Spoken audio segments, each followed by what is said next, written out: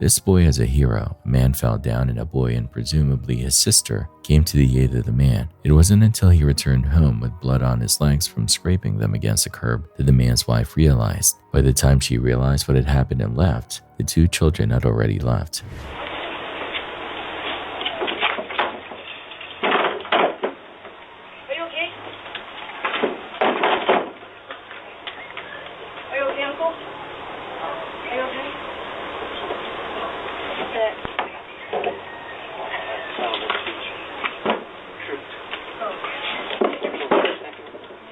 Despite the scrapes on his legs, his dad is doing okay. He was fortunate not to bang his head on anything when he landed in the grass. Major props to that young man though.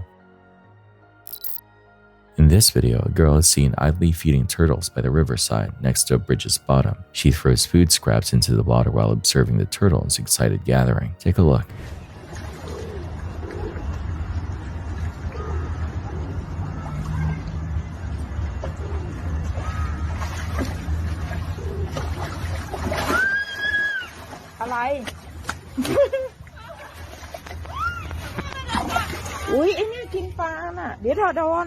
A huge lizard, possibly a Komodo dragon or a large monitor lizard, emerges from beneath the bridge. The girl is startled by the sudden appearance and immediately retreats from the water's edge. Although these reptiles rarely attack, their size and strength make them formidable in the wild. Large lizards, such as Komodo dragons, are opportunistic predators that can ambush prey with strong bites and sharp claws. When food is involved, even non-aggressive creatures can be unexpected.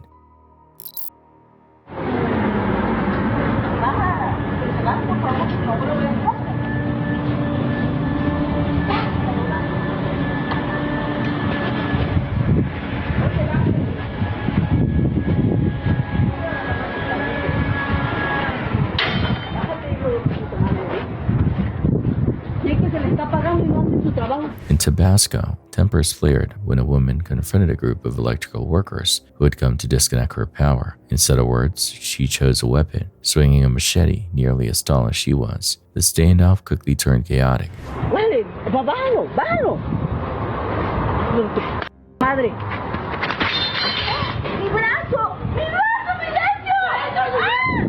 The woman, clearly enraged, noticed someone filming the scene. That's when she shifted her fury toward the camera, lunging forward and taking a swipe. But in a twist of instant karma, her aggression backfired. She lost her balance, toppled over, and dropped the weapon. It was a dangerous move gone wrong. She may not have been Zorro, but even a single swing could have caused serious harm.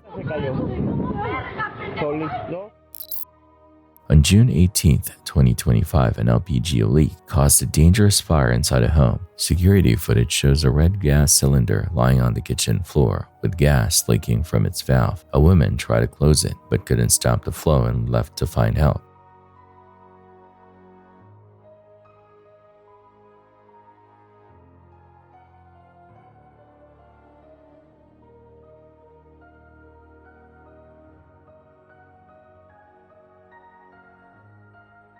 Minutes later, she returned with a man. By then, the room was already filled with gas, making the situation extremely hazardous.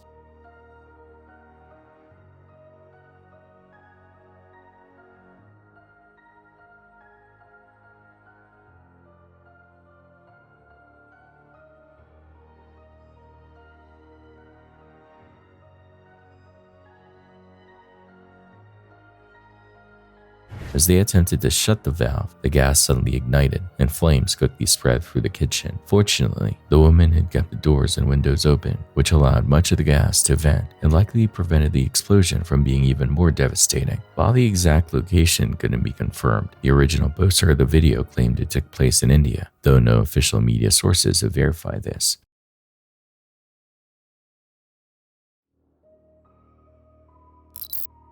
A YouTuber going by Bear with Hat shared footage of a tense encounter in Keller, Texas. After leaving a friend's house, he noticed a car tailing him. To test whether they were really following, he faked an entrance onto the highway and instead slipped onto the service road. When he pulled over to check, the trailing car mirrored his move. That's when he knew they were after him. Without a dash cam, he relied on his phone, trying to capture the plate for 911. The car pulled ahead, given a moment to plan, until two passengers suddenly got out. He didn't wait to see what they wanted. He hit the gas, speeding away and narrowly escaping with what could have turned into something far worse.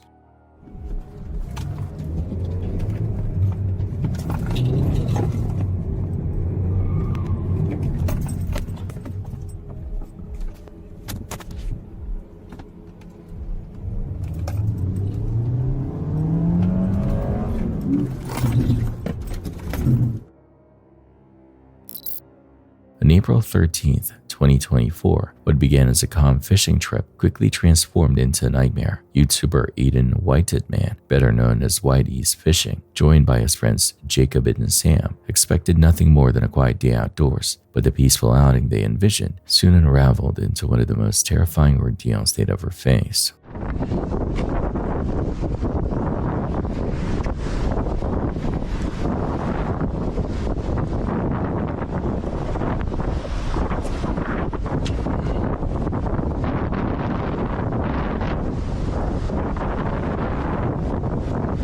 Oi, I don't reckon you're getting it.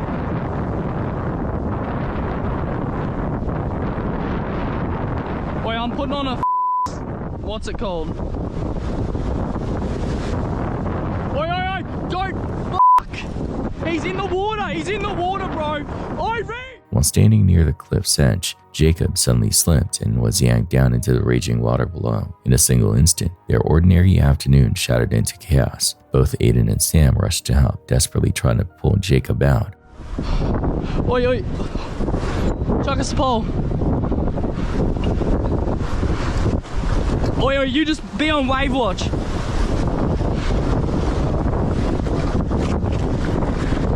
Oi, hold that. Go, just climb yourself up. Oh!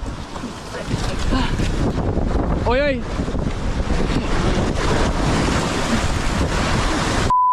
Dude.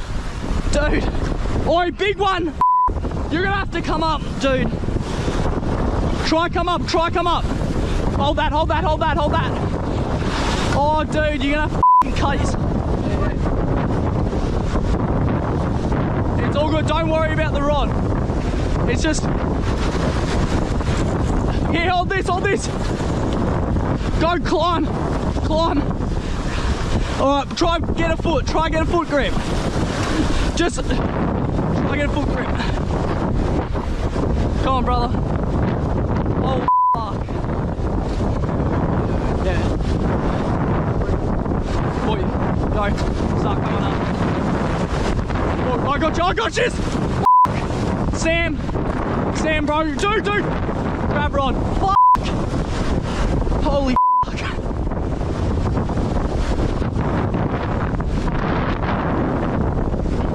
Starts. Just don't panic. Oi. Just come this way.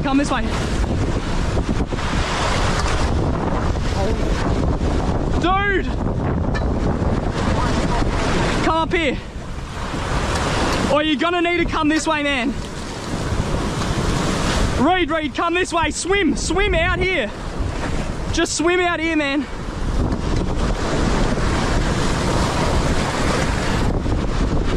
Sam, get ready. Just swim up. I reckon just try climb the rocks.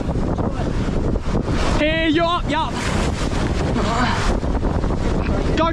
Just start climbing, Just, you gotta swim this way. Oi, just stay calm. Just stay calm, that's all you can do. Dude, fuck. Oi. Dude, no. Fuck, man. For a brief moment, it seemed they had succeeded. He managed to cling to the edge, struggling to pull himself up, but the river's current was far stronger than it looked. With a sudden surge, it tore Jacob free again, nearly dragging Sam down with him. Jacob flailed helplessly, fighting to keep his head above water as the force pulled him farther away, like the river itself was determined not to let go. Panic set in fast. Oh, big wave. Go, Grandma. Oh, no. Oh. Oi, just stay as calm as you can, man. Yeah, I know, it slips. Oi, I think this isn't a good idea. You just gotta try and grab the rocks.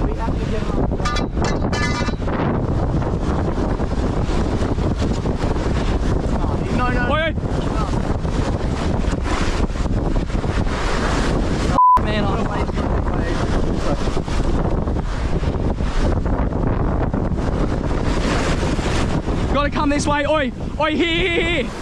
Get ready. Swim right. Swim this way. Yeah. Oi, another big one. This is fun.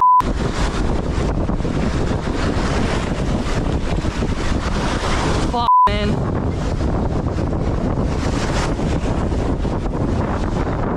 I don't reckon he keeps trying to grab this because it just...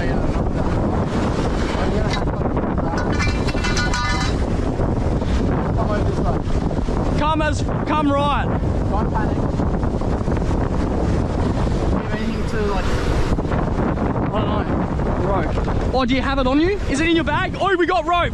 Just stay calm. Aiden tried to use a steel fishing rod to reach Jacob, but every attempt failed. Their shouts echoed across the water, urging Jacob to stay calm, but it was clear they were losing this fight. That's when Sam remembered the rope he had packed that morning, a last-minute decision that was about to become the difference between life and death. Can't swim in.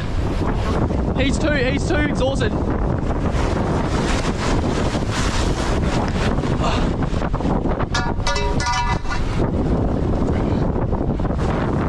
He's just getting f***ed, man. We can't jump in, because if we jump in, we're all f***ed. Go grab it. Go back. Huh? Go back. Go get good footing. Just hold on to this and let it ground you. Go stand on that. Go. F***. Oi, dude. Just go stand. Have a quick, have a climb. Holy fuck. Get up. Get up. Get up. Holy fuck. Can't. The two friends hurled the rope into the current and pulled with every ounce of strength left in them. It was a brutal tug-of-war with the water, but inch by inch, they dragged Jacob back to safety. When he finally collapsed on the rocks, exhausted and barely breathing, the three could hardly process what had just happened. Shaken, cut, and bruised, the friends sat in silence. The adrenaline faded, leaving only the heavy realization how close they came to tragedy. It was fucking scary, cunt. The thing is, my legs don't even hurt or anything. It's just adrenaline.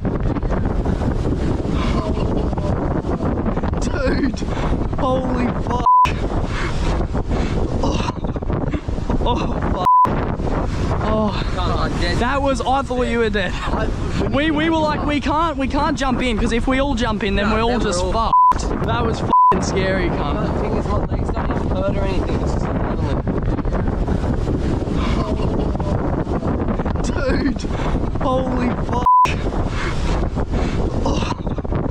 Oh fuck. Oh, that was, I thought you were dead.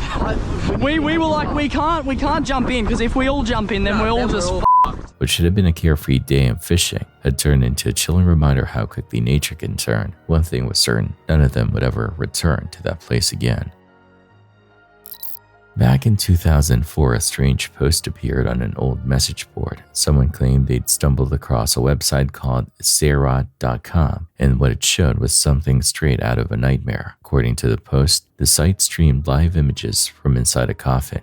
The homepage featured a grim tagline: "Being dead and buried doesn't mean you can't have friends over." And beneath it, two camera feeds. One pointed at the head of the body, another at the feet. At first, the pictures were grainy, hard to make out, but weeks later, the images were swapped for clearer shots. A young woman dressed in a blue shirt, lying motionless in a casket. The frames refreshed every 10 seconds, giving the illusion of a live stream. The site's owner even wrote a chilling explanation, claiming they had traveled thousands of miles, installed cameras inside a casket, and buried it while still transmitting images. They went further, offering the same service to anyone else who might want it for their loved ones. Word spread fast. Forums lit up with debates. Some were convinced it was real, while others dug deeper. Soon the trick was exposed. The live stream was actually just looping images designed to mimic an old webcam. The supposed corpse never changed in all the years the site was active. So why would anyone do this? Most likely for profit. The site was plastered with ads, mainly for adult content, and domain records linked it back to an adult business in West Hollywood, but the creator kept up the act. even posting fake legal disclaimers and claiming police had confiscated their equipment to make the illusion seem more believable. By 2013, Sayrod.com finally disappeared. Its domain eventually sold off and turned into something mundane, a fashion blog, but the mystery of its original creator remains unsolved. And that's the unnerving part. Someone out there spent a decade maintaining this coffin cam hoax, carefully curating a fake glimpse into death for clicks, for money, or maybe for reasons we'll never know. Uploaded to YouTube by Paranormal Videos, this strange clip has been unsettling viewers, and for good reason. At first, nothing seems unusual. The camera is fixed on a rabbit darting around the yard, and then a young girl steps out of the house into the night. But that's when something inexplicable happens. Out of the darkness, an apparition appears, if you can even call it that. Two legs dressed in white trousers jog casually down the street, with no body attached, no torso, no head, just disembodied legs, moving as if nothing were out of place.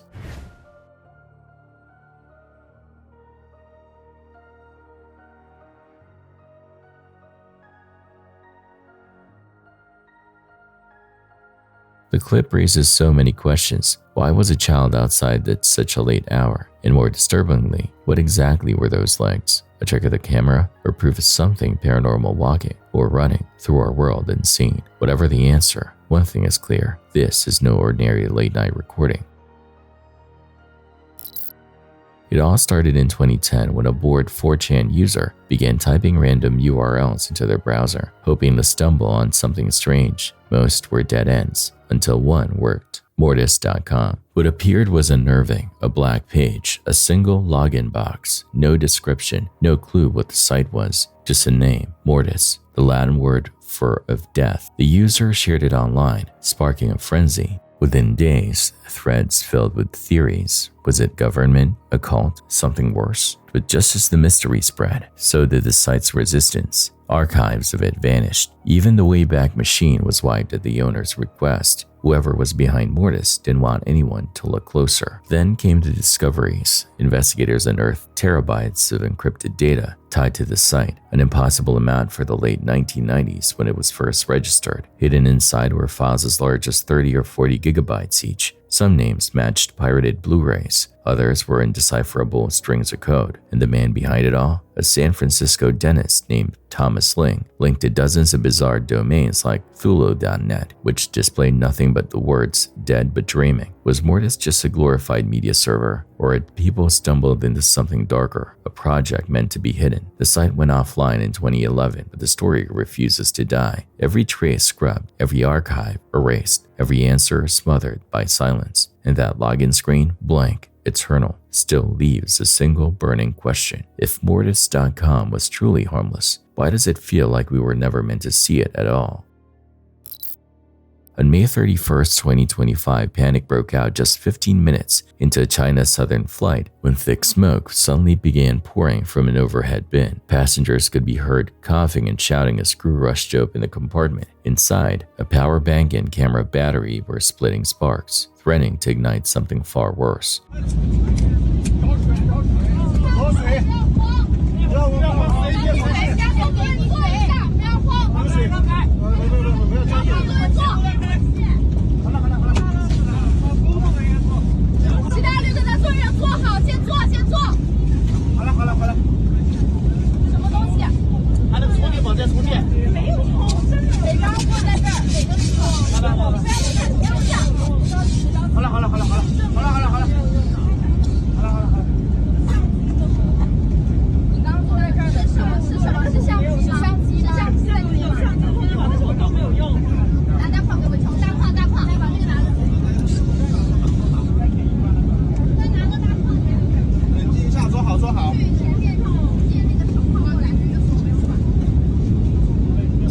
With seconds to act, a flight attendant grabbed a fire extinguisher and blasted a small blaze. before it could spread through the cabin. The pilot immediately turned the plane around, racing back to Hunga International Airport. The jet touched down safely 15 minutes later. Thankfully, no one was injured, but the airline issued a sharp reminder. Lithium-ion batteries can be ticking time bombs in the sky if not handled properly, with some carriers around the world already banning certain power banks. This close call shows just how quickly everyday electronics can turn a routine flight into a life-or-death emergency.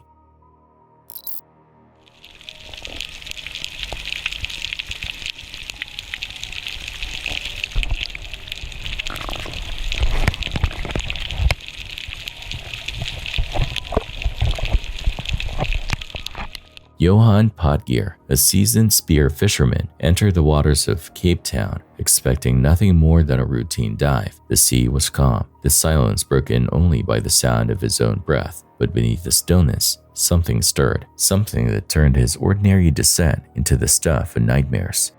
From the blue void, a great white shark appeared, moving with ghost-like precision. Johan, clutching only his gear, aimed it toward the massive predator. The shark shifted its fin downward, a universal sign of aggression, locking its cold, unblinking eyes on him. The next move was a test to survival.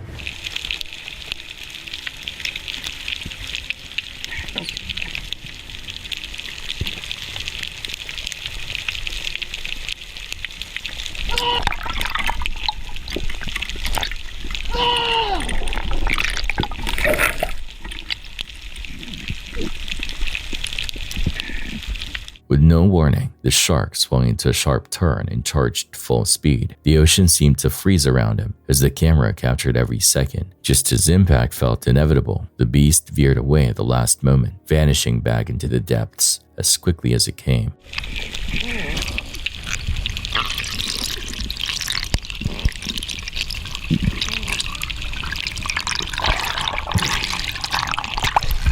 White! Pas op voor die white!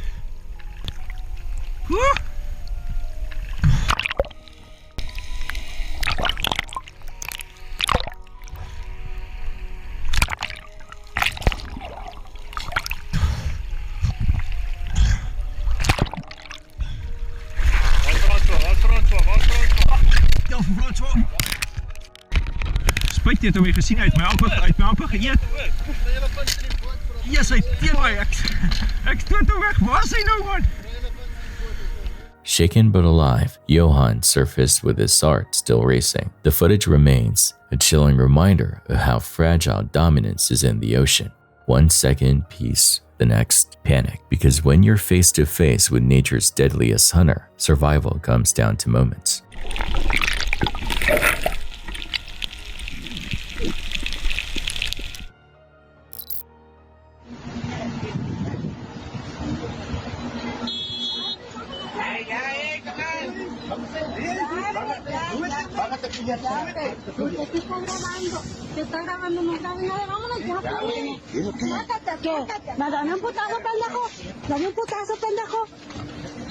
Observe this clip from Mexico. It seems to depict the fallout from a road rage incident in which a man got on a bus and confronted the driver, leading to a brawl.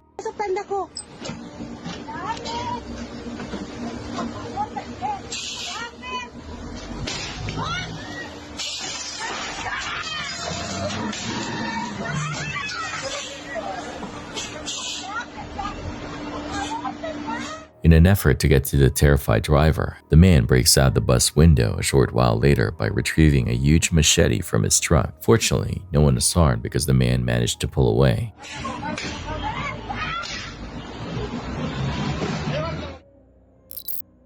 In the year 2000, a chilling chain message began spreading like wildfire across AOL Instant Messenger. If a man named Slave Master contacts you, do not respond. He has killed 56 women he met online. This is no joke. Forward this to every woman you know.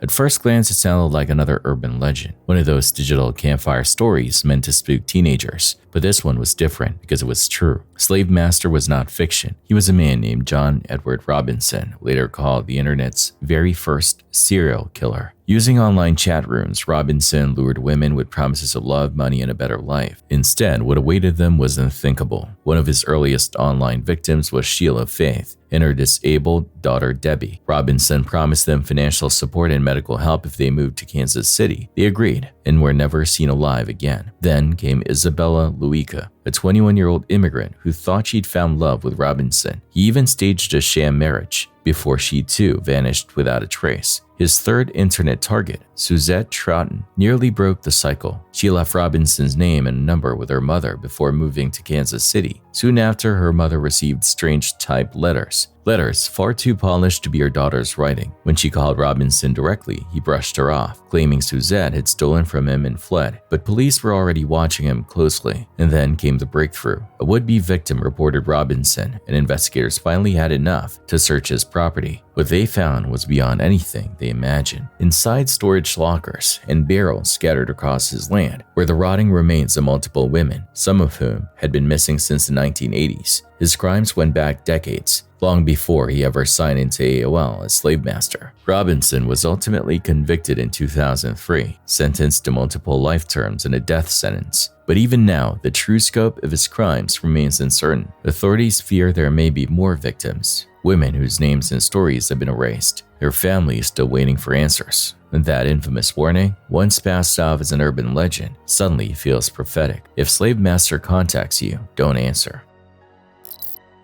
Rosin Cisco has built his reputation on Instagram for glossy cinematic car reels. His Audi A3S always the star of the show, but his latest upload wasn't about horsepower or style. Instead, it's gone viral for all the wrong reasons. The clip starts like his usual night drives, empty streets, headlights cutting through the dark, music low in the background. Then, out of nowhere, someone appears, a woman, standing directly in the middle of the lane.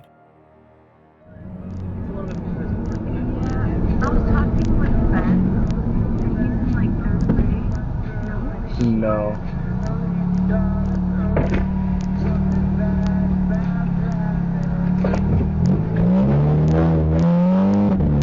Didn't even say anything. She just went like this, and I don't know if she got like. Yeah, no, that gave me a bad vibe. Yeah, Because it was like running away from one of the kids, but that's weird. But it's also like, bro. At first, it seems harmless, maybe just a late-night pedestrian, but within seconds, things feel off. She doesn't wave, doesn't flinch, doesn't acknowledge the car at all. Her movements are slow, unnatural, almost like she's not really there. And the strangest part? The stretch of road is isolated. No houses, no shops, no reason for anyone to be lingering at that hour. Inside the car, tension builds fast. With no signs of her stepping aside, Rosin makes a split-second decision, accelerate and pass her. The footage cuts abruptly, leaving followers without answers. Comments flooded in immediately. Some think she was lost, others swear it's a setup, while plenty are convinced they just watched something paranormal caught on tape. Whatever the truth, one thing is certain, this video has people talking, and nobody can agree on what they really saw.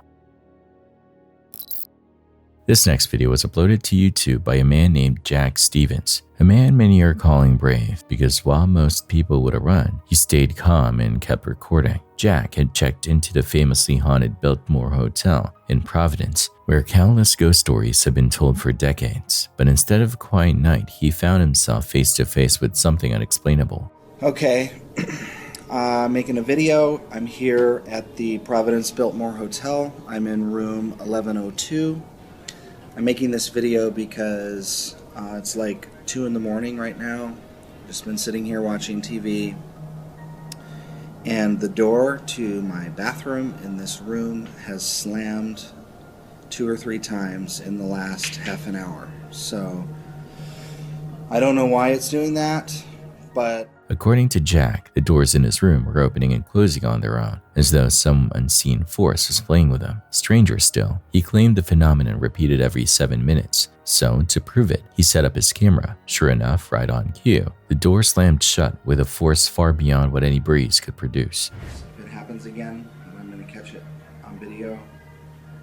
If it doesn't happen again, then I'm going to set my camera down and try to just let it sit there and wait and catch it when it happens.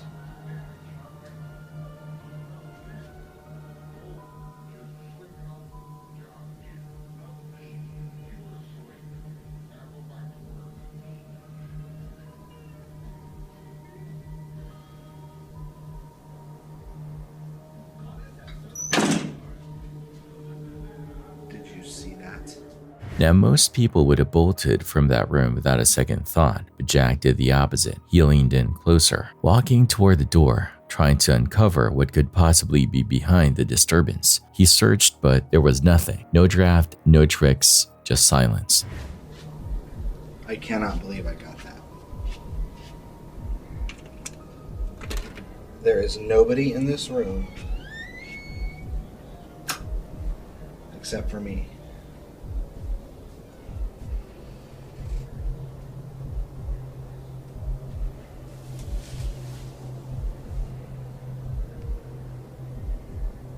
That is the freakiest thing ever. There's nobody back here, right?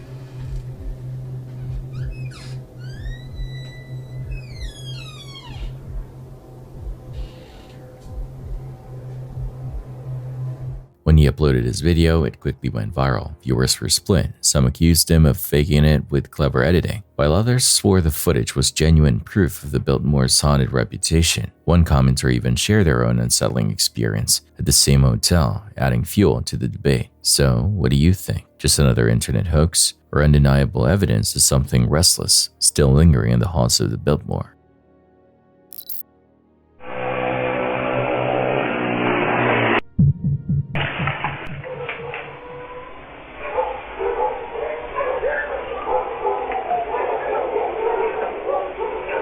On May 23, 2025, a motorcyclist speeding along a highway in southern Peru lost control and crashed into the back of a parked cargo truck. National police quickly cordoned off the area and rushed him to a nearby hospital. So far, there has been no official confirmation on whether he survived, though local outlets and social media posts suggest he may have died from his injuries. Authorities opened a formal investigation, pulling security footage and gathering witness statements. But as of now, no new updates have been reported.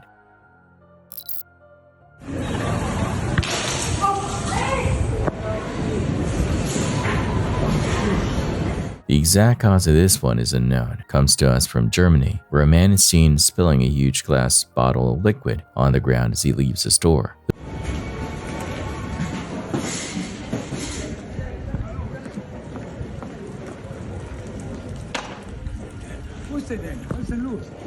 The man is seen flinging more arbitrary objects into the path as the cameraman follows him. The odd thing is that he approaches the police car directly, leaps on the windshield, and destroys it. Yeah.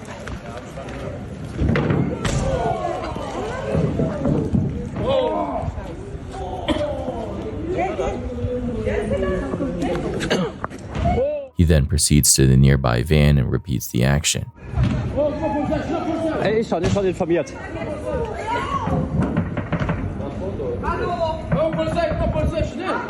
Ich hab Bescheid gesagt. The offender simply continues to walk away, despite the authorities' prompt intervention. Eventually, the individual begins assaulting an unidentified bystander, and the cops apprehend him.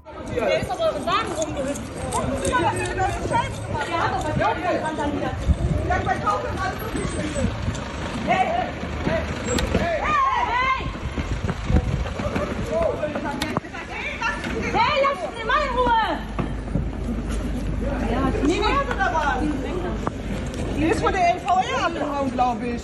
Der ist von der NVR abgehauen. In March of 2004, American journalist Suzanne Lindau was arrested by the FBI on suspicion of spying for Iraq. While the case itself didn't lead anywhere conclusive, it revived a peculiar internet rabbit hole that had been lurking in obscurity for nearly a decade. The story begins on August 5, 1996, when Usenet, an early forum system before Reddit and message boards, was suddenly flooded with tens of thousands of posts. At first, they resembled typical spam, but on closer inspection, the content wasn't advertising anything. Instead, the paragraphs were a nonsense string of words, arranged like text but with no discernible meaning. Years later, a user calling themselves Lazarus666 uncovered one of these posts and noticed it was connected to an email under the name Susan Lindau. They speculated these weren't random at all, but encoded messages, perhaps linked to espionage. The theory stuck, but it also had glaring flaws. If they were covert communications, why would someone use their real name? And despite decades of analysis, no pattern or cipher has ever been discovered in the text. The surviving fragments became known as the Moravian Parallax Denegrit posts, named after the subject line on one example. This only deepened the mystery. Some thought it might connect to the Moravian process, a mathematical model used for predictive text, possibly hinting that these were experiments with an early text generator. But the gibberish output didn't even match what primitive bots in the 90s were capable of. Other theories were darker, perhaps a digital cousin in a number of stations, those eerie Cold War radio broadcasts used by spies, or maybe an early attempt to probe Usenet's filters and see what could slip through undetected. The most grounded explanation is also the simplest: spam. Almost all of the posts targeted Christian discussion groups, suggesting it may have been little more than a coordinated troll, disguising repeated nonsense with varied wording to avoid filters. And yet, the rabbit hole doesn't close so easily. Many of the original threads have disappeared. Even archives of the posts have been wiped at the request of the site's original owner, which raises a final unsettling thought. If the Moravian posts really were meaningless, then why erase them so thoroughly?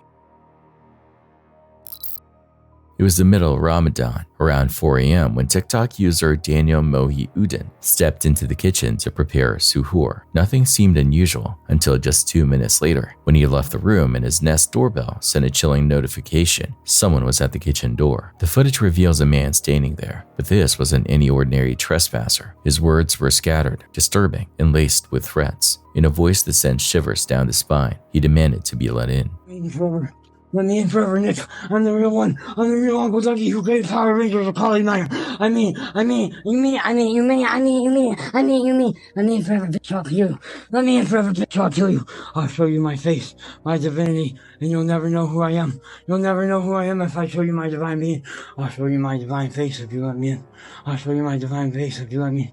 I'll show you my divine face if you let me in. Nick, let me in forever. At first it sounded like gibberish, but soon the rambling turned darker. He made racist remarks, muttered nonsense about men in black killing first, and repeated one line over and over. Men in black always kill you first. Men in black always kill you first, bitch. I'll kill that fox forever if you come out. I'll kill that fox forever if you come out. I'll kill that fox forever if you come out. You hear me, bitch? I'll kill you forever. I'll kill you forever. Girl, you get this. Show your dick right, sweetheart. Sweetheart, I'll kill you forever if you come out. I'll kill you forever if you come out. I'll kill you forever. I'll kill you forever. I'll kill you forever. I'll kill you forever. The family inside didn't waste time. They called the police, but even as sirens approached, the man wasn't done. He circled the house, ranting louder, before attempting to leave on the homeowner's daughter's bicycle. That escape didn't last long. Officers caught him only halfway down the driveway, but even with him gone, the horror lingered. Police later revealed the intruder had walked all the way from Massachusetts to Connecticut, a journey that took more than a day, just to end up at Daniel's door. And perhaps the most unsettling part, even after his arrest, Daniel admits the incident still haunts him, a stranger demanding to be let inside, claiming to show his divine face, threatening to kill, and somehow managing to find his way to their very doorstep. So here's the question: was this just the rambling of a disturbed man, or something more sinister at play that night? June 5th, 2022, Durban, South Africa. What began as an ordinary night of competition turned into one of the most shocking tragedies in modern boxing. In the ring was 24-year-old Simiso Buthelezi, a quiet, disciplined fighter with an undefeated record of 4 wins, no losses, and 2 knockouts since his debut in 2019. That night, he was battling for the vacant WBF African lightweight title against Sifeseli Mnguni. For 9 rounds, the match was tense and competitive. As the 10th round opened, Buthelezi landed a clean flurry of punches, sending Mnguni tumbling through the ropes.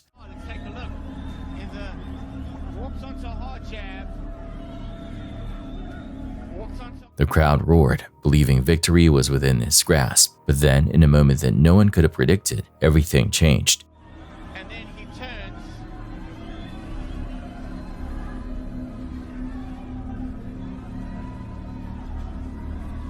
And then he looks at the referee like he carries on like he wants to fight. And he doesn't know throwing punches. He doesn't know where he is. No. This happened probably almost 20 years ago between Okila Mleife and there we go. Buthelezi having... Yeah, look at his body reaction now, how he responds. He's looking, he turns, and then all of a sudden, inexplicably, turns and and he chases the referee. He thinks the referee is the opponent. And look, the referee's still signaling punches. And here's a good call by the referee. The referee did the right thing, and he protected the fighter. Whoa. This is... Buthelezi suddenly turned away from his opponent. His fists lashed out, but not at Mooney. Instead, he threw punches into an empty corner of the ring, fighting something no one else could see. The crowd fell silent, confusion turning to dread. Referee Elroy Marshall quickly intervened, waving in the medical team as Buthelezi collapsed, his body crumbling to the canvas. Within minutes, he was rushed to King Edward VIII's hospital, where doctors discovered severe brain bleeding and placed him in a medically induced coma. 2 days later, on June 7th, Simiso Buthelezi was gone. The official record lists the bout as a technical knockout win for Mooney, but the victory was hollow, overshadowed by the haunting questions that followed. How could a young, seemingly healthy athlete collapse so suddenly? His trainer insisted there were no warning signs, no headaches, no injuries, no indication of danger. For many, that uncertainty was the most terrifying part. Experts put forth theories. Some believed it was the cumulative toll of head trauma and visible injuries building quietly over time until one final blow caused a fatal brain bleed. Others pointed to dehydration and drastic weight cutting, which can strip the brain of its protective fluid and leave fighters more vulnerable. Yet none of these explanations offered a clear answer. In the aftermath, grief quickly spread beyond his family and team. Mooney himself became the target of online abuse, falsely accused of causing Simiso's death, despite there being no evidence of foul play. Governing bodies responded with promises of stricter pre-fight medical testing, including neurological screenings, in hopes of preventing future tragedies. But for those closest to Simiso, no regulation could erase the loss. A bright career and a promising life ended in front of thousands of witnesses, not by a knockout punch, but by something far more insidious. An invisible threat hiding within the sport itself. Boxing was left shaken, a chilling reminder that sometimes the most dangerous opponent is the one you can't see until it's too late. You may have seen sword fights in pirate movies, but how about a restaurant? A tense standoff erupts as several men close in, clearly intent on hurting the man dressed in black. With a flash of steel, two of them pull out massive machetes, the kind you'd expect to see in a survival film rather than on a city street. What follows looks less like a street fight and more like a medieval duel. The blades glint under the light as the men square off, each step measured, each swing promising devastating consequences. The atmosphere is thick with danger as bystanders realize this is no ordinary brawl. This is a battle with weapons that could kill.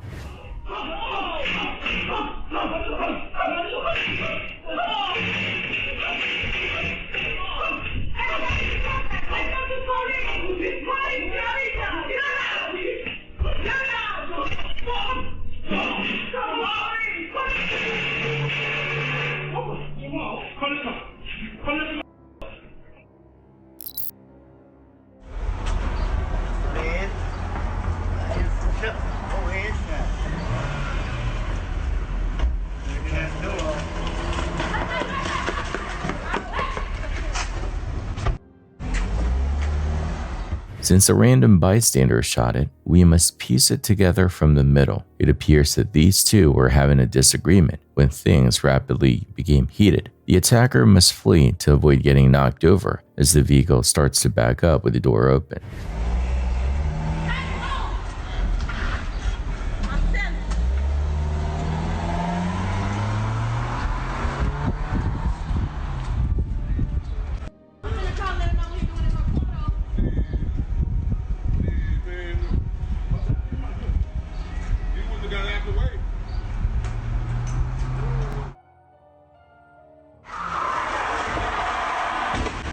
Someone with a pistol appears as the driver is speeding off, and the suspect takes it before killing the driver, who is turned around and is sprinting back toward the armed man.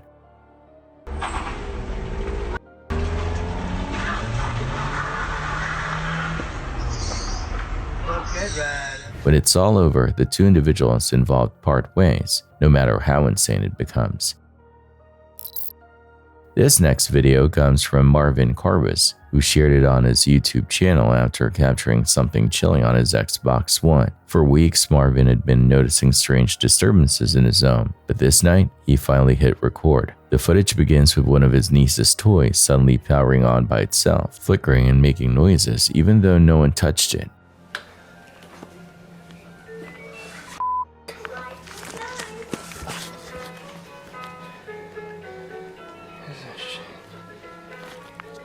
Shit ain't funny anymore, man. The fuck, dude?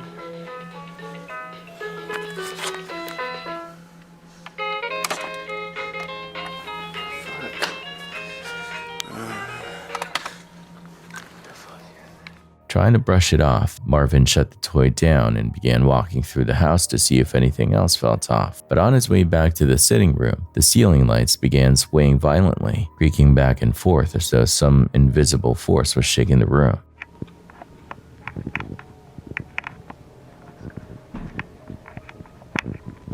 Oh, what the fuck? Oh, shit.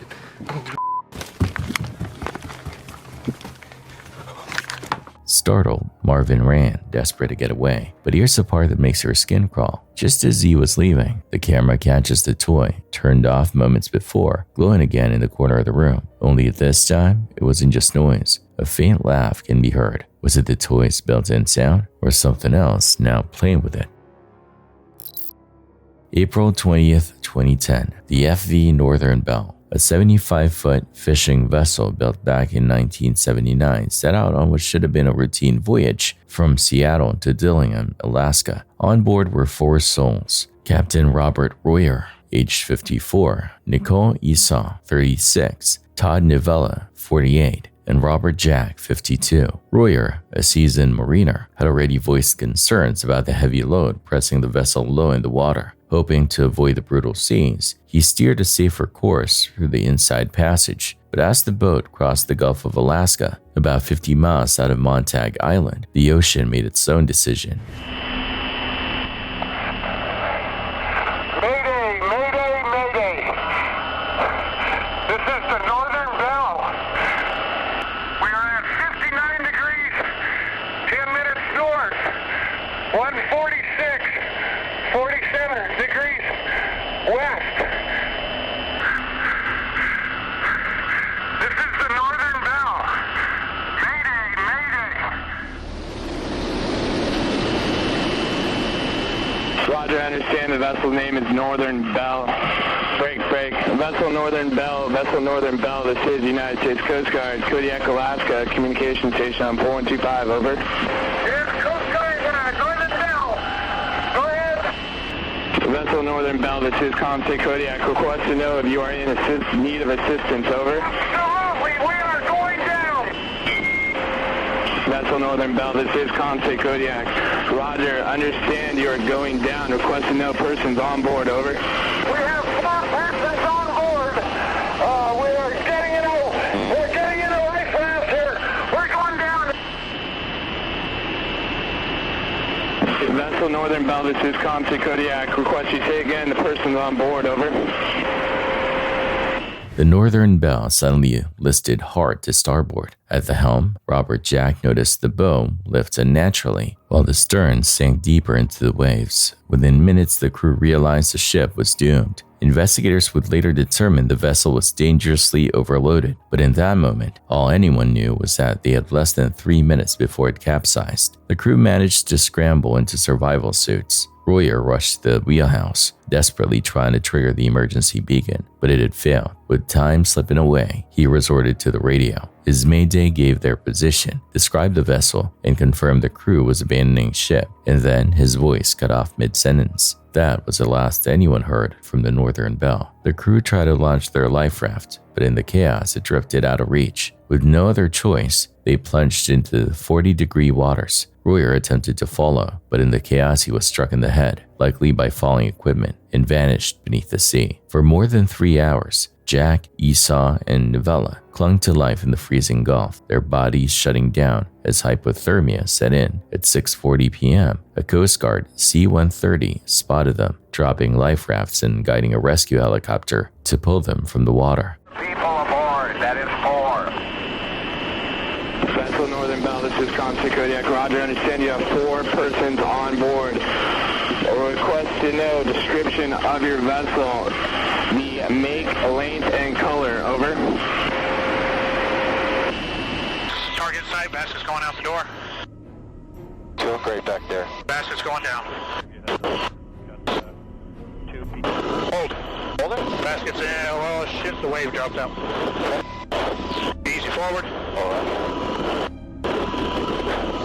Forward left 10. Roger. Coming. It's gonna drop out again here. Hold. Hold it.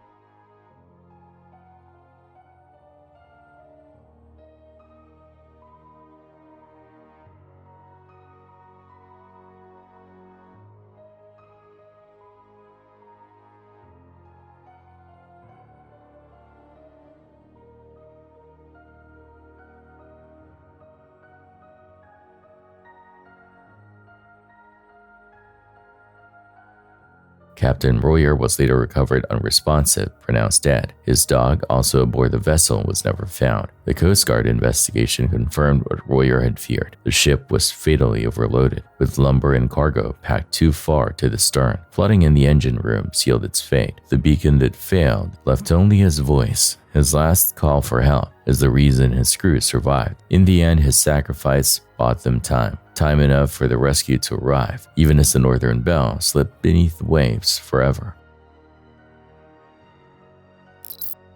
February 5th, 2024. University of Toledo police respond to disturbing reports inside a campus restroom. Several young women claim a man has been following them. One of them says he even crept into the bathroom, turned off the lights, and slid something under her stall door. What the officers uncover is one of the most unsettling cases of predatory behavior caught on campus body cam. The victim recalls being alone in the stall when the lights suddenly went out. She could hear him pacing back and forth, testing the door and peering through the cracks. Then came the final act, an object shoved under the door. When she looked closer, it wasn't trash, it was a condom. Let me see the picture to begin with. I'm curious. I think I have a better one than you. Yeah, she has a better picture of him, but I have a picture of him. We have cameras in. Oh, Jesus. Yeah. He stuck his cell phone under the stall? That's a condom. Oh, he stuck. Oh, God. I didn't even look at it close enough. Yeah. He stuck a condom under her stall while she was in there. What? Which bathroom is this in? It's like the main one up front. one in the corner. Yeah. It's like right when you walk in the front doors, it's to the left down the hall. By the vending machines? Yeah, but it's down, like across going from the that way. big down. This is a picture. So she, like, that happened, and then she came to class, and I was there, and she told me, and I was like, we have to go see, like, because someone walked in after her, and when she walked out, and she told me, and then I was like, we have to go see if that. in this building. Yeah. Yeah. And so I was like, we have to go see if that girl's okay. So like we went back down there, and he was in front of us, and we took that. Yeah, because I was in the stall for like 10 minutes and nobody else was coming in. So I didn't want to leave because he was the only one in there. So then a girl finally came in and she was like, is the bathroom closed? Because all the lights were off.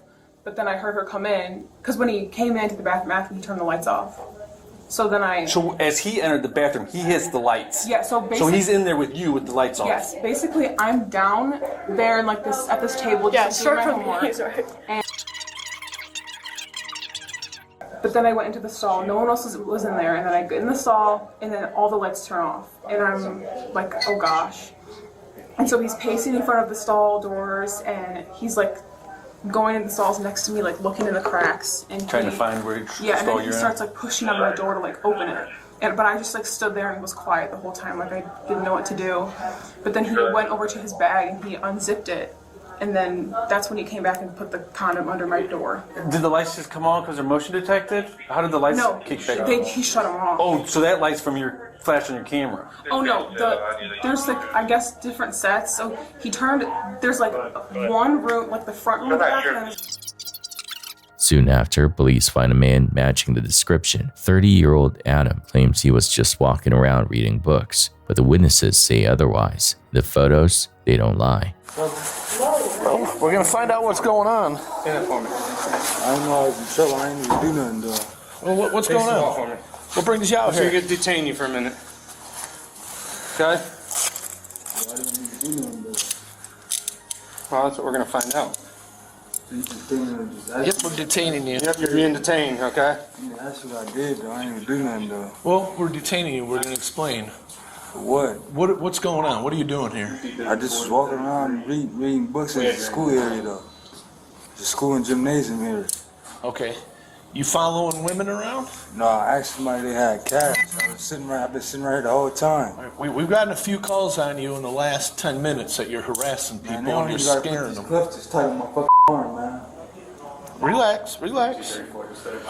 You got anything on you that you're not supposed to have? I can loosen up a little bit for you, okay? I'm doing something wrong, though, man. Hold on, I'm gonna loosen up for you, okay?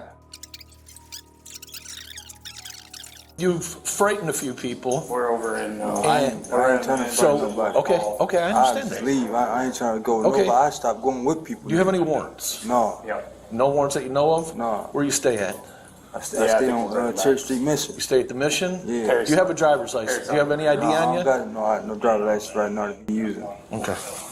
But regardless, if you ain't got no warrants, you're gonna be on your way. Check to see if I had warrants. I ain't got no warrants. Well, we're checking. We spelled your name wrong. But here's the catch. Charges only stick if the victims agree to testify. Without them, this creep walks free. For the victim, the image of those lights cutting out, the footsteps echoing in the dark, and that condom sliding across the floor will never fade. It depends on what you want to do now. If you're willing to, we could easily charge this guy, but we're going to need you to be our victim and show up to a court appearance. Oh God. And also, I would need you to make a written statement for me. Just because if we arrest this guy, your story on paper would be great for going forward with trial and prosecuting this guy. Because clearly what he did is illegal. It's a crime. He can't be following girls into the bathroom. And as you as my victim, I know some victims, they're hesitant, I don't know, they don't want to deal with the court proceedings following a crime that has taken place. But it's completely up to you, but I can't force you, obviously, in the court. They'll subpoena you, and they'll want you to show up. But if you don't show up, they're just going to drop every charge that I put on this guy. But it's completely up to you. I mean, do you want to come back to our post and make this statement? But yeah, I would just like to get your statement so we can, at the very least, get a report on this guy going. You know, at the very least. All right? Cool. Police explain the reality. Surveillance cameras across campus confirm his presence in restricted areas. The victims have already provided images. He's banned from campus, warned that if he comes back, he'll go straight to jail. Not right now, anyway. If Toledo don't want you, man, you're gonna be on your way. But I'm gonna tell you right now, I don't care about your cigarettes, but I'm gonna trespass you. Don't come on the university property. If you come back, you're going to jail. We clear? So we're going to get you the fastest way off campus, which is going to be that way, north. Once you hit Bancroft, cross the street, go inbound or go outbound. You're not coming back on UT's property. If I see you back again, I'm taking you to jail. I don't even care about this place, dude. Well, don't come back, okay? So if you don't, if you come back for school, that's fine. But if you come back for no other business, you're gonna end up downtown. I don't think we're going to start doing that, right? I'm trying to leave out of here. Okay. So as soon as they verify, out you go. If they want you, then you're gonna have to go down to the jail and deal with that Toledo warrant. Okay. So it's up to Toledo right now. I ain't got no warrant. They said you have a larceny warrant, but they're verifying it. For larceny. So they're verifying it with Toledo. There's lots of cameras over there. As soon as we get back, we're going to check. So we're going to know if you're over there or not. No, I ain't going. I didn't have to follow nobody, and nobody had to follow me. I ain't got to follow nobody. There's more cameras on UT than there is Fort Knox. So we're going to know if it was you. Somebody started getting mad at these motherfuckers. I walked past her. Hold on. And I went to walk straight out the door, though. You just said you weren't there. Same boots, same shirt. I walked straight past her. I know, but this is inside Rocket Hall, man. And I just told you the female was spot up, so I stood at the.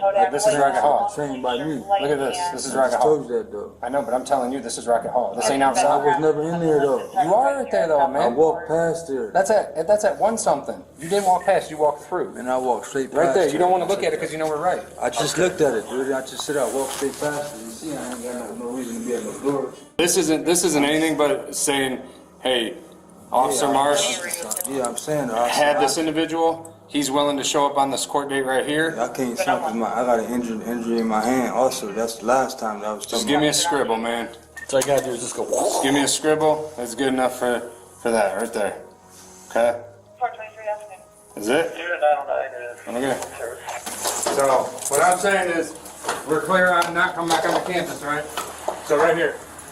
You gonna sit out here? You can go to 7-Eleven. The suspect may be gone for now, but here's the real question. What happens if no one presses charges? Will this man disappear for good, or will he find his way back into another restroom, searching for his next victim? Caitlin never expected a quiet night at home to unravel into something out of a horror film. She was alone when the first noises drifted up from downstairs. Grabbing her phone, she began recording, only for a single loud thud to send her racing back under the covers.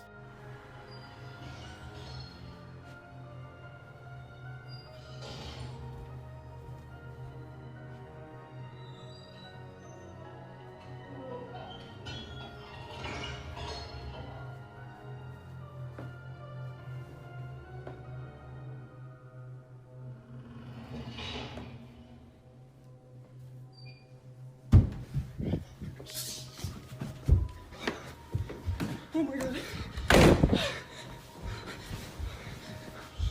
Viewers later mocked her choice, asking how hiding in bed could possibly protect her from whatever was lurking below. But things only got worse. Both the front door and bathroom door slammed open violently, as if shoved by invisible hands, before crashing shut with bone-jarring force.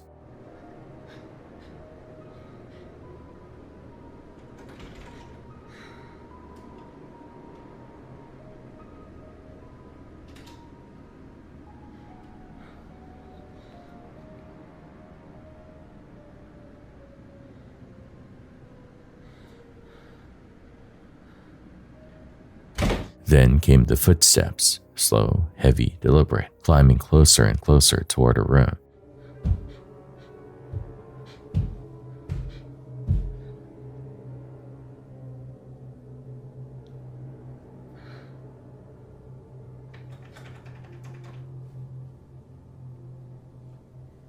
And then silence. Nothing entered. The footsteps stopped just outside. Caitlin sat frozen, straining to hear, her heart pounding loud enough to drown out the quiet. She later confessed that the terror was so great she packed her things and fled the house that very night. But here's the part that still haunts viewers. If nothing ever came in and nothing ever went back down the stairs, what was waiting outside her door when the camera cut off?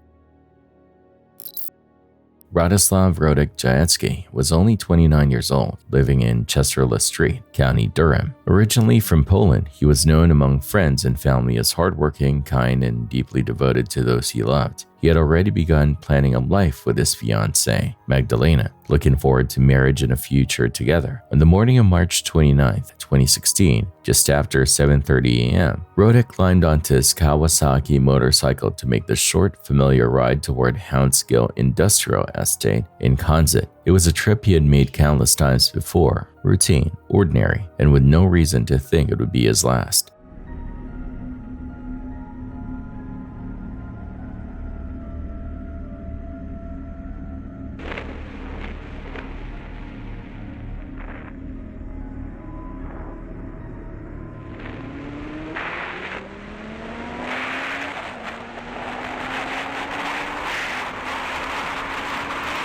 His helmet camera captured the ride in striking detail. Each junction, each intersection, he slowed, scanned, and only continued once it was safe. Every motion showed the caution of a rider who understood the risks of the road. But as the footage rolled on, documenting nothing more than the rhythm of a careful morning commute, something sudden and unexpected came into view, something that even his vigilance could not stop.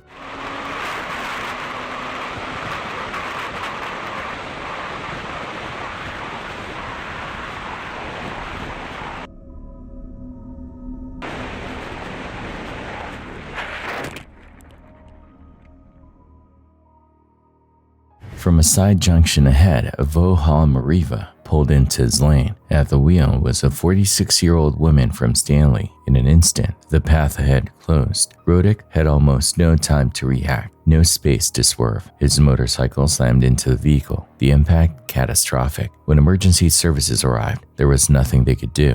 Roddick was pronounced dead at the scene. Investigators later described it as a textbook case of a failure to yield, a driver pulling out without properly checking for oncoming traffic. The road was clear, the view unobstructed, yet the car had moved directly into the motorcyclist's path. The driver was arrested and charged with causing death by careless driving. In court, she admitted guilt and received a sentence of 18 months disqualification from driving and 200 hours of unpaid community service. For many, including Roddick's devastated family, it felt like an unbearably small punishment for a mistake that had ended a young man's life. Magdalena, his fiancée, spoke after his death, struggling to put into words the depth of her loss. Her message was simple but powerful. Look twice before pulling out. One extra moment of attention, she said, can save someone else's life. Roddick's story has since become a painful reminder how quickly carelessness on the road can take away a future filled with love, plans, and promise, leaving only grief where there should have been years of happiness ahead.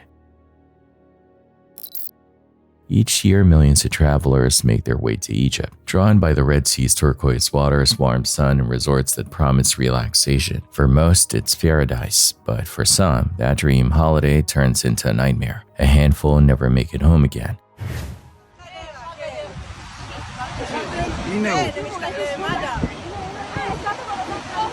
עם כריש. מישהו יודע להציל אותו? הוא נראה לי הוא עזב אותו. תקשיבי גברת. וואו, וואו, הוא עם הכריש, הוא רב איתו. הוא מתכסח איתו. וואו. הם אוכלים אותו. זה... הוא אכל אותו. מה איתו? הוא אכל את הבן אדם. אין לי מה לעשות אחי. הוא עדיין רב איתו, הוא עדיין רב איתו.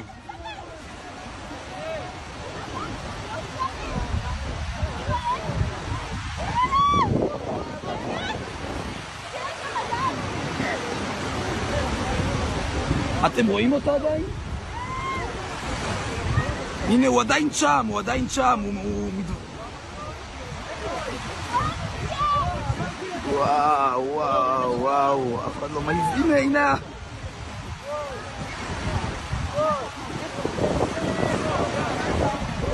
וואו, מסכן הבן אדם.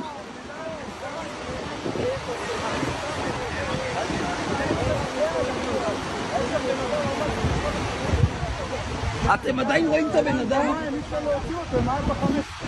תבואו זריז, נו. עכשיו לא רואים את הבן אדם כבר. לא רואים את הבן אדם. זה נראה לי אבוד.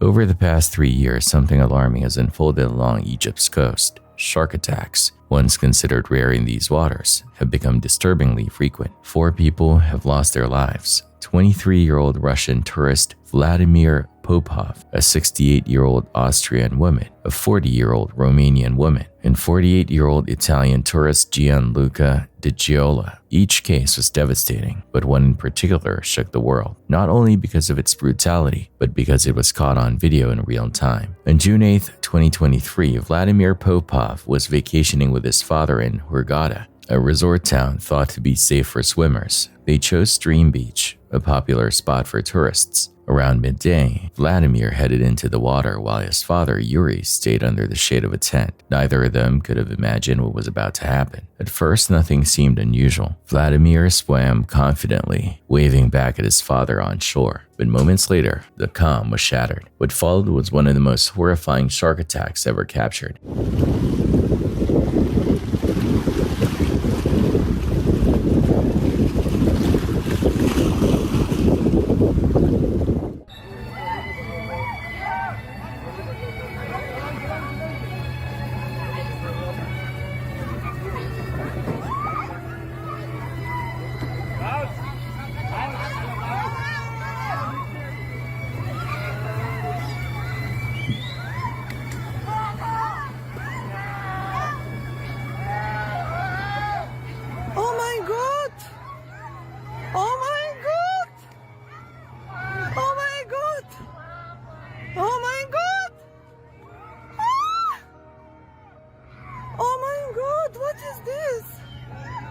Oh my God!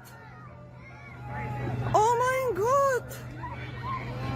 Oh my God! Oh my God!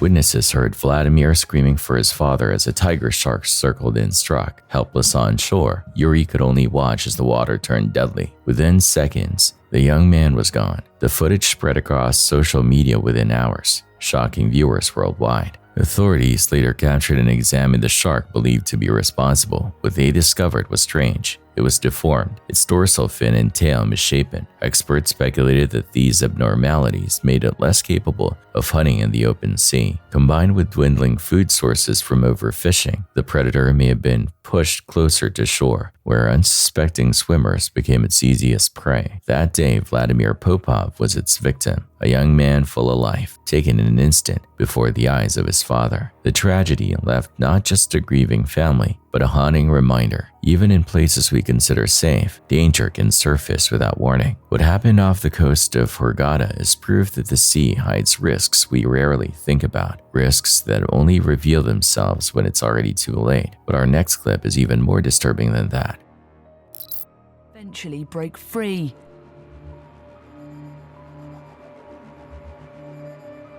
He escaped with some puncture wounds to his feet and a broken ligament.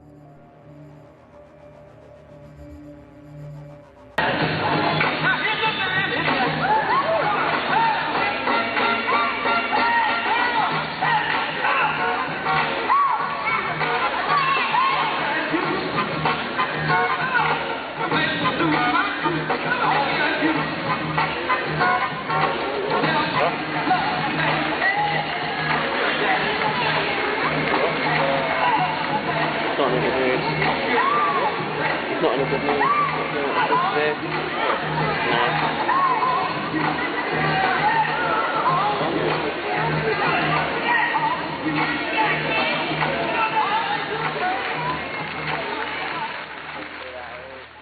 We've all seen the clips, a trainer smiling one second then yanked underwater the next. An orca that dazzles the crowd with rehearsed routines suddenly turns violent without warning. These moments are rare but unforgettable. In an instant, awe transforms into horror, and no case embodies that chilling shift more than the story of a single whale, Tilikum.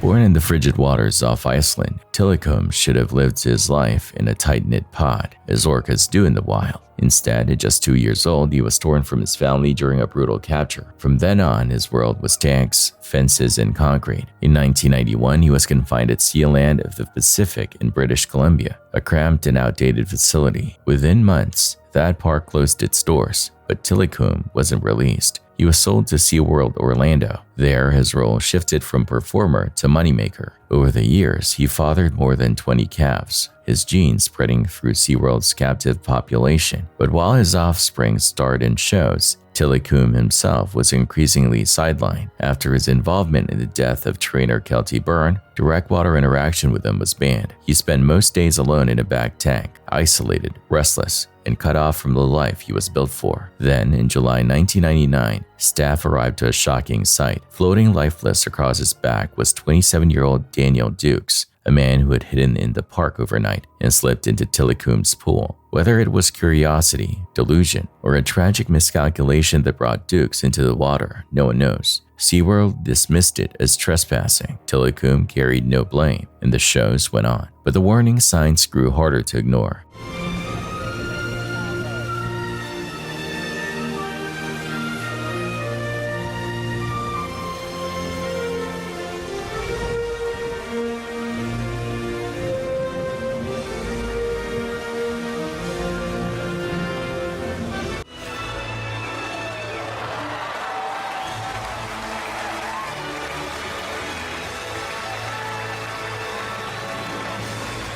In February 2010, during a routine Dine with Shamu performance, Tilikum suddenly seized senior trainer Dawn Brancho and dragged her beneath the surface. Guests watched in horror as the struggle unfolded for minutes that felt endless. Dawn suffered fatal injuries and drowned before she could be rescued. Some argued it was trainer error, a mistimed cue. Others insisted it was years of psychological damage erupting all at once. Whatever the cause, it was undeniable. Tilikum had killed again. For many, he was a monster. For others, a victim of captivity. SeaWorld defended its practices, but public outrage forced change. Breeding programs were halted. The shows were altered. Yet for Tilikum, the reforms came too late. His health declined steadily after Dawn's death. Suffering from a bacterial lung infection, he spent his last years at a public site. On January 6, 2017, at roughly 36 years old, Tilikum died in his tank. His story remains one of the most infamous in marine park history. A whale taken from the wild, used as a spectacle and remembered for 3 deaths, but also as a symbol of captivity's cost. Tilikum's life is a sobering reminder that beneath the polished surface of entertainment lies a darker truth. When wild creatures are confined, danger is never as far away as it seems. Thank you. Yeah, here, let's record this. I don't care. Yeah. I know you don't care. Good. Yeah. Hey. I think you're really cool, huh? What? You think you're really cool, huh? Cool? Destroying people's memories. Nothing cool. This is about, see this shit that you got down here? Prepare for it. Prepare for it. Prepare for it. Prepare for it. This video captures a man doing something almost unthinkable, tossing memorial stones into the ocean simply because he doesn't like them. But these weren't just random stones. Each one had been hand-painted, carefully made to honor the memory of someone who had passed away. Every stone represented a life, a loved one, a story. Instead of showing the smallest ounce of respect, or even just walking past, this man chose to destroy what others had created in grief. A graveyard for people? Sir, just don't be respectful. It's not that hard to be just... I come to enjoy this ocean. Then enjoy it. And you guys paint, and then you got rocks. Enjoy it. Leave people's memories alone. Build some trash. It's not trash. Make it even worse. Fortunately, a group of TikTokers happened to be nearby. They caught him in the act, ensuring the world could see just how cruel and senseless his actions really were.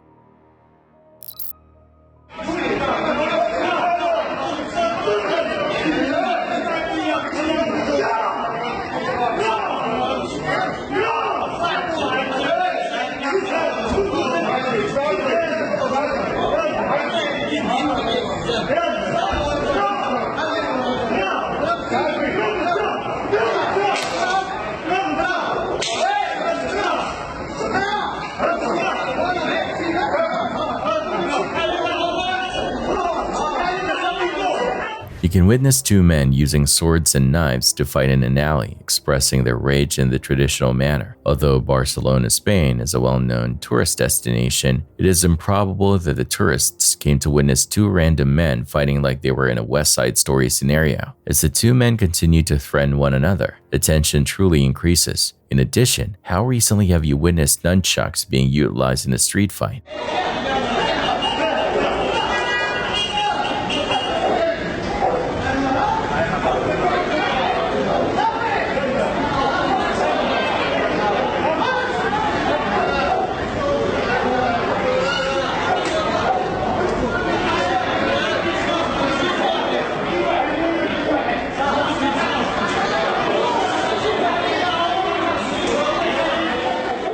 At last, a few step in to quell the raging tempers. Half of the army's police force arrives a short while later. In this next clip, a man exhibits strange behaviors related to a sickness that I think is among the most terrible in the world.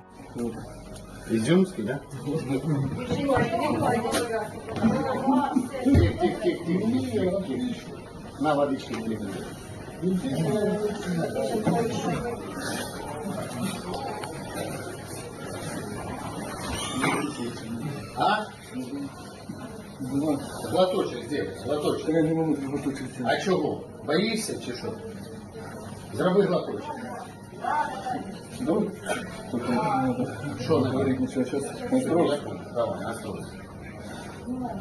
Глоточек не треба багато.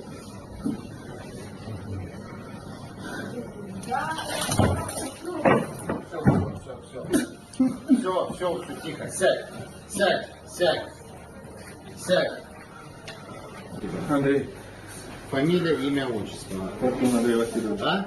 Фортун Андрей Васильевич. Ага. Фортуна. Вот рождение 1995. 13-12. Проживаете? Харьковская область, протокол, Горячевский район. Горячевский район, да? Дыхать начинает.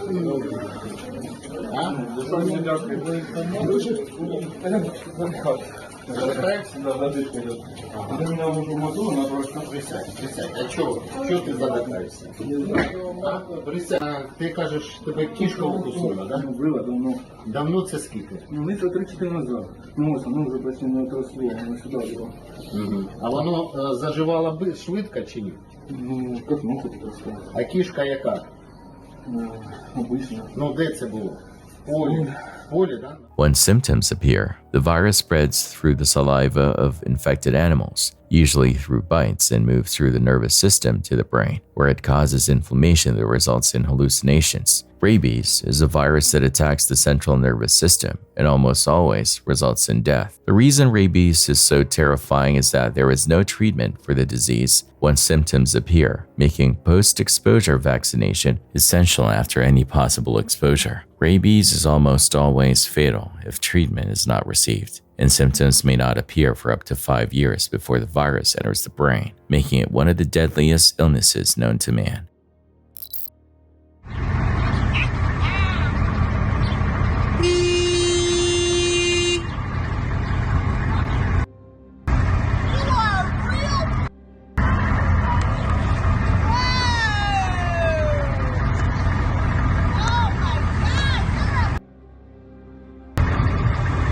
What you're seeing here might be the most bizarre response to a road rage incident ever caught on camera. After some kind of confrontation, the woman in this black car doesn't yell. She doesn't throw hands. Instead, she marches up to the other vehicle and unleashes diarrhea all over the hood. Yes, you heard that right. It's one of the strangest and most revolting acts of retaliation ever filmed.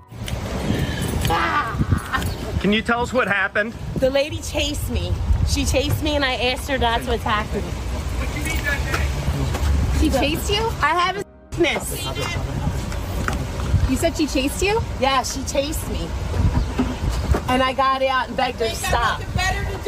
Police later arrested her, and while she may have had reasons to be upset, no one could have predicted she'd handle it this way. If there were ever a reaction destined for the record books, this is it. It started off like any other night. A young girl sat on her bed quietly playing with her dolls before sleep. Everything seemed perfectly normal, until the doll lying on the floor suddenly began to sing. Its mechanical tune startled her enough that she leaned over to take a closer look. What happened next, however, was far from ordinary.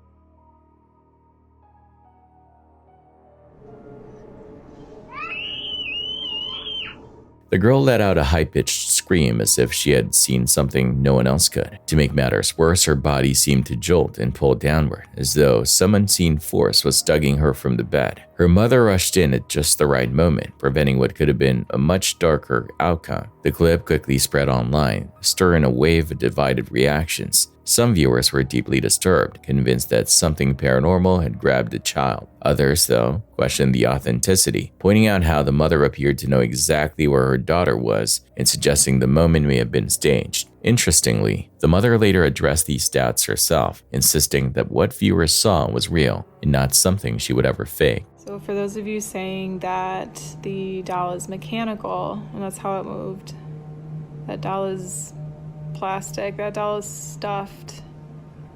I checked, I looked at Amazon. There's no way that thing should have moved like that. So the mystery remains. Was this just a child's startled reaction amplified by coincidence, or did something far stranger take place in that room? A chaotic highway scenario where an accident had already occurred is captured on camera. As an officer examines the damage to the wrecked red automobile in the middle lane with its airbags deployed, he suddenly spots a fast-moving vehicle approaching. Watch this.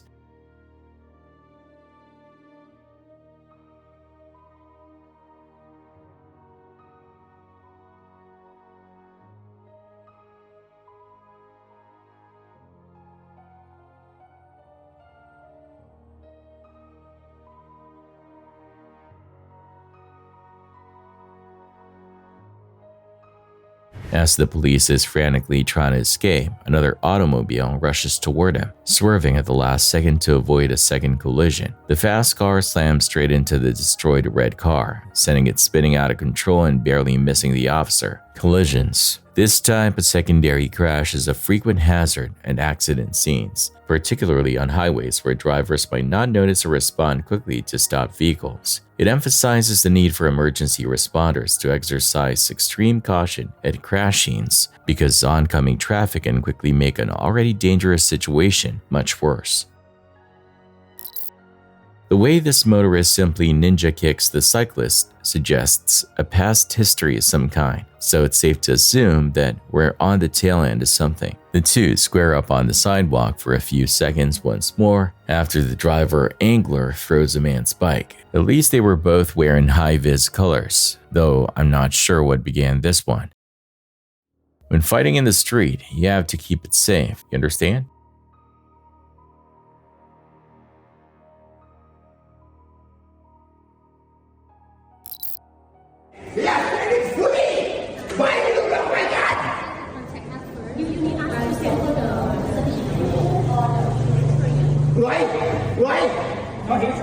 Why is the reason?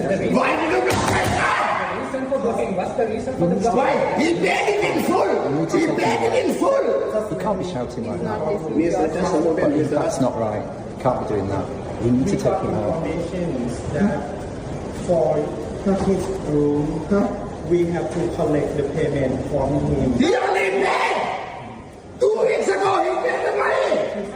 Let's move on.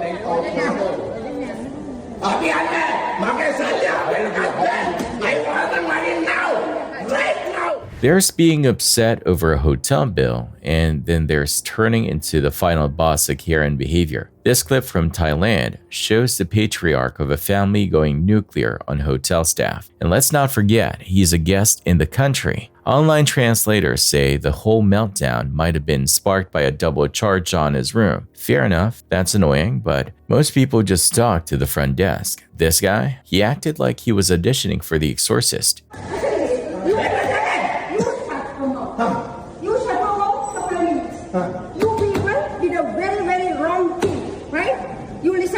Right? We are shouting here because we have shouted. No, you shouldn't shout. No, it's not. No. What you're doing is not. They need to understand not to be scared. Yeah. You should be slowly. No. Okay. You have to stop. Calm down. Look at my account. Okay. Look at my account. Okay. No, you. Money from him.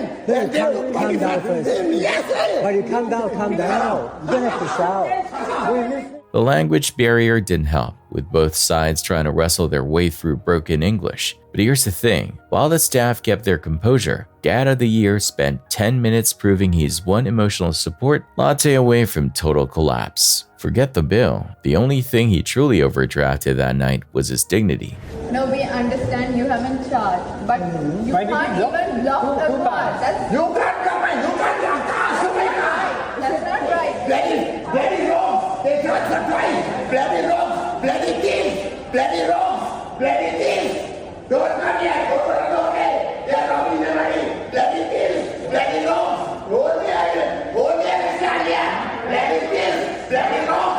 They got price! From my land, across the water, they got go to the government! Bloody thief! Bloody wrong! In Vietnam, a man came terrifyingly close to death after a sudden and violent encounter with one of the world's largest snakes, the reticulated python. Python reticulatus is a species known to grow over 20 feet long and capable of overpowering prey many times its size. In this case, the predator struck without hesitation.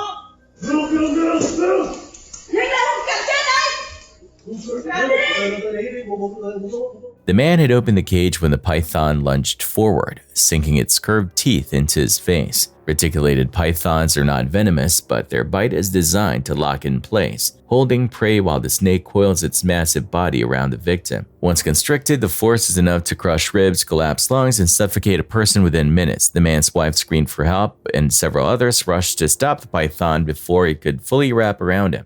Had they been seconds slower, the outcome would likely have been fatal. These snakes kill quickly, and once the constriction begins, escape is almost impossible without outside intervention. According to Dr. Harry Green of Cornell University, the reticulated python's attack strategy is simple but devastating: bite, coil, and kill. This footage illustrates just how fast the process can begin, leaving little time for the victim to react. Thanks to the quick actions of those nearby, the man survived, but the injuries were severe, and he spent weeks in the hospital recovering from the bite. While he was fortunate, this incident serves as a stark reminder. When dealing with predators of this scale, one mistake can be the difference between survival and tragedy. It was a normal day for this mother and her young one, relaxing before the unexpected happened. A giant python slithered in, sending the mother into panic as she took her young one to another room and yelled for help. The snake left where it entered, but still horrifying to think what could have transpired had the mother not noticed it.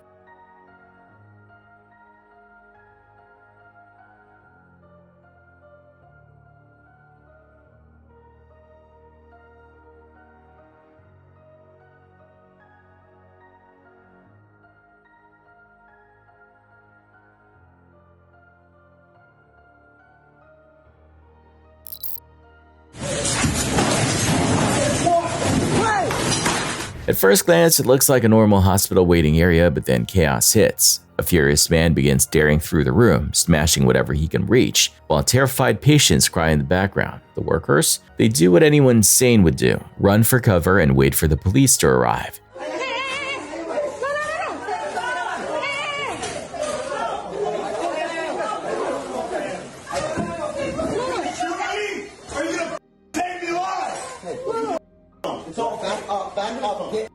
Get out.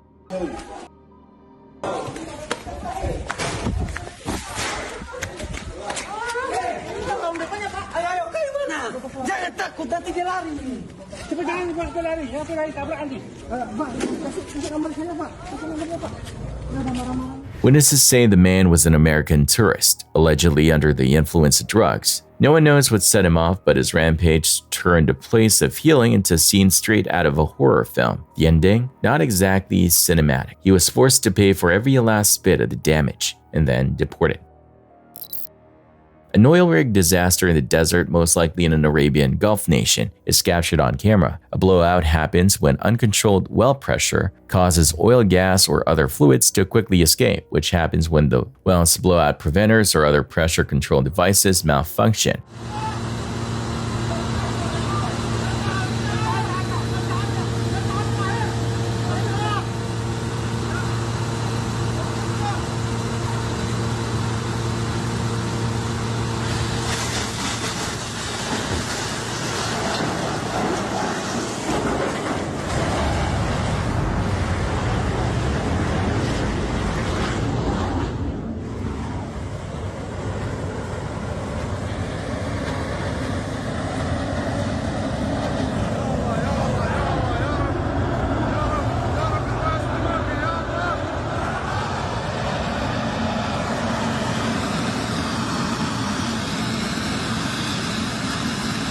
A sudden influx of high-pressure gas or fluid from subterranean reservoirs usually cause blowouts. If the drilling mud used to counteract this pressure gets too light or is removed too quickly, the pressure can overwhelm the well's control mechanisms. If nothing is done right away, the force of the escaping gas or oil can cause hazardous explosions, fires, or environmental disasters. Modern rigs include many safety features, but if they malfunction, the consequences could be disastrous.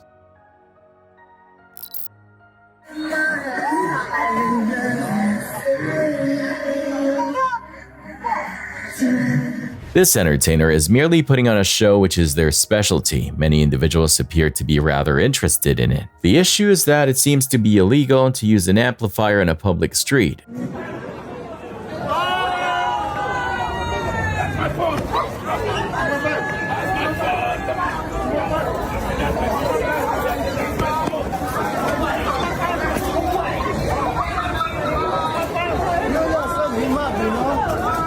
The police show there, turn down the music, and even confiscate the man's phone. A brawl breaks out between the man and the cop as he goes to fetch his phone. Another couple of officers soon join in. Even worse, the unfortunate busker gets arrested. Although it appears that this one could have gone in either direction, a dozen officers managed to take the man down.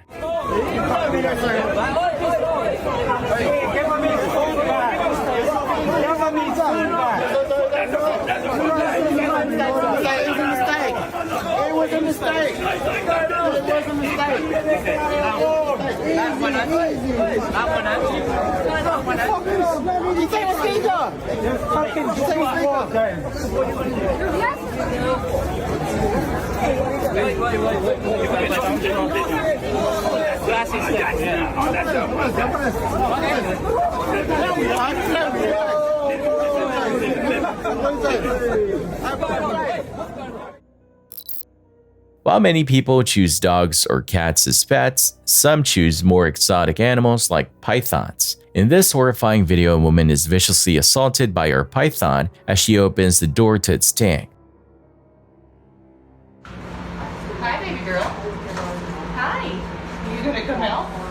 Oh. Oh, yay. Okay. Well. Need a hand? No. I'm gonna have Chris help. Hopefully. The video would end so they could help her, but she did end up okay. I'm amazed at how calm she was through all that though.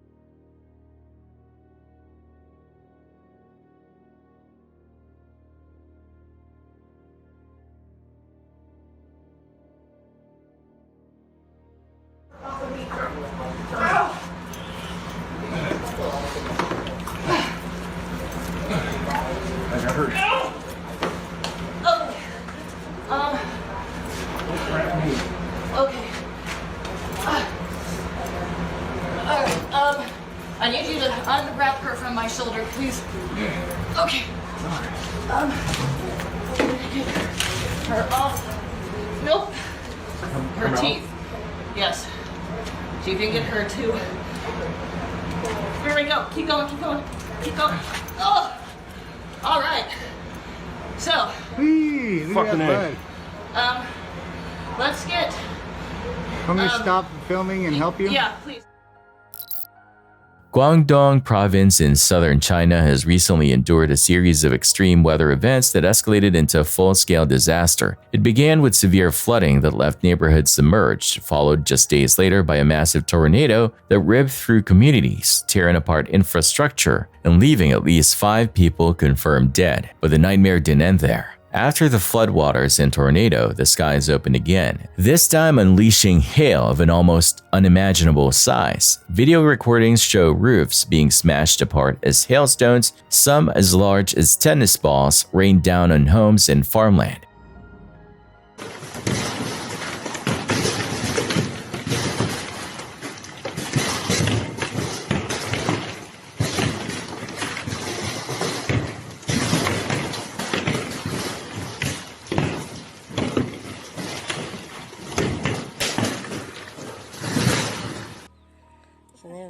娃这个，那这毕竟了，你娃这干嘛？这样一条女人来大头嘞，给害怕这个一头痛下在这样，来娃这个啊？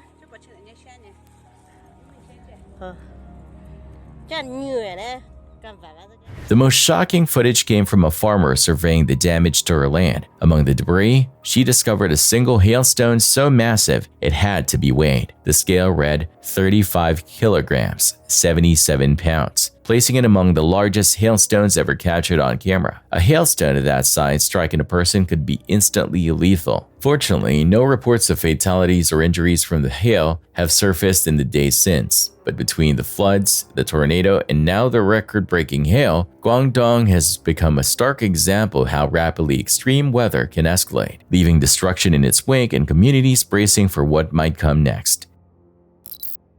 Check out this wild footage of motorcycle riders in a car trying to race on a Mexican highway.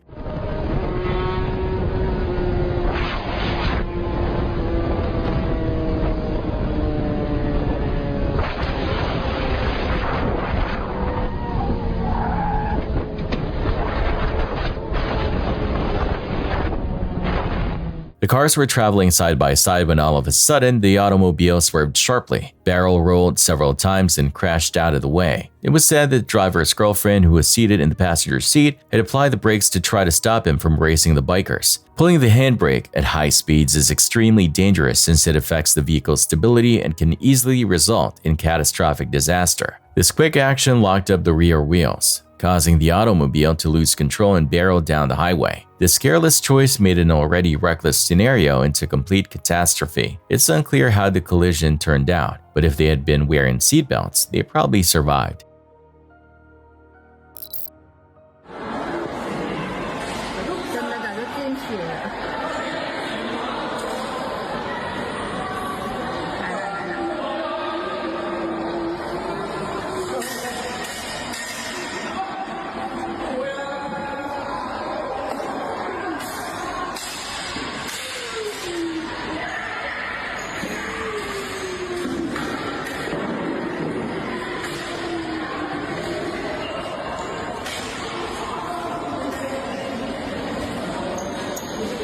Around the world, the machete seems to be the weapon of choice for those looking to stir up chaos. And in this case, police officers were forced to get creative, arming themselves with dog catcher poles to keep an angry man and his blade at bay. Surprisingly, the tactic worked. The poles gave officers just enough distance to hold him back while others moved in with batons. But if the machete didn't make this spectacle bizarre enough, the suspect's own clumsiness did. One moment he's dropping his helmet, the next he's flat on the ground, stumbling and falling like something out of a Three Stooges skit.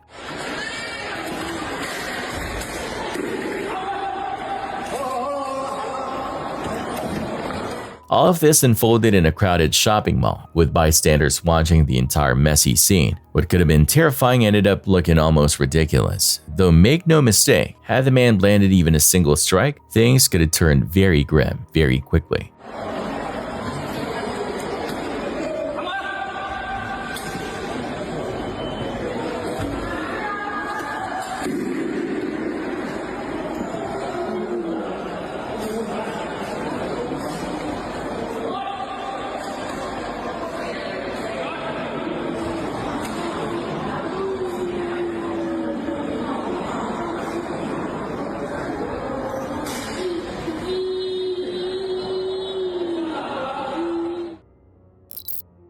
Tim and Dennis, better known as the duo behind Nervy Paranormal, decided to test their limits inside one of the most infamous sites they had ever explored, the long-abandoned Okizan Estate. The mansion had been silent for decades, shrouded in rumors of shadows, whispers, and vanishings. Armed with only their camera, a spirit box, and a high-gain microphone, they wanted to prove once and for all whether the stories of what linger there were just legends or something far darker.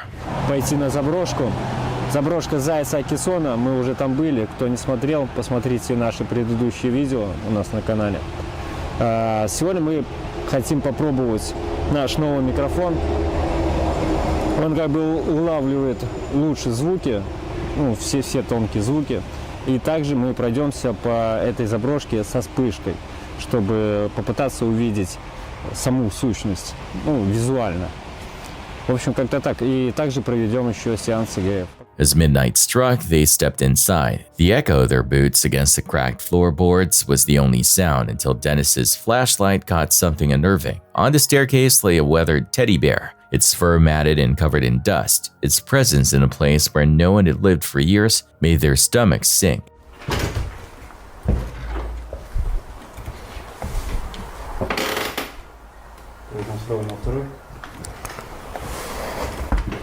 Мы последний раз внизу связывались. Давай тогда разместимся где-нибудь сейчас. Угу. Что? Ты ее не ложил-то? Нет еще. Его тут не было? Не было. Блин, ты рукой показал, увидел я его и вообще. Здесь есть кто-нибудь? Его не было в прошлый раз.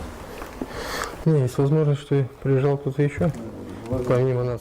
Мы решили применить наш новый спиритбокс, дабы узнать, есть ли здесь паранормальная сущность, выйдет ли она с нами на связь. И также мы применим вспышку фотоаппарата, чтобы увидеть, если здесь есть сущность, чтобы увидеть ее визуально.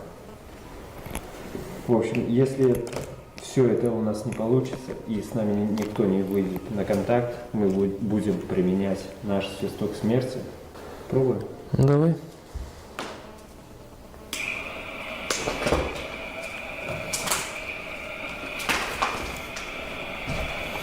Так, я свет сделаю поменьше.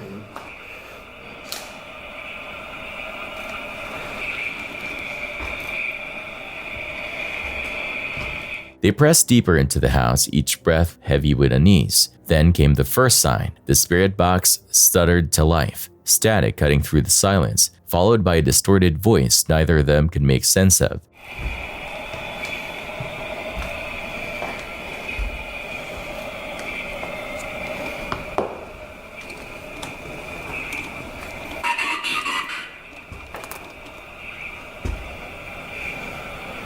Кто ты?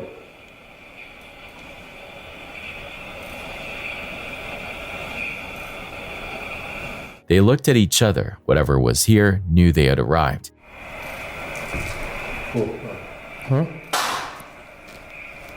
Липовый, у меня в глазах, дай вспышку. Сделал вспышку.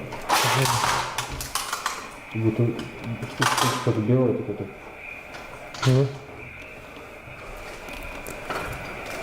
Это возможно могу. Они в разнобой были. И шум, наверное, такой.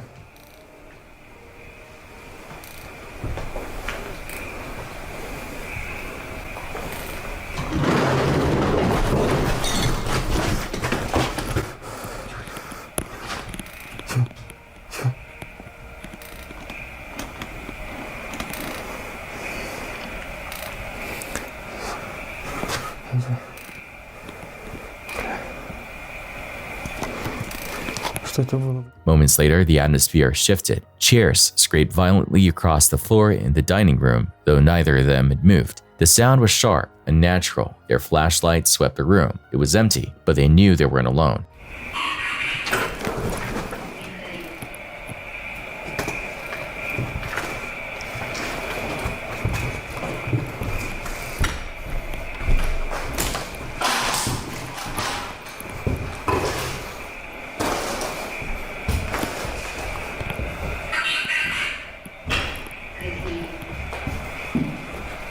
Кого казнили?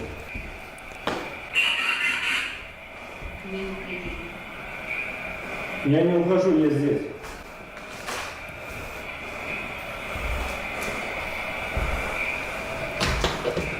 Смысл, он говорит, не уходи, Денис, надо наоборот уходить. Сейчас надо узнать, кто. Скажи, кто ты? И где кого казнили? The static grew harsher, louder, almost rhythmic. Dennis swore he heard his name whispered back at him. Fear started clawing at Tim. He suggested leaving before things escalated, but Dennis wasn't ready to stop. Then came the breaking point. Huh?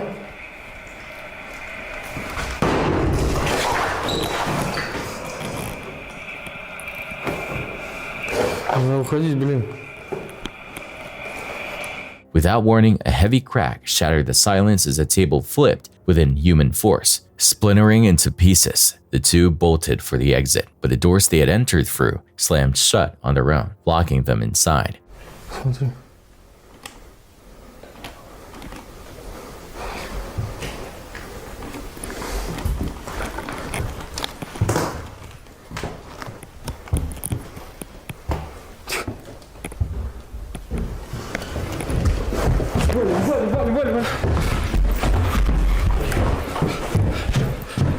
Не глядись, куда? Давай туда.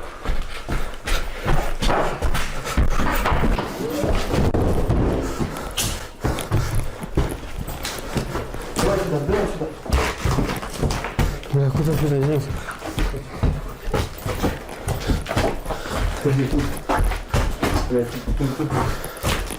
In desperation, they scrambled to the rooftop. The drop was far too high. The realization set in. The danger wasn't from direct harm, but from being manipulated, driven into panic until they harmed themselves. Tim steadied Dennis, reminding him of that, and together they decided to return inside to face it head on.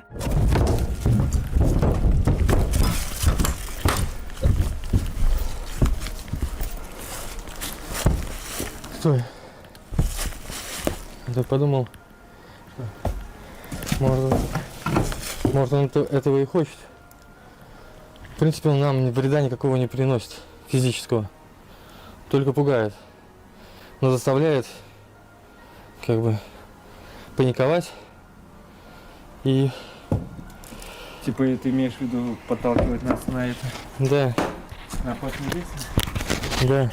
Слушай, а мы его тут не сможем просто? Не помню? Я не помню.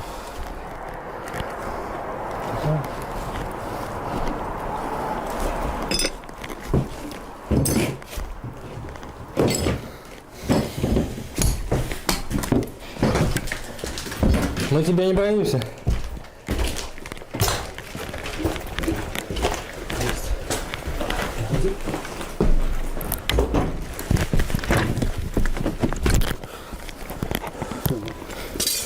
Включайся, давай.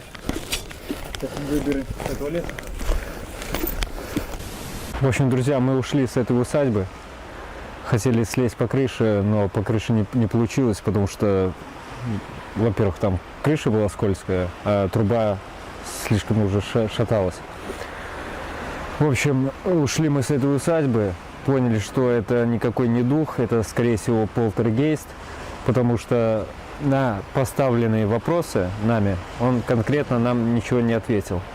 И также вот все вот это движение предметов, это все делает полтергейст. They crept back into the corridors. This time, their only goal was survival, and somehow, through sheer luck or something else entirely, they stumbled back to the entrance, which inexplicably swung open, allowing them to escape. They had come to document proof of the paranormal. Instead, they barely escaped with their sanity intact. The Okeson estate gave them no answers, only deeper questions. Perhaps some doors aren't meant to be opened, and some shadows are best left undisturbed. On December 6, 2023, a truck driver's dashcam in KwaZulu-Natal, South Africa, captured a terrifying highway disaster near the Frankfurt interchange, a stretch of road already known for fatigue-related incidents. What began as just another routine drive quickly turned into a nightmare.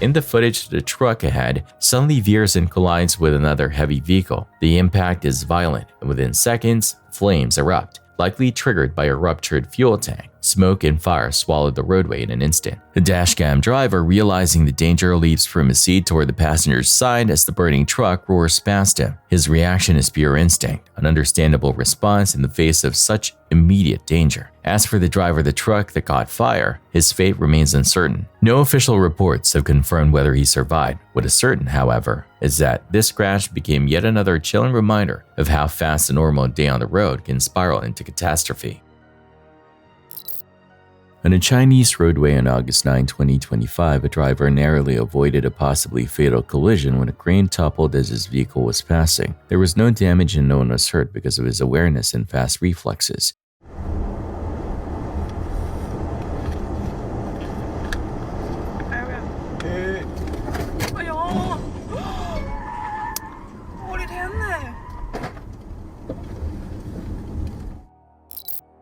The CCTV footage recorded on November 15, 2023 in Istanbul, Turkey, captures just how destructive extreme weather can be. The video takes place inside a car workshop during a severe storm, with winds so powerful that they hurled a chair against the entrance door, forcing it open and letting water pour inside. One of the employees quickly rushed over to try and hold the door shut, doing his best to prevent more damage, but the storm proved far stronger than he was.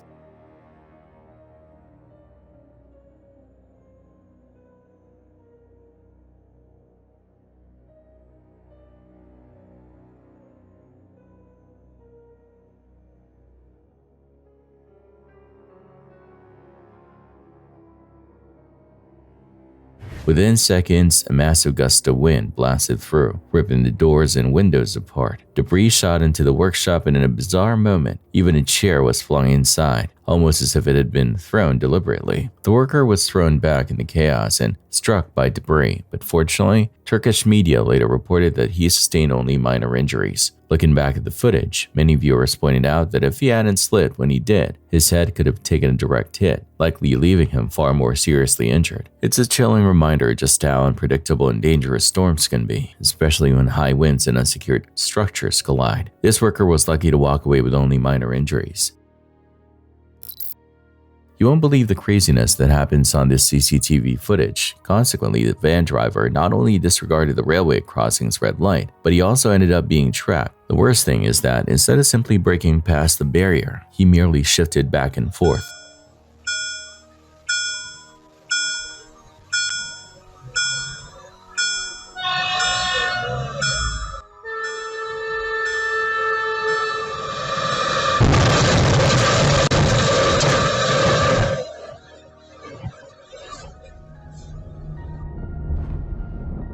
His van was destroyed as a result of this awful choice, which had disastrous results. Fortunately, no injuries were recorded on the train, and everyone survived the tragedy.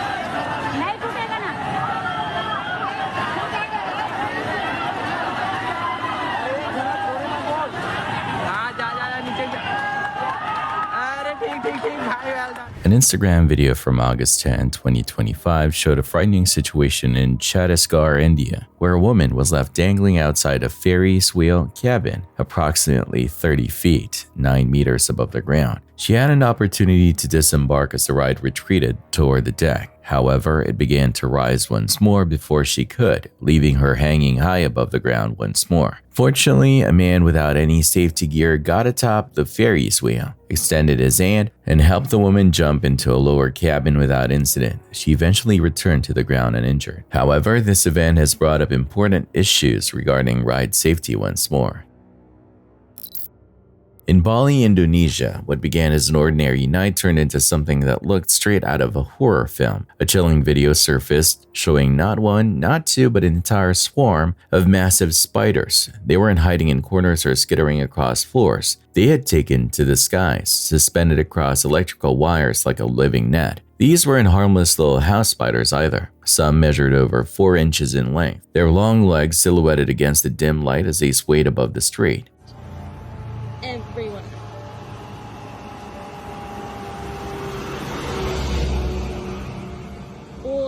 This is insane. I've never seen anything like this in my life.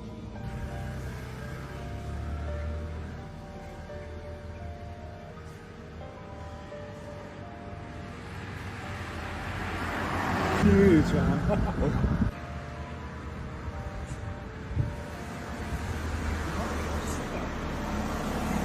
For anyone passing beneath, it looked less like a tropical paradise and more like a scene from a nightmare. Experts later identified them as golden silk orb weavers, a species considered low risk to humans. But low risk doesn't mean harmless, and even if their venom won't kill you, the sight of dozens of giant spiders hanging overhead is enough to make even the bravest soul freeze in terror. Because while the experts might say harmless, the truth is simple. When the sky itself is crawling with spiders, no one feels safe. And in Bali, for just a moment, it seemed as if the island had been taken over by something far older, far stranger, and far hungrier than paradise was meant to hold. This next video was uploaded by TikTok user Ali, and what it captures is the kind of nightmare no one ever wants to face while home alone. His wife had gone to visit relatives, leaving him in an empty house, or at least it should have been empty. That's when he heard it, a voice, familiar, comforting. It was his wife's voice calling out to him, but she wasn't there. Something inside the house was imitating her.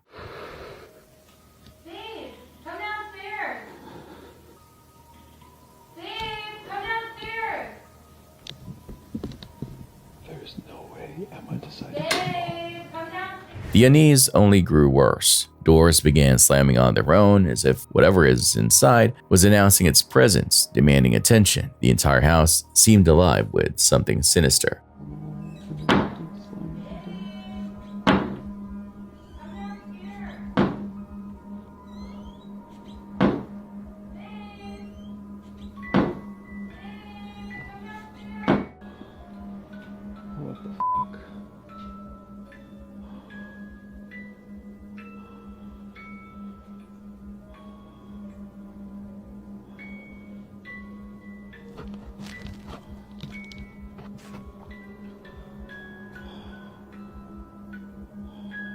Viewers noticed something chilling in Ali's room, a Ouija board. Many believe he had unknowingly invited this thing in, opening a portal he could no longer close. And the most haunting thought of all, what if Ali had answered that voice? What would have stepped through that doorway? Because if the spirit already knew how to sound like his wife, what's to stop it from looking like her next?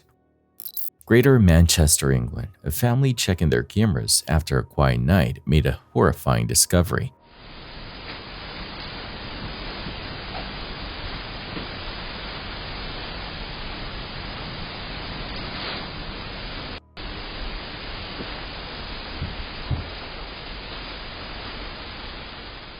A stranger crept into their living room holding a large knife, moving silently only feet from the couch where the stepfather lay sleeping. He had no idea someone was standing over him. What would have happened if he woke up?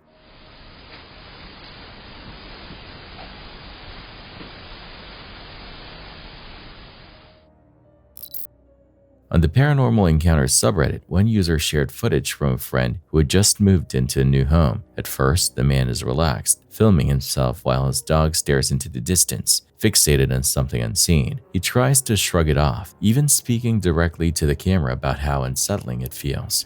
Jackson is like laser-ass focused on this right now. He won't, like, you alright? Mm-hmm. I know. I think something's wrong. I don't know. I hear noises, but I'm not even sure.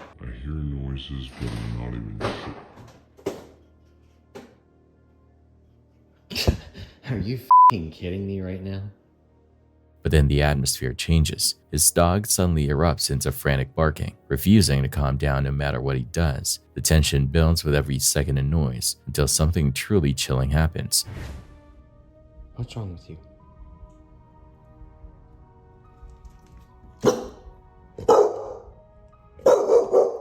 What's wrong? Jackson. Jackson. What's wrong? There's banging and stuff.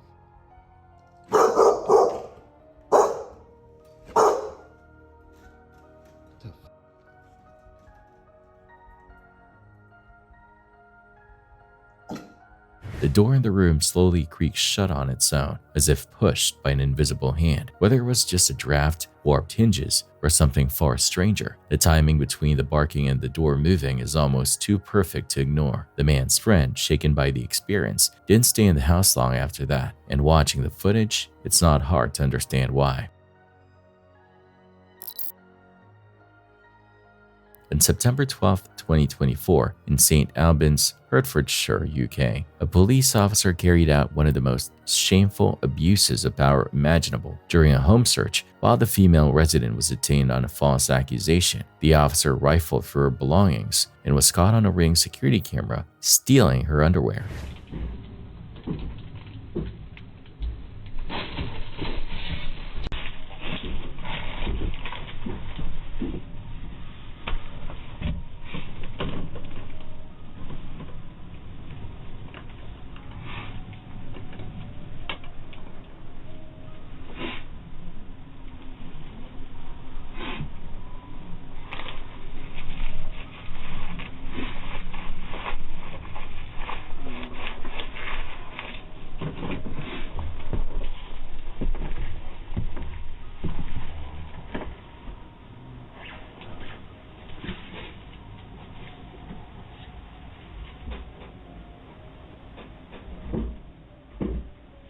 The woman explained later that she had been handcuffed, searched, placed in a police car, and taken to the station where no further action was taken against her. While she was gone, the officer, believing himself above accountability, violated her privacy in a way that was not only illegal but deeply degrading. The case came back into the public eye on August 18, 2025, when the victim herself posted the security footage on TikTok, exposing the horrifying betrayal. The officer eventually admitted to theft and abusing his position, resigned from the force, and was sentenced to 4 months in prison. Senior officials condemned his conduct as a disgusting and unforgivable breach of public trust, stressing that he had tarnished the reputation of the police and caused lasting harm to community confidence. He has since been permanently banned from ever working in law enforcement again. This was not just theft, it was a grotesque violation of personal dignity by someone sworn to protect.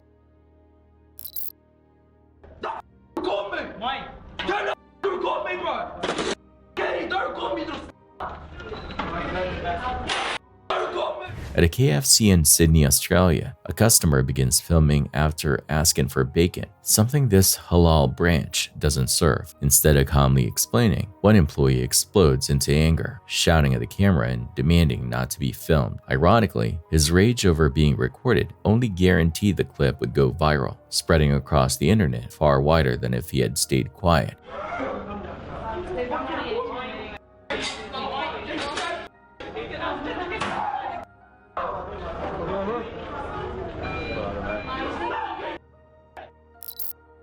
Inside a steel factory, a forklift operator unknowingly loads wet scrap metal into a blazing furnace. The result is a violent chain reaction called a molten metal splash. Steam, fire, and molten debris exploding outward like a man-made volcano. The forklift itself ends up shielding the worker from injury, saving his life. A mistake that could have been fatal instead became a fiery lesson in safety.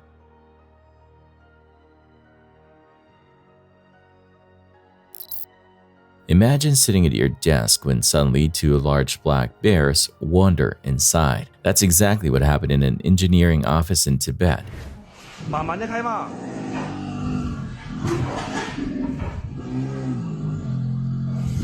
这还是有点吓人哦。慢慢的打开。他也不敢了嘛。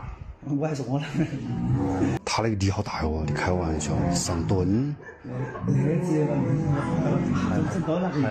还有他不主动攻击人了。两个人真是。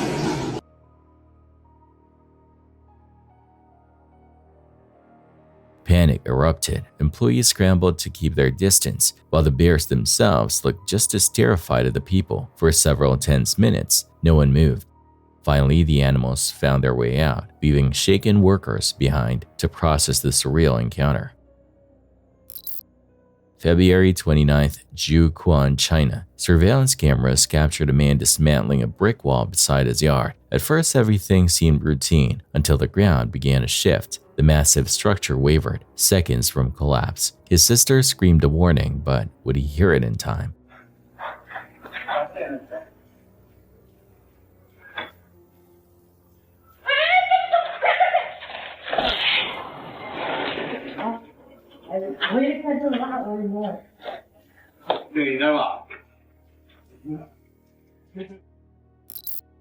On October 24, 2023, CCTV inside a Kazakhstani bakery captured a horrifying scene. Workers were loading bread into a service elevator when, without any warning, the lift suddenly plummeted.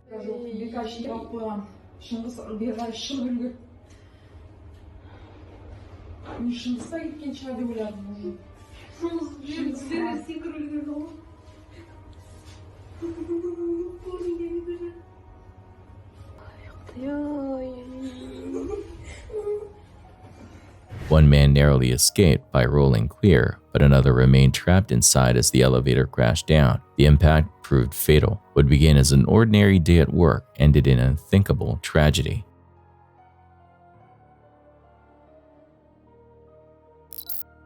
In Barbados, 46-year-old bus driver Marlon Tempo picked up two men late one night. Within moments, they pulled a gun on him and ordered him to comply, but Marlon refused. Instead, he slammed the gas pedal, racing the bus through the dark streets at breakneck speed.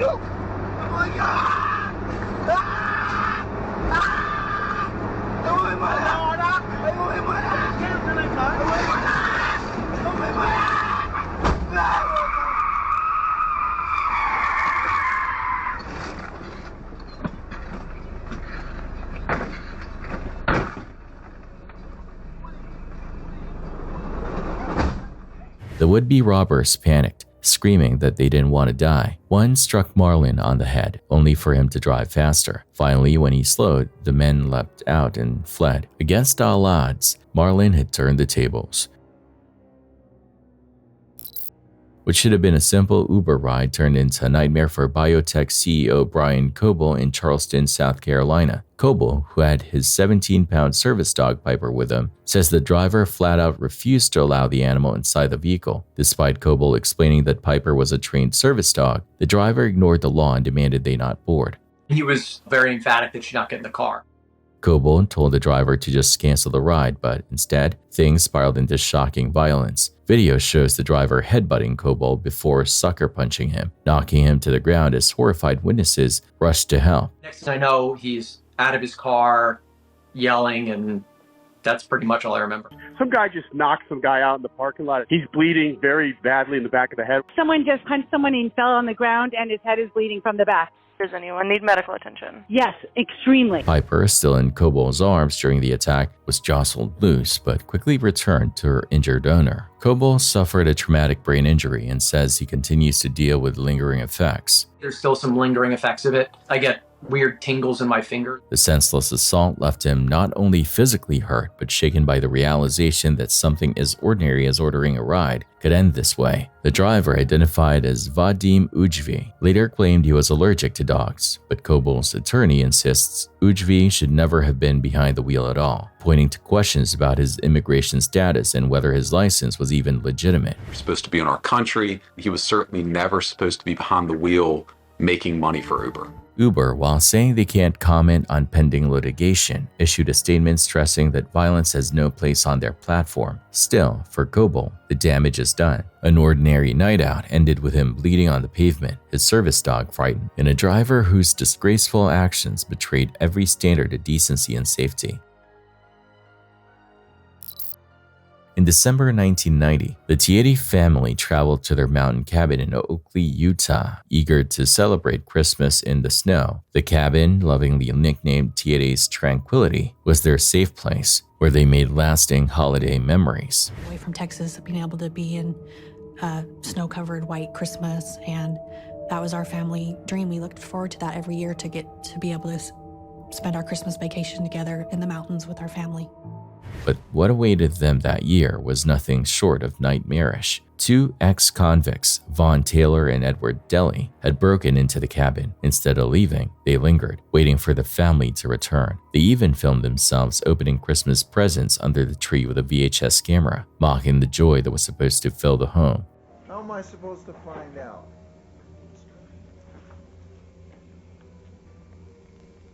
When Kate Tiede, her mother Beth, and daughter Lena arrived first, the killers ambushed them. Kate pleaded for her family's safety, but she was shot. Way up the stairs, opened the door, and I saw a flash of gray move behind the refrigerator. And the next thing I knew, there was a man pointing a revolver at me, saying, "Get in here, get in here." A second man comes out with thick glasses behind the bedroom, pointing another big black gun at me. Beth was killed instantly. When Ralph Tiede and his other daughter returned moments later, they too were confronted at gunpoint. Ralph was shot and left for dead, while the men doused the cabin with gasoline and set it ablaze, taking Lena and her sister hostage. The killers attempted to flee in the family's snowmobiles. Stop proceeding because my uncle just saw us. At some point, he's going to clue in that those girls went somewhere they shouldn't have gone. So we've got to slow down the situation. So immediately I say, I have to go to the restroom. I have to go to the restroom. And as we're driving down, they said, okay, but if you do anything funny at all, consider your sister dead. We pulled up to the gas station and the driver said, no, this doesn't look right. I don't feel comfortable. This doesn't look right. So we continued down the road to go to the next town, to the next gas station. As we're in between the two towns, a cop started coming by us and passing us. The driver immediately began to freak out. There's a cop, there's a cop, there's a cop, man. The one in the back said, calm down, cool off, man. It was just a cop, relax. Miraculously, Ralph survived long enough to call for help, and police soon pursued the men. Taylor and Deli were captured after their car went off the road. Ralph, though badly burned and shot, lived to tell the tale. Taylor was sentenced to death. Deli received life in prison, but the memory of that horrific Christmas never left the surviving Tiedes, a chilling reminder how quickly evil can shatter even the happiest traditions.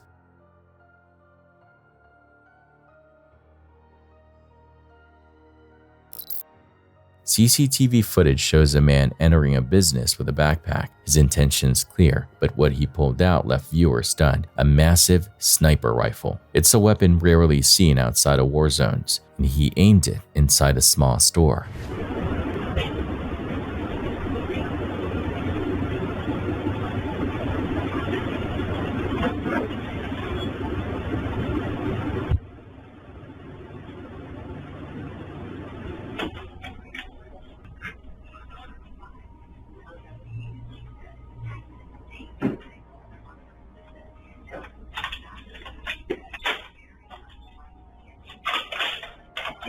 Door now. The door.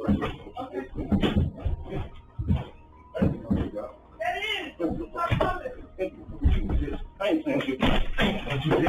Empty the door. Empty the door now. Okay. Empty the fucking door. Okay. I promise. I ain't playing with you. Yet in a bizarre twist, the man suddenly panicked and fled without taking anything. Some say the gun may have been a prop. Others insist the clerk said something to frighten him. Whatever the reason, the encounter ended as strangely as it began.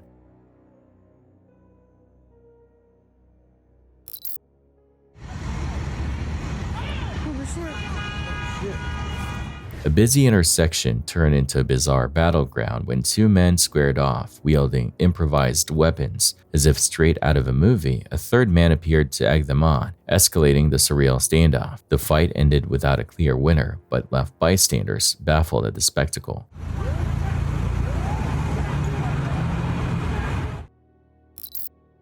October 15th, 2022. Two friends set out on motorcycles to conquer one of America's most dangerous roads, the Dragon. Stretching 11 miles along the Tennessee-North Carolina border, it packs 318 tight curves into its short distance. Riders come from all over the world to test themselves there, For 41-year-old Kevin Diepenbrock and his friend 29-year-old Philip Plato, it was supposed to be just another thrilling ride. But near mile marker 4, disaster struck. Philip suddenly braked. Kevin, following closely behind, had no time to react. His bike slammed into his friends, sending both men flying over the guardrail. Philip crashed 50 feet down and was killed instantly. Kevin tumbled twice as far, more than 100 feet, breaking ribs, puncturing lungs, fracturing his spine, yet somehow he survived. Pinned on the forest floor, bleeding and unable to move, Kevin realized no one knew where he was. Hours ticked by. He began recording farewell videos on his phone, messages filled with pain, regret, and love for his family. "Take care of the puppies for me," he whispered. "Tell mom and dad I love them." Hey everybody. That's all I can really say. About 10:30 this morning. Been laying here ever since.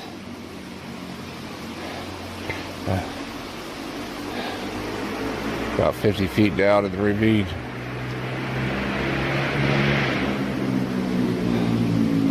Just want to say I love you guys. Sorry I was being stupid, but you know that's what I do. Mom, Dad, love you. Courtney, love you. Kurt and Marnie, Karen, Matt, love you guys. Take care. I think I got a broke sternum, ribs, maybe back.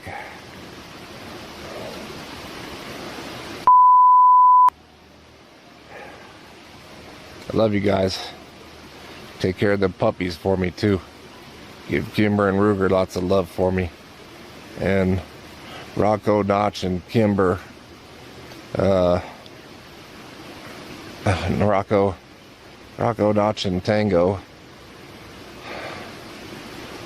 I miss you guys. As his battery drained, he tried waving his flashlight at passing riders, but no one saw him. Hundreds of motorcycles roared overhead, unaware of the man dying just below. 7 o'clock. Trying to use my flashlight to wave somebody down. I think I moved. I think I tried getting up. I think I passed out. Definitely punctured some lungs. Oh. Love you guys.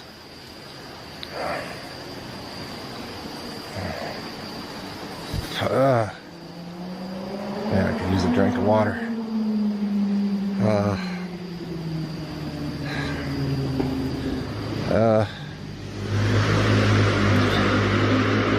They're just like 50 feet away.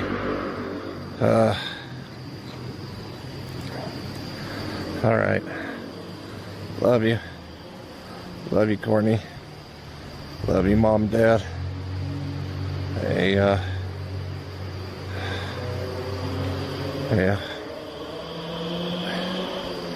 Take care. Hey, I'm at 10% body, 10% battery. It's 11 o'clock.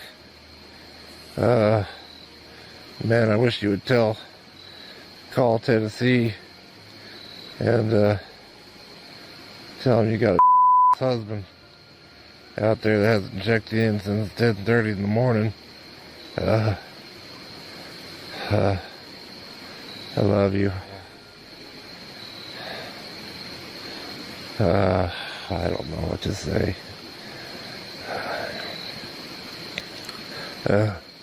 Hopefully be able to sleep and catch a state trooper in the morning.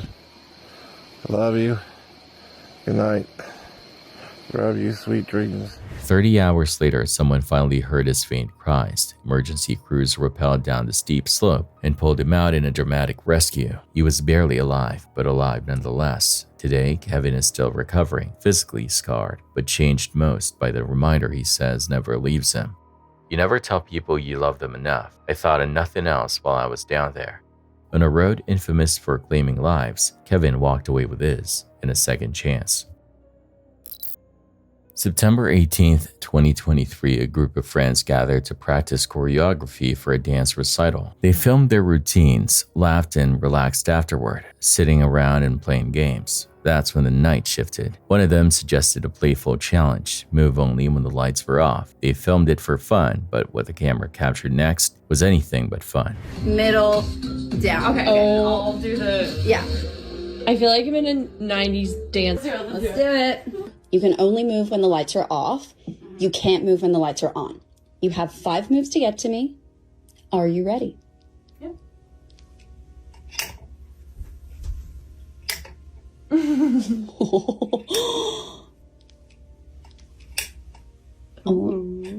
Okay. Oh, all right. You have 5 moves to get to me.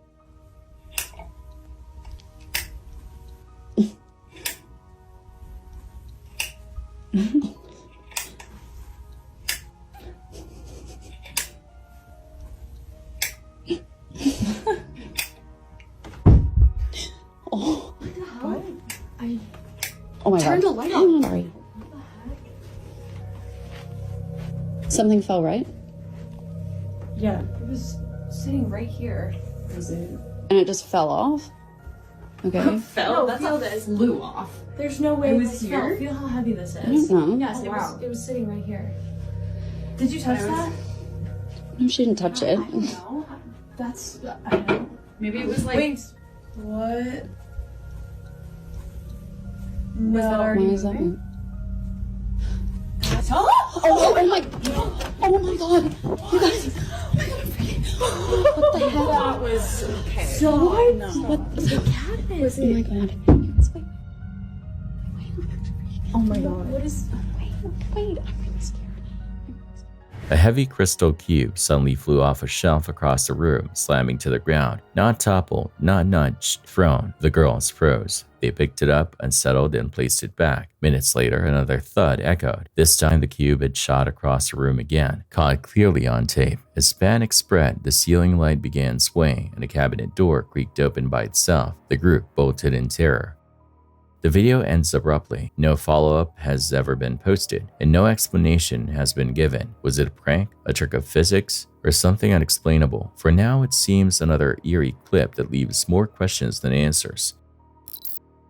Deep in the South American rainforest, a group of locals navigated the river in a small, flimsy canoe. The ride seemed routine until they noticed something massive moving in the water beside them. A giant anaconda surfaced, its dark scales cutting across the current.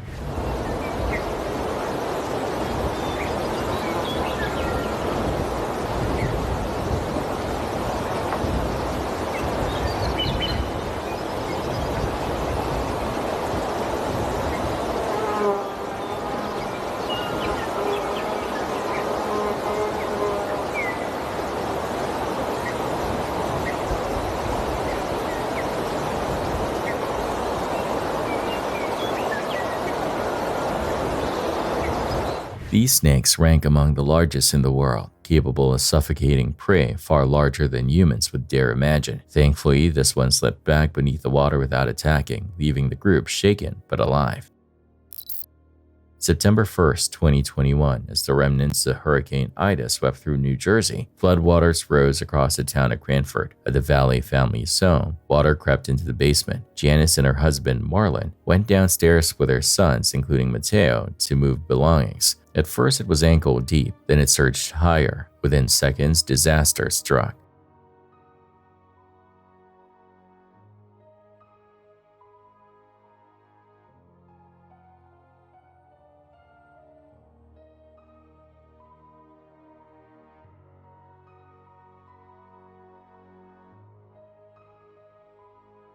The basement wall gave way under the crushing pressure of the river outside. Water burst in like a tidal wave, slamming Janice against the current. Unable to swim, she clung desperately to a boiler, barely keeping her mouth above the surface. One of her sons was pinned between beams, managing only to punch through a ceiling tile and breathe through the small gap. Marlon grabbed the only tool he could find, an umbrella. He smashed the basement window open against the torrent. First, he pulled his son through, then fought the current to drag Janice out. Drenched, injured, and in shock, the family collapsed outside, alive but shaken. Their house was ruined, its foundation ripped apart by the flood, but thanks to quick thinking and determination, the valet survived. Later, Janice recalled how close it came. I opened my eyes and saw the ceiling above me. I thought it was the end.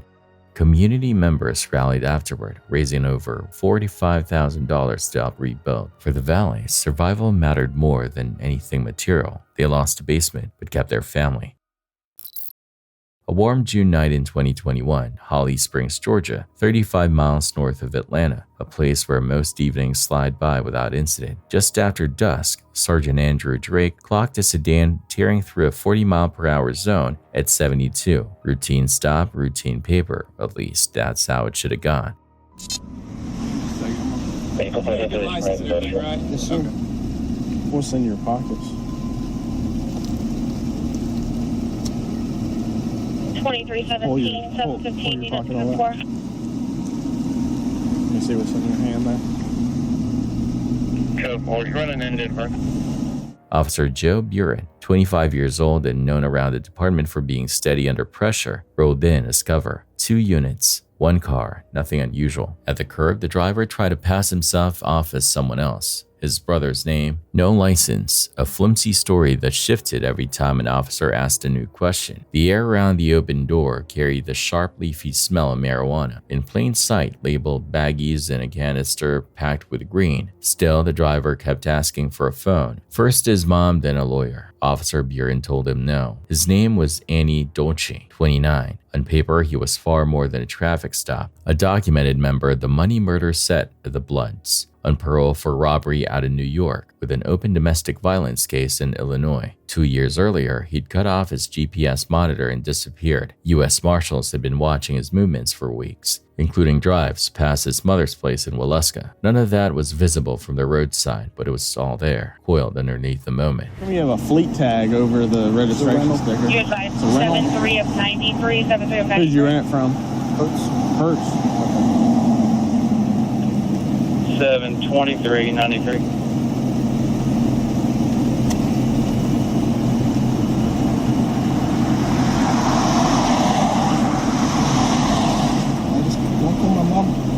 Sorry? Can you call my mom, please? Not right now.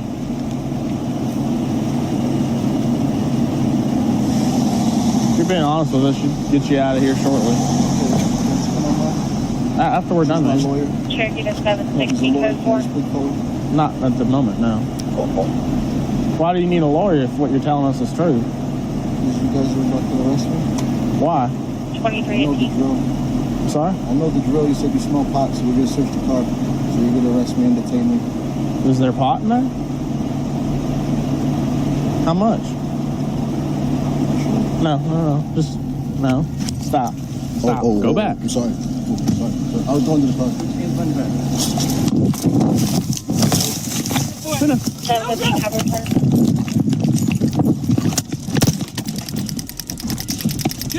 Stay on the ground. Cut down.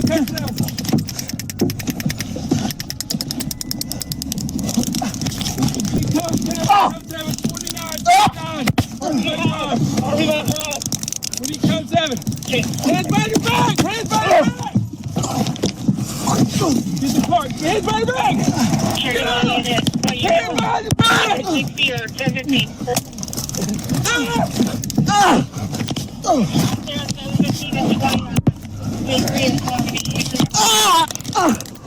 Get out!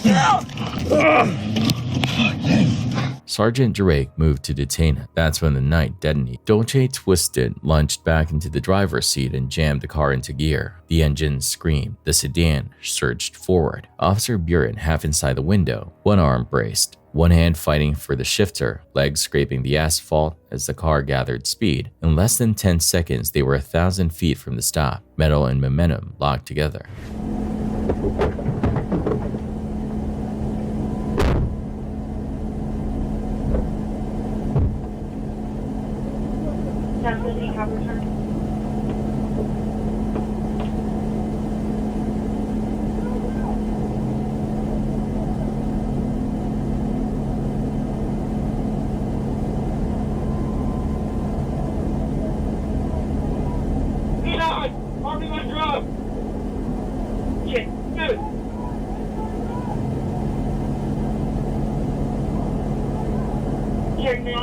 What unit was that? Was it 16 or 17? See. I'm clear 17 to 29. Hickory at Harmony. Hickory at Harmony. This is here. 2319. Got person in the car. You got person in the car. Hickory Road. Body cam audio captures the panic threading into command. Stop the car, last chance. Inside that bucking cabin, Buren saw Dolce digging, reaching for something he couldn't see. While he himself tried to slam the selector into park, the car fishtailed, skidding. Buren drew, warned, and then fired into the moving vehicle. Round struck, the sedan lurched, veered hard, and hammered into a guardrail with a final ruinous shudder. Then silence, broken only by gasps and the crackle of radio calls. Officer Joe Buren, likely mortally injured in the initial bursts of acceleration and impact, was rushed to the hospital. He did not make it. Annie Dolce, struck by multiple rounds, died shortly afterward at a nearby facility. 2 men, 2 families, and a city now staring at the aftermath of 60 seconds that unraveled beyond anyone's control. In the weeks that followed, the Georgia Bureau of Investigation conducted an exhaustive review, 251 pages, charting frames, distances, velocities, statements. Their conclusion: Officer Buren's use of deadly force was justified under state law. Had Dolce survived, prosecutors said he would have faced charges including felony murder, aggravated assault, obstruction, and more, each tied to the decision to flee by force. There were no municipal settlements, but the town did what towns do. Neighbors opened their wallets. A community donation drive raised roughly $90,000 for Buren's family. For Sergeant Drake, the survivor's math is simple and merciless. In a quiet moment, he said Joe Buren saved his life, and for everyone else, the lesson is etched into the guardrail at Harmony Lake Drive. Some stops are rank in signatures. Others are fault lines you can't see until they split. 1 car, 1 choice, 1 second, and the night is never routine again. You're gonna get booted the out of here. Yeah, no, we're fine. Enough. We're fine. No, you're not a tough guy. Hurry up.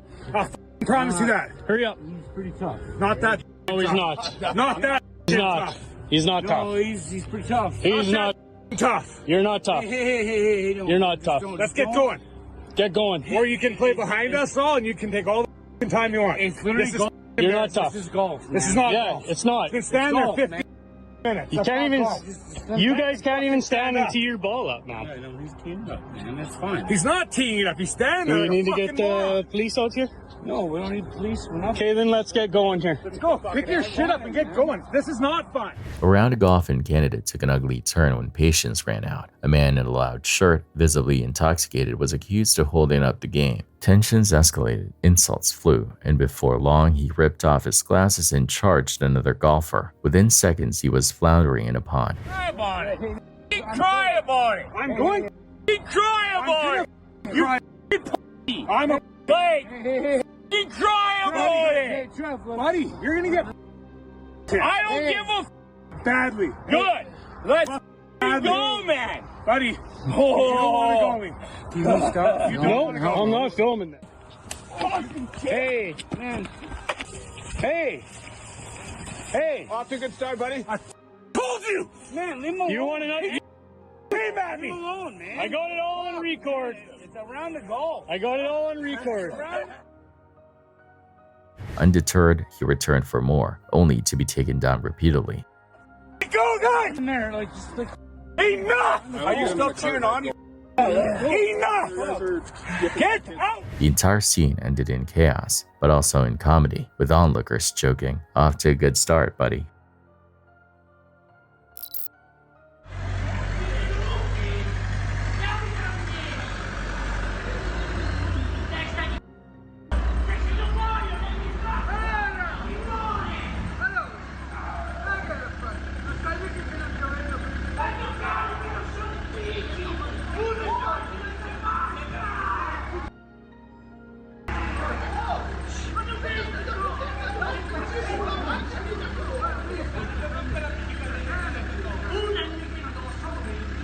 In Italy, a cyclist furious at a truck driver unleashed his anger in the middle of the street. When pedestrians tried to intervene, he turned on them too. But the bizarre twist came when one of the men grabbed the bike itself and tossed it over a fence.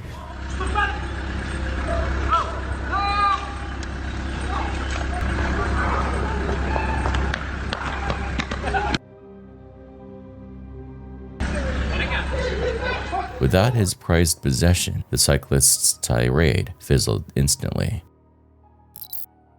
In Suzhou Industrial Park, icy roads combined with an elevated highway section created the perfect recipe for disaster. Cars slid uncontrollably, smashing into one another in rapid succession. Within moments, more than 15 vehicles were tangled in a chaotic pileup. 天哪，我操！搞大了，搞大了，这下。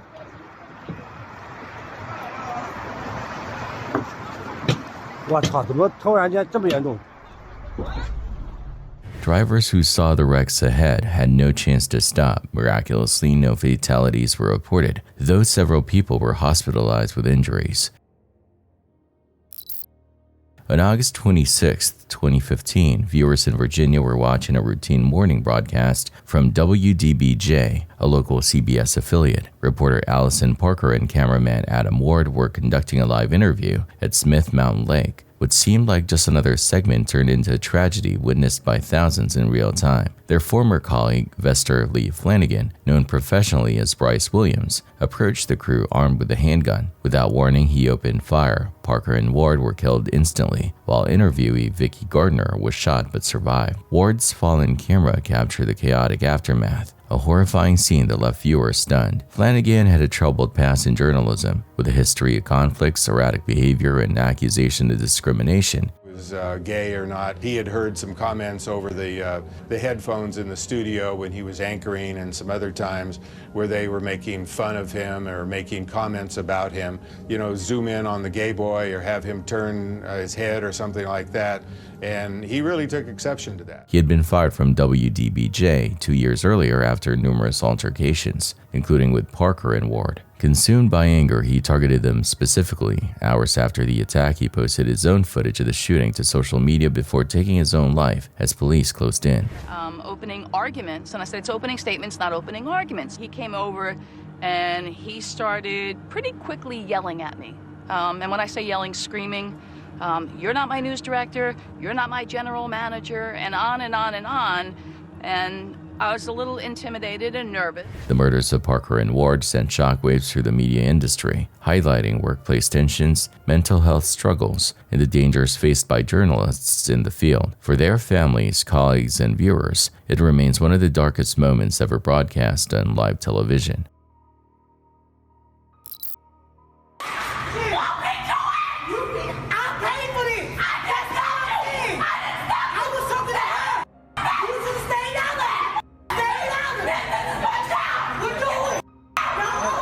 A Walmart encounter escalated when a customer refused to show a receipt at the exit. The employee completely lost control, shouting and raging in what many called a meltdown. The customer managed to walk away without harm, but the employee's actions were so unhinged that viewers questioned whether she should ever work in customer service again.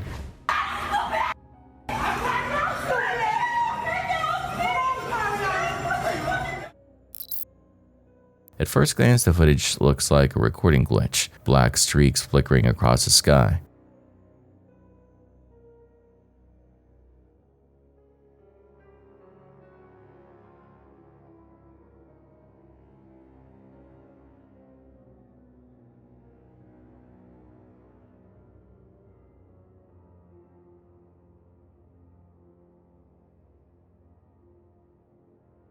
But in reality, those streaks are swarms of mosquitoes, billions of them, moving like dark rivers through the air. While the sight is unsettling enough, the true horror lies in what they carry. Mosquitoes are the deadliest creatures on Earth, responsible for over 1 million human deaths each year. Next, one of the most disturbing videos came from a TikTok user named Jeanette. In the first clip, she is visibly terrified, pleading with an unseen intruder to leave her apartment.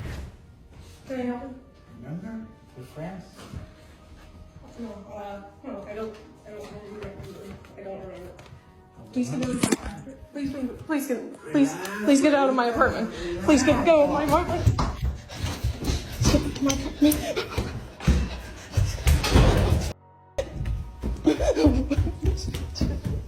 What's even stranger is that just before she escapes, the front door can be seen opening slightly on its own, adding an extra layer of mystery to the already horrifying situation. Some speculated a ghost was involved, while others believe someone outside had opened the door to help her get away. But that wasn't the end. In a follow-up video, Jeanette tries to relax at home, cuddling her cat. Then she hears strange noises from her bedroom.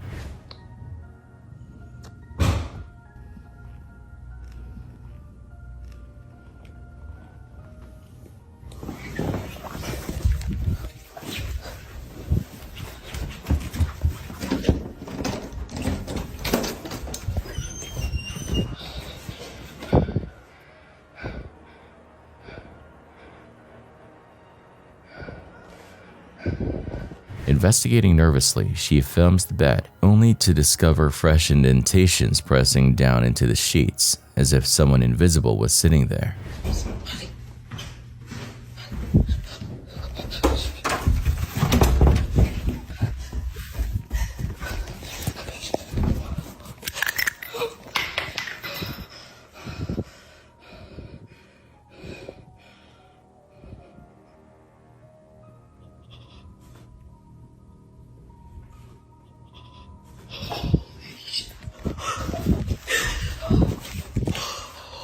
Was it another intruder hiding, or something paranormal lurking in the apartment? Either way, it's no wonder Jeanette shared her story, because almost no one would want to live alone after footage like that. Another clip posted by Reddit user Brom10 captures a scene that looks like something out of a horror film. While driving at night, he noticed a strange gathering in a park and pulled out his camera. At first, it's difficult to make out what has his attention, but as the headlights pass, the truth comes into focus.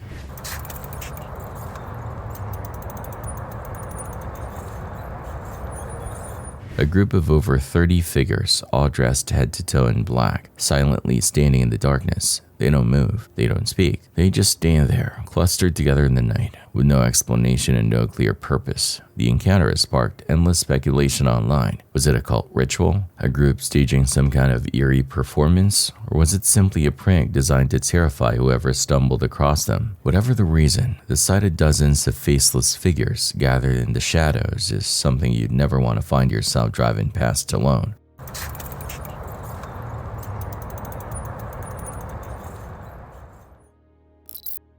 The Shanghai Tower, one of the tallest skyscrapers in the world, is normally a symbol of modern power, but in late 2023, rare freezing rains transformed it into something out of a science fiction nightmare.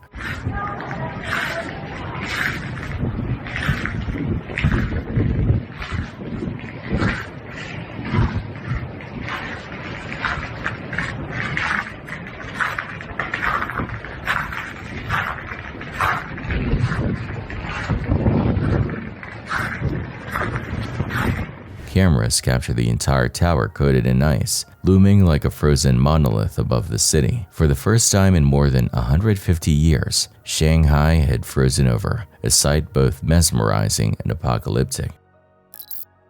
May 24th, 2020, 12-year-old Alejandro Prado was hiking with his family near Sporminor, a village in the Brenta Dolomites in northern Italy. The outing was simple, a quiet walk on mountain trails, but when Alejandro wandered a short distance from the group to collect pine cones, he disturbed something unexpected. Vieni Ale.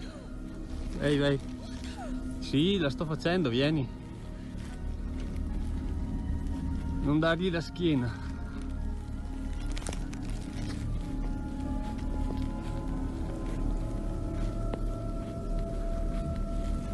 Non dargli la schiena, lui fa I cavoli suoi.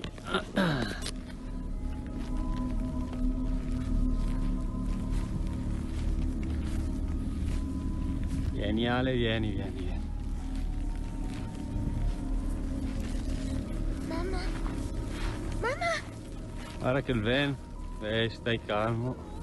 Hidden in the brush was a Eurasian brown bear. Normally shy and reclusive, this one had been resting. Startled awake, it rose and began following Alejandro. The boy walked downhill, trying to stay calm, while the bear stalked just steps behind. His family screamed in panic, powerless to help. The boy's small frame against a towering animal was a chilling sight. And then, just as suddenly as it appeared, the bear stopped. It turned back into the trees, vanishing as quickly as it had come. The entire encounter lasted less than a minute, but to those watching, it felt endless. Experts later said Alejandro's composure likely saved him. By walking steadily and not breaking into a run, he avoided triggering the bear's chase instinct. His family continued their hike, shaken but unharmed. The image of a child calmly walking with a predator at his heels, however, is something none of them will ever forget. Hey, how's it going? You got the PlayStation? All right, everything works with it? Yes. I got 2 controllers with an extra. My brother just gave me one of his controllers. Oh, okay. You got the cash, sir? Yeah. Okay. Everything's good with it? Yes, sir. Oh, okay, I appreciate it. It's all up in there. Can I check it out? Yeah, go ahead. Hang on 1 second. I'm gonna step off the side here just so I not get ran over. Okay.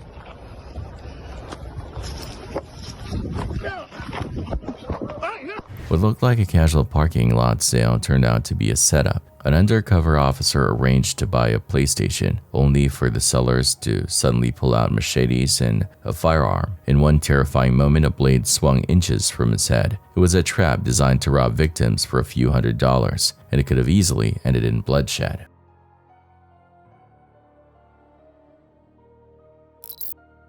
May 26, 2013, off the coast of Nigeria, the tugboat Jaskin 4 was carrying out what should have been a routine job, stabilizing an oil tanker in the Atlantic. But in an instant, something went wrong. Whether it was a rogue wave or a sudden mechanical failure, the ship capsized violently, plunging 100 feet to the seafloor and landing upside down. All 11 crew members were presumed dead. 3 days later, South African saturation divers arrived to recover bodies. They expected silence and lifeless wreckage. Instead, in the darkness of the overturned ship, one diver's camera captured something unbelievable, a human hand. At first, he thought it was a corpse drifting with the current, but when the hand grabbed his, the diver recoiled in shock. Against every odd, someone was still alive. What's that? Okay. All right, you found one, yeah? He's alive. He's alive. Okay, keep him there. All right. Just. All right. Just hold him there, okay? Just keep him there. Calm, okay? All right. Just reassure him. Pat him on the shoulder. Okay. All right. Right. Let's get that head on his head so we can reduce the CO2, please. Just want you to keep calm, okay?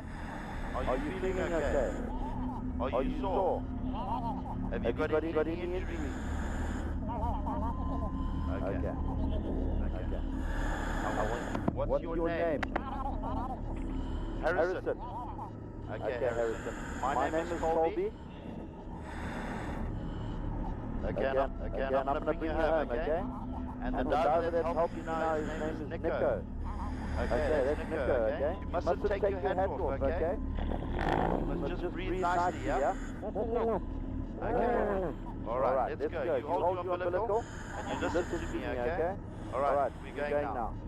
Put your head underwater and breathe comfortably, okay? It was Harrison O'Kane, the ship's cook. He had been in the bathroom when the vessel flipped. In the chaos, he groped through flooded passages until he stumbled into a tiny 4-foot-high air pocket inside the engineer's office. There, in total blackness, surrounded by the bodies of his crewmates, Harrison clung to life for nearly 60 hours. He endured the stench of death, the sounds of creaking metal, and the terror knowing the air was running out. National Geographic later confirmed that an air pocket of that size could only sustain a human for about 56 hours before becoming toxic with carbon dioxide. Harrison lasted almost exactly that long. Rescuers fitted him with a diving helmet and slowly brought him up. carefully managing decompression so he wouldn't die from the rapid pressure change. He survived, the only crew member who did. Later, Harrison revealed that in the darkness, he repeated Psalm 54, the same passage his wife had texted him earlier that day. It was prayer, faith, and sheer willpower that gave him the strength not to panic. The light went off and the vessel capsized.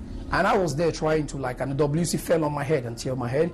And I was there struggling on how I can be able to open the door. When I was right there in the water, when I have access to nothing, right down inside the water, I thought of my family, thought of my mom, my brothers, my wife. I have access to none of them, no way to get to them. And I was right there in the water and I know I'm going to die. But the only thing I could put my hope and trust in and my confidence in is God. I don't know it's up to 3 days because I was thinking it's just a day, maybe it's getting to the evening. I was on there, keep on praying. When I prayed for some time, I stopped. And I said, God, let that will be done as it is in heaven, because I have tried my best. And I have called on you, and you have never failed me before. And you will never fail me at all in my life. So as I said that, to me, if death comes, let it come. If death did not come, I know He's going to rescue me. So as I was there like that. While the other 11 men perished, Harrison's survival became known as a miracle, a man entombed beneath the sea who somehow walked out alive. Reddit user SakiGate9281 posted footage from a home security system that began with the blaring sound of an alarm, but the real shock came seconds later.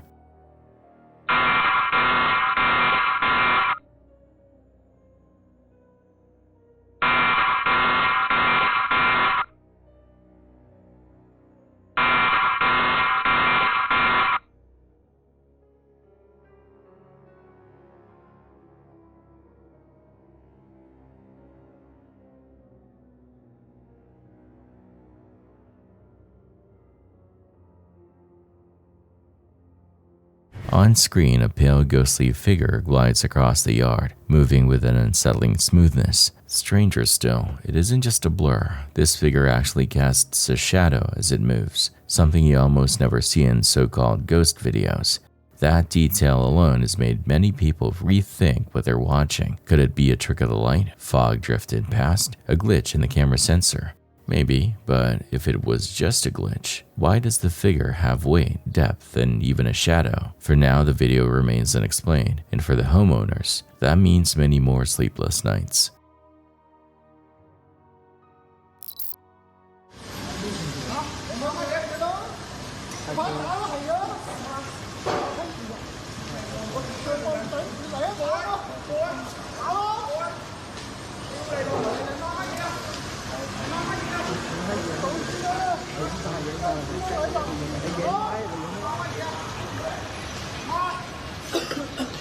Road rage boiled over during a traffic altercation. Two men exchanged blows, but once separated, one stormed his car and pulled out a large wrench. He then smashed it into the other man's vehicle, striking with brutal force.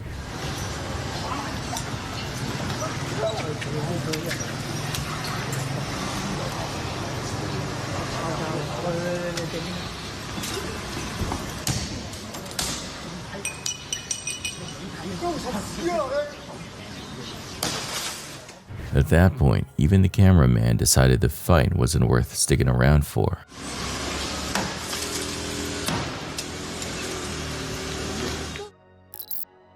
January 7th, 2020, Rockmart, Georgia, a small town lined with railroad tracks where most days slip by without much more than the sound of freight cars echoing through the neighborhoods. But on that ordinary winter afternoon, something unfolded that no one could have predicted. Officer Andy Anderson, a 16-year veteran of the Polk County Police Department, was responding to what should have been just another burglary call. A report of a man breaking into a home on College Street, not far from the tracks. When Anderson arrived, he spotted 18-year-old Jaden Mose carrying what looked like a television, arms full of stolen property. Mose bolted, and Anderson gave chase. The pursuit wound its way through backyards and into the forgotten space along the railroad, a place many locals use as a shortcut, but one that can just as easily turn deadly. Anderson's 360-degree body cam captured every step as he closed in on the suspect, but in that tunnel vision, all his focus locked on Mose. He never noticed the danger bearing down on him. A Norfolk Southern freight train, hundreds of tons of steel moving at full speed. Its horn cut the air, but drowned in the noise and adrenaline. Anderson didn't hear it.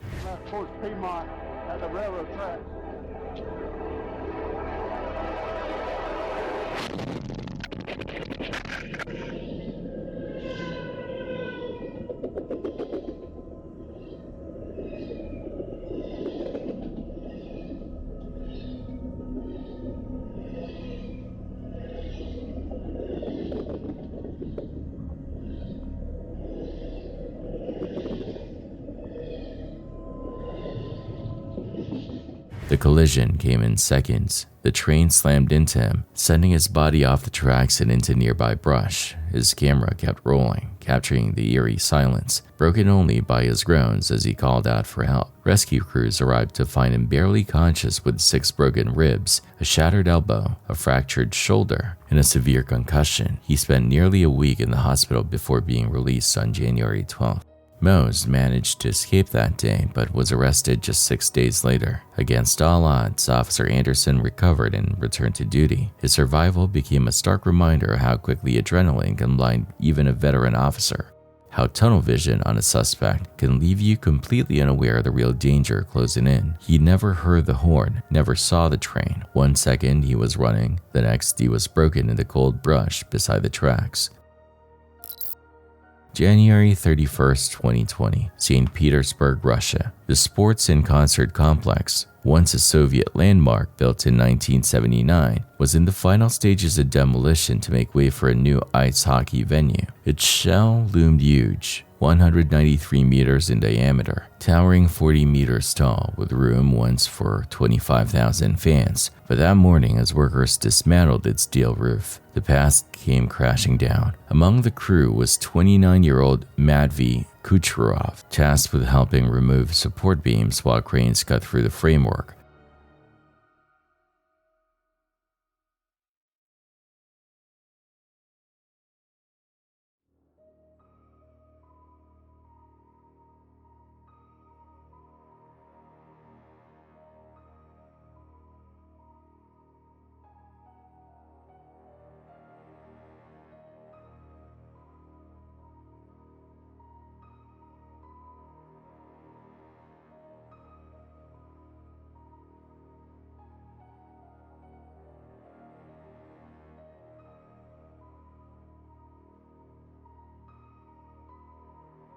As cables snapped and supports were lowered, Matvey tried to reach the safety cage. He never made it. Without proper safety lines, without warnings, the roof gave way all at once. In seconds, thousands of tons of steel and concrete collapsed, swallowing Matvey in the rubble. Rescue crews found his body hours later. He had no chance of survival. Later reports painted a grim picture. Workers were paid the equivalent of barely $100 a day, told to cut corners, skip protocols, and get it done. The crane operator reportedly didn't even know men were still beneath the structure when the final cuts were made. It was negligence stacked on negligence. Public outrage forced prosecutors to act. 2 foremen and 1 contractor executive were eventually convicted, but the punishment was light. Suspended sentences, probation, and a financial payout of 2.7 million rubles to Matvey's family. No prison time, just numbers on paper for a young life lost. The arena's concrete dust settled into silence. A landmark was gone, a worker was dead, and the story became another reminder of what happens when safety is treated as an inconvenience. Buildings fall, workers pay the price, and families are left with nothing but ashes and unanswered questions. This chilling video takes us to October 31st at an amusement park in Rio Preto de Eva, Brazil, where 2 young girls just 11 and 13 years old boarded a giant Ferris wheel for what was supposed to be a night of fun.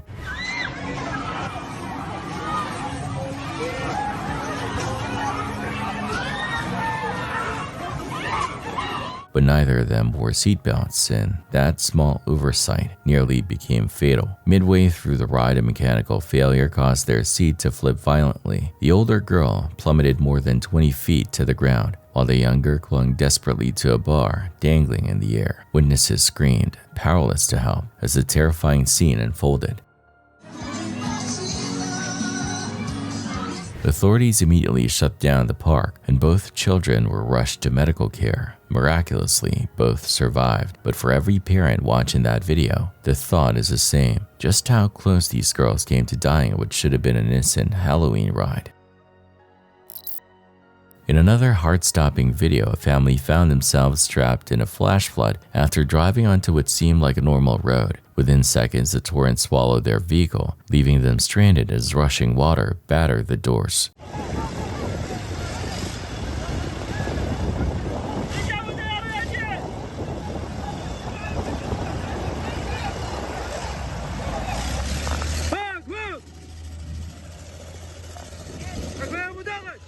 The crane was the only thing that stood between life and death. It held fast against the raging current, pulling the family to safety as terrified onlookers sprayed from the sidelines. Relief swept the crowd when everyone made it out alive.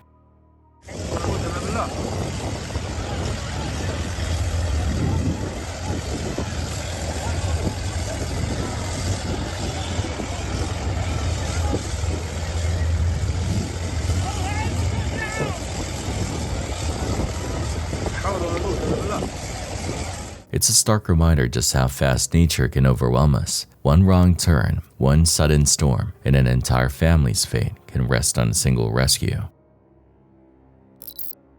TikTok user Kills25 uploaded a video from inside their quiet living room that begins normally enough. The space is still and silent, nothing out of the ordinary. But then, without warning, the curtains start to shift, pulling open as if something on the other side wants a view inside.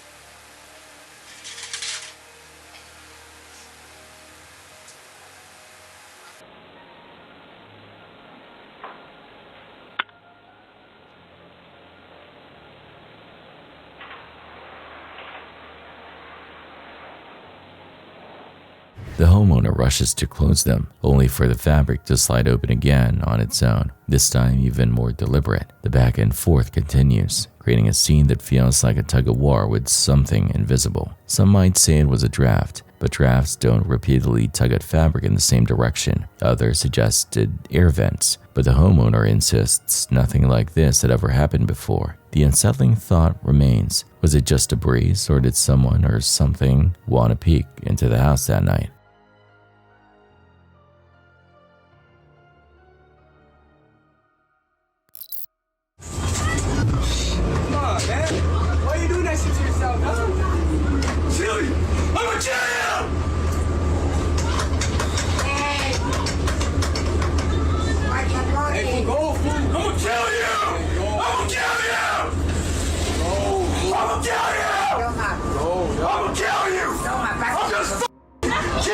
Passengers on a city bus were left terrified when a man began screaming threats outside, vowing to kill anyone inside. He eventually smashed his way in, but to everyone's surprise, quickly backed down once confronted.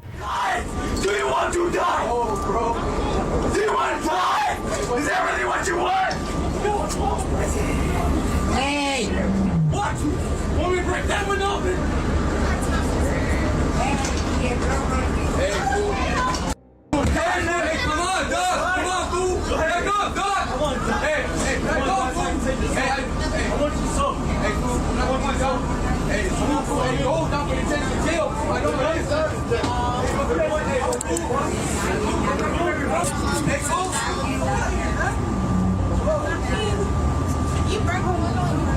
His erratic behavior suggested drugs or mental illness, but fortunately, his rage dissolved before anyone was hurt. In Medellin, Colombia, witnesses watched in horror as a tourist helicopter carrying 6 people lifted off a rooftop, only to spin violently out of control seconds later.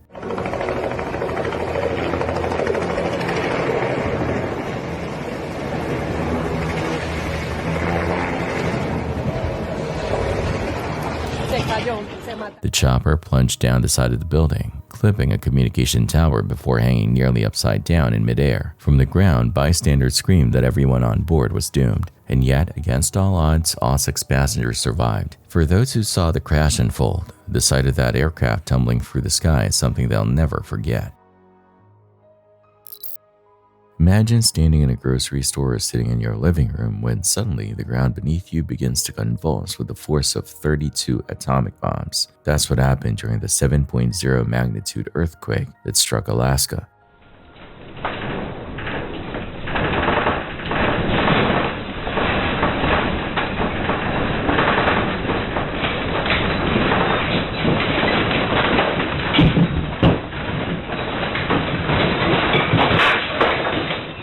Security cameras captured shelves toppling, ceilings shaking, and entire buildings quivering under the strain. In those seconds, survival hinged on little more than luck and instinct. Seismologists warn that events like these are becoming more frequent and more powerful, and the footage from Alaska feels like a terrifying preview of what may lie ahead.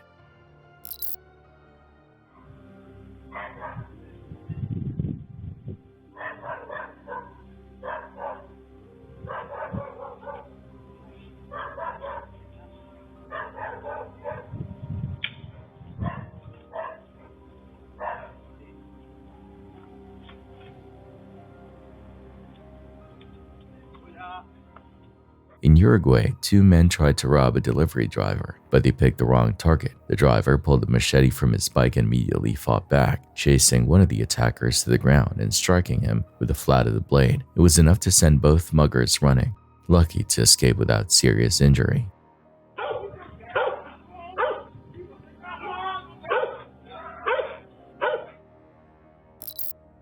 TikTok user Adam Tristan filmed what should have been an ordinary evening in his bedroom. The video starts quietly, but as the seconds pass, something in the corner becomes impossible to ignore.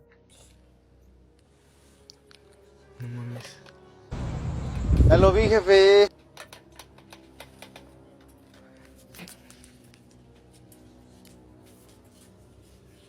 Parte ahí por la...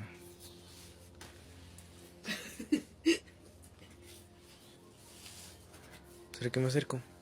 Sí.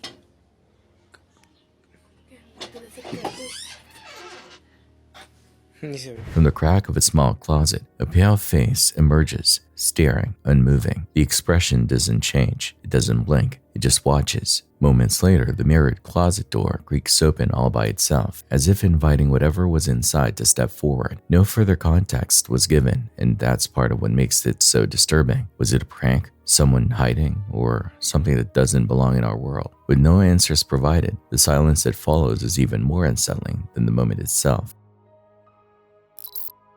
He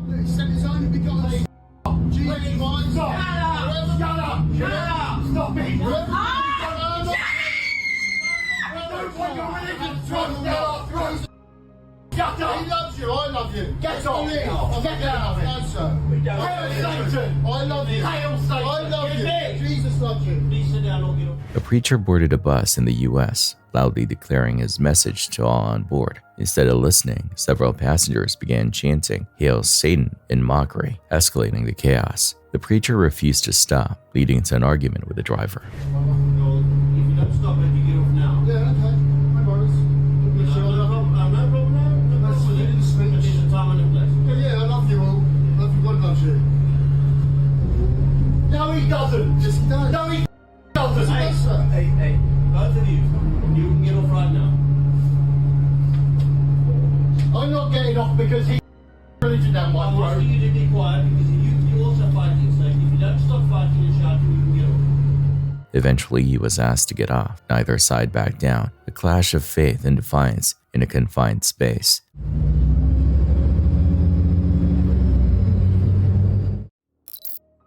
Wildlife biologist Forrest Galante, known for his daring adventures, was filming in the Florida Everglades when lightning struck alarmingly close. All right, so honest gear review time. When I'm out here in a place like this, in a remote swamp where the thunder's cracking off and there's alligators cruising around, there's a couple things that I absolutely cannot live without. One of those is a GPS. Doesn't matter where you go in the world, you should always have a GPS, and I used to carry a big, bulky handheld one, and I got hit. I felt it, yeah. I got hit. That hurt. Yeah, it just hurt. Shit, really? Yeah. Reviewing the footage later, he saw just how near the bolt had been, but in that moment, he felt it. His body jolted, his voice breaking as he muttered, "I got hit." Galante survived, but the strike left him shaken. It was a sobering reminder that no matter how skilled or prepared you are, the raw forces in nature don't care. In Queensland, Australia, thieves staged an almost cinematic crime at 3 a.m. Using an excavator, they smashed through barriers, tore an ATM from the ground, and loaded it up, all in less than a minute. Surveillance footage captured every move, from the metal claw ripping into the bank's facade to the criminals driving off with the machine.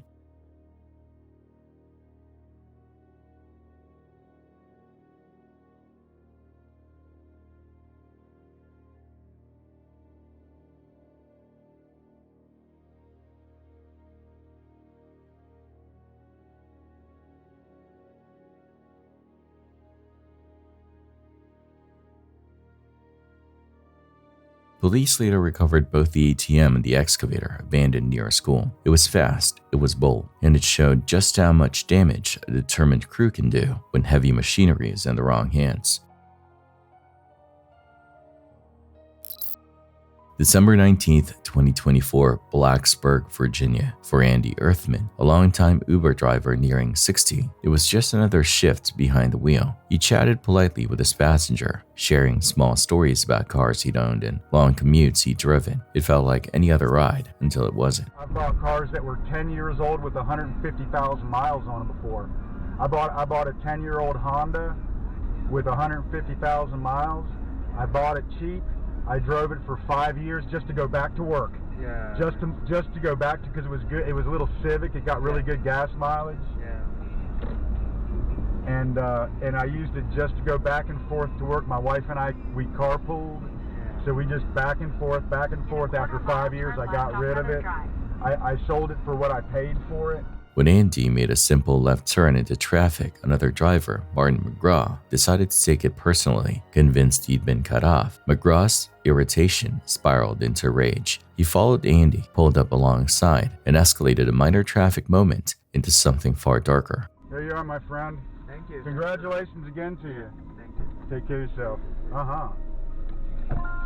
Head to your pickup on Snyder Lane. Turn left to stay on Cardinal Court, then turn right on Tall Oaks Drive. Huh? Whoa! I'm gonna call the police right now, man. I'm gonna call the police right now. You damaged my car, I will sue you. You damaged my car. You damaged my car?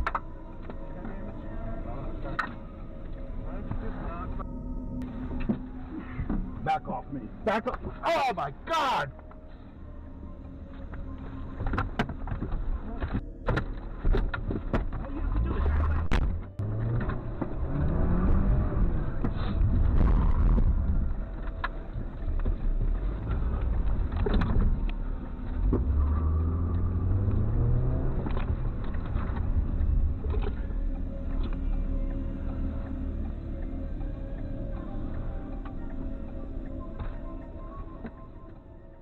Dashcam footage captured McGraw leaping from his car, slamming into Andy's vehicle, and physically trying to rip him out of the driver's seat. Right there in the middle of the road, in broad daylight, Andy, nearly twice McGraw's age, was struck in the face, shaken and terrified. Yet he stayed calm, shut the door, and drove away to safety before calling police.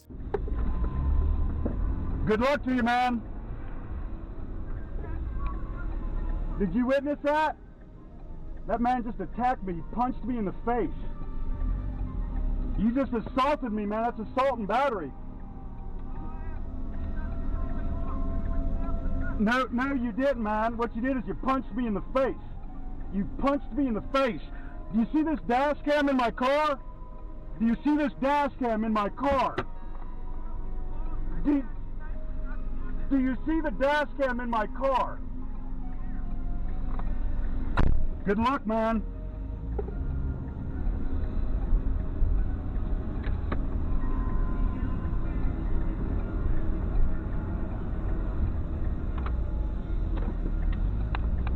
On January 10th, 2025, McGraw was arrested on charges of assault and battery, but instead of taking responsibility, he filed a counter-complaint accusing Andy of provoking him and even claiming damage to his glasses. Uber suspended Andy's account while the legal mess dragged on, cutting off his income while he fought to clear his name. By May 2025, the truth finally stood tall. Andy was acquitted of all wrongdoing. McGraw was convicted, sentenced to probation, and ordered into anger management. Still, the ordeal had already cost Andy months of lost wages and endless stress. What should have been just another Uber ride became proof of how fragile safety can be on the road. A single turn, a single stranger's anger, and suddenly a working man's entire livelihood was on the line. Andy's calm saved him, but it should never have come to that. Another eerie video surfaced on TikTok, this time from user CCE Pedro. Security cameras had been recording a quiet neighborhood in the dead of night when something unexpected appeared.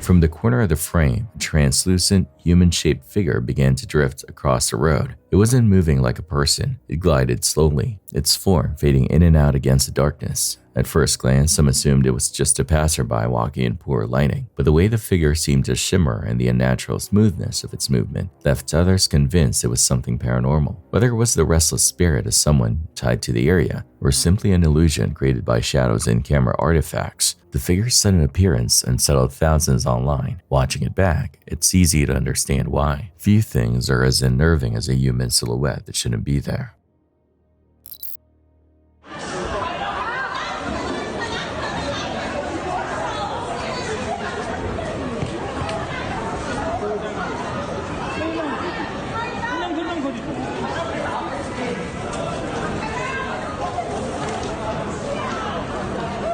In China, a woman stormed into Tiffany's store and unleashed destruction. Employees fled as she smashed displays, jewelry cases, and anything she could reach. Trapped inside, she caused thousands in damage before police finally arrived. The reason for a violent outburst remains unclear.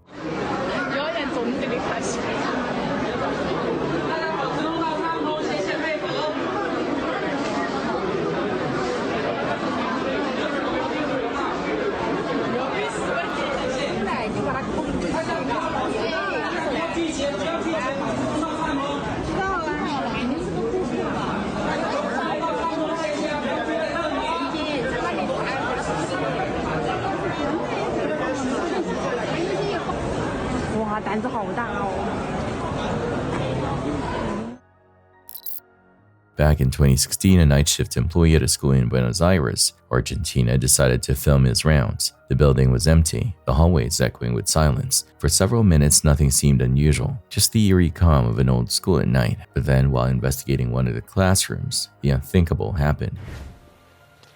Che, boludo, ¿escuchaste eso? Claudio. Shh, ¿escuchaste eso, boludo? ¿Qué? Allá en el aula hay como un ruido, boludo. Nada, boludo. Un toque, boludo, dale. Boludo, acá hay ruido en toda la escuela. Pero sí, boludo, ¿no escuchaste? ¿Ves a escuchar? ¿Escuchá, boludo? ¿No escuchás? Nada, boludo. A ver, mira, ve. ¿Dónde, boludo?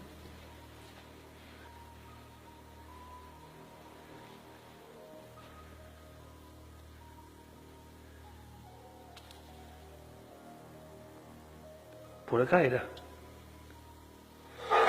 No, boludo, ¿viste, boludo? ¿Viste eso?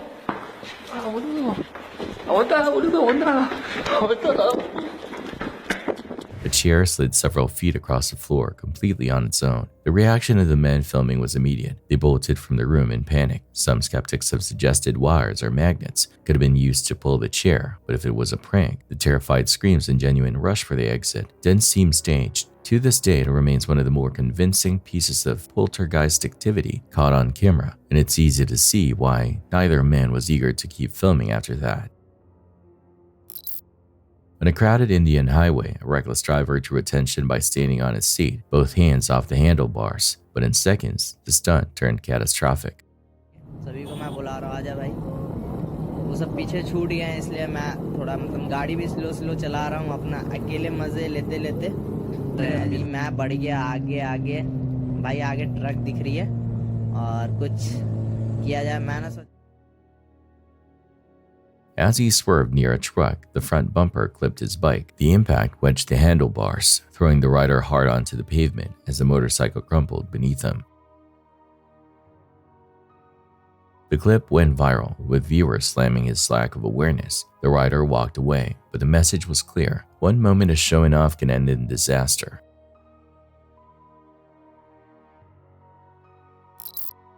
It begins with astonishing footage. A small plane has just crash landed in the waters of Oak Island, California, but the landing was in the end. It was only the start. As the cockpit floods, rescuers race across the surf, one on a jet ski, another paddling on a surfboard. The clock is ticking. The aircraft is sinking. Then, suddenly, a pair of white sneakers break the surface. The pilot, gasping for air, is dragged feet first out of the shattered cockpit. He clings to consciousness, dazed, shaken, unsure if he's even alive, but the ordeal isn't over. He's lifted onto a boogie board, tethered to the jet ski, and pulled through the churning waves toward shore, where paramedics wait, unsure what condition they'll find him in. There was an air pocket still in the plane, and he was trying to stay above the waterline. He was very visibly shaken and just kind of dazed almost. Inside the wreck, he had been surviving on nothing but a shrinking air pocket, his head pressed to the ceiling, trying to stay above the rising waterline. Any longer, and it would have been too late. The men who reached him, firefighters Chad Bice, Chris Dunham, and Austin Lancaster, are hailed as heroes. But listen closely, the pilot himself is being called one too. His name is Mark Finkelstein, and when his engine failed, he made a split-second choice. Ditched the crippled plane into the ocean instead of the crowded beach packed with families that sunny afternoon. Later, he admitted it was a beautiful weekend. There were lots of people down there. Landing on the beach was out of the question. One desperate decision, a crash into the waves, and a miracle of survival that could have so easily ended in disaster. On June 1st, a family's security camera captured a horrifying head-on bus crash. Investigators later revealed the white bus had been speeding before losing control.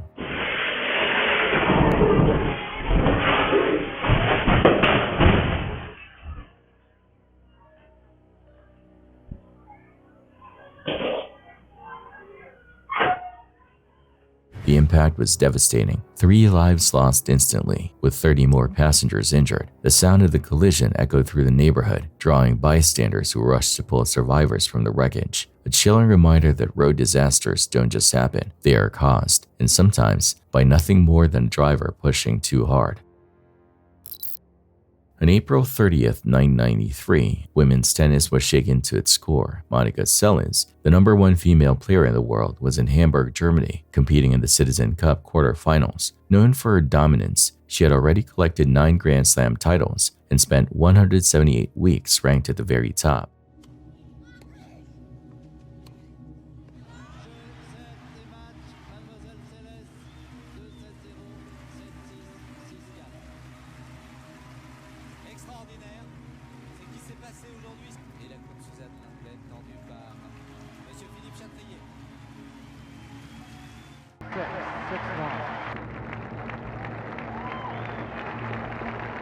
At only 19 years old, Seles appeared unstoppable until a tragedy struck. During a courtside break, Celis sat down to rest, unaware that danger was lurking just a few feet away. From the stands, a man named Gunter Parche, obsessed with Celis's rival Steffi Graf, rushed forward and drove a knife between her shoulder blades. The crowd gasped as Celis screamed in agony, collapsing in her chair. She was rushed to the hospital, but the damage had been done. Authorities later revealed that Parche's motive was disturbingly simple. He wanted Graf to reclaim the #1 spot. Declared mentally unstable, he was sentenced only to probation and psychiatric treatment, a punishment Celis condemned as a disgrace. Though her physical wound healed in weeks, the emotional scars ran deep. She battled depression and an eating disorder, and it would take over 2 years before she returned to the court. While Celis went on to win more titles, including the 1996 Australian Open, she was never quite the same. Her career had been violently derailed by a senseless act, leaving the tennis world to wonder just how much more greatness she might have achieved.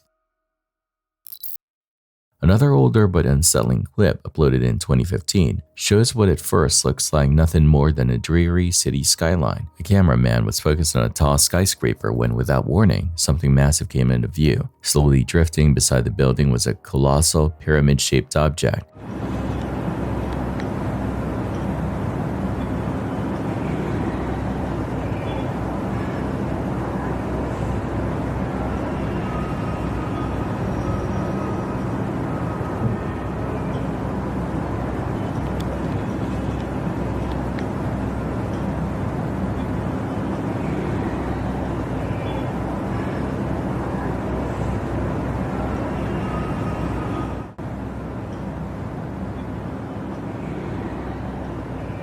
The sheer size of it is what startled viewers most. It looked impossibly large, hovering right alongside the skyscraper as though observing it. Then, just as calmly as it arrived, the video ended, offering no further clues. Some say it could have been a strange kite or balloon caught from a unique angle. Others believe it was one of the clearest captures of a UFO in recent memory. With no follow-up and no official explanation, the mystery remains wide open. But for those who watched, the image of a pyramid floating beside a skyscraper is not easily forgotten.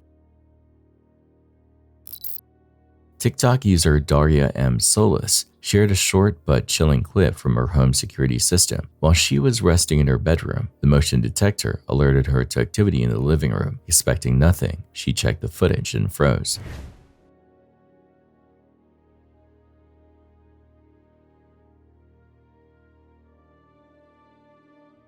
Against the far wall, a dark humanoid shadow appeared briefly, leaning out as if to peek into the room before vanishing again. It was fast, easy to miss unless you paused at the exact frame, but once seen, it was impossible to forget. Some argued it might have been a bug crossing the lens, or even a trick of the light, yet the way the shape seemed to mimic a face, complete with distinct movement, left others convinced it was something more. Whether it was a spirit, an intruder, or something harder to explain, the idea that someone, or something, was watching from the corner is enough to make anyone lose sleep.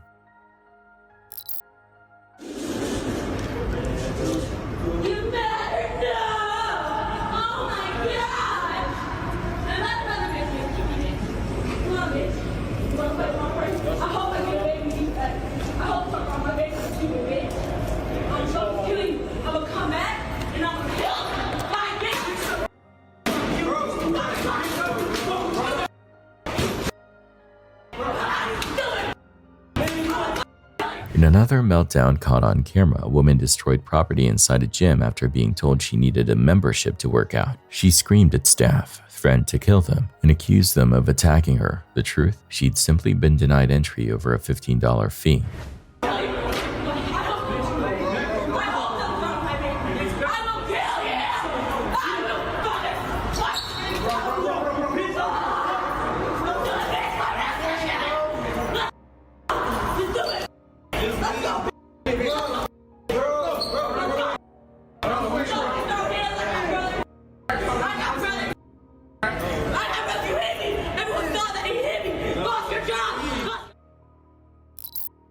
March 2024, San Mateo de Huanchor, Peru. Drivers had no idea they were seconds away from disaster.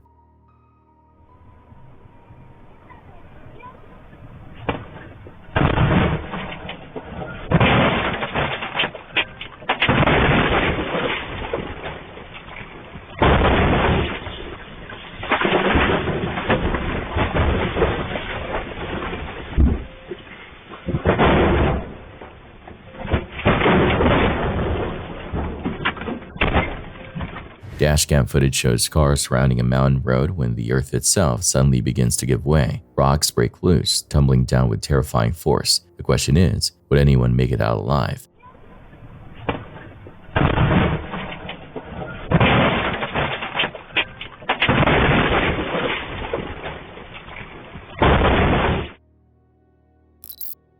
An 81-year-old motorist disregarded the gate at a railroad crossing on August 18, 2025 in Struth on the Greater Poland Voivodeship, resulting in another automobile and train accident. He drove his vehicle over the barrier and came to a stop in the center of the tracks.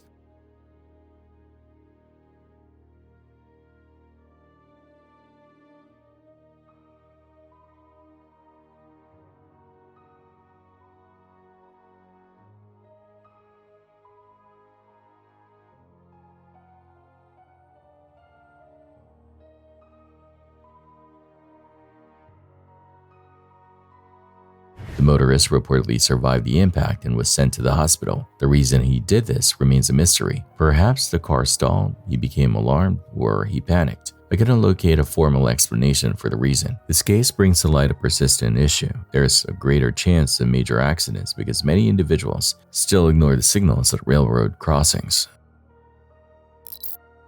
Two friends in Linsheng, Yunnan province thought they were in for a calm fishing trip. The water was still, the setting was peaceful, until the mountain above them suddenly came alive.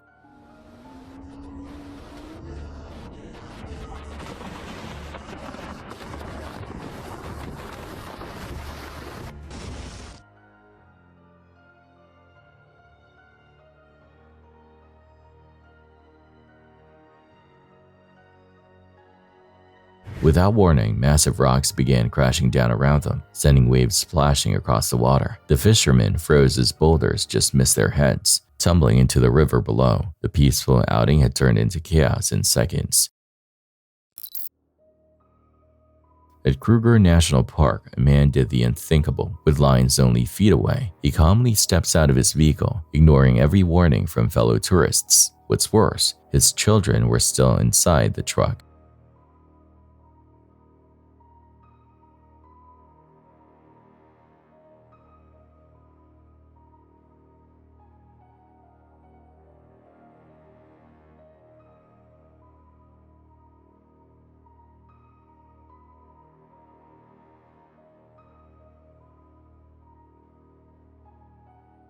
Cameras roll as he strolls closer, looking for the perfect shot. But would the lions let him walk away so easily? In a grainy video, a man lies motionless on the ground as a towering elephant looms over him. His desperate gamble: pretend to be dead.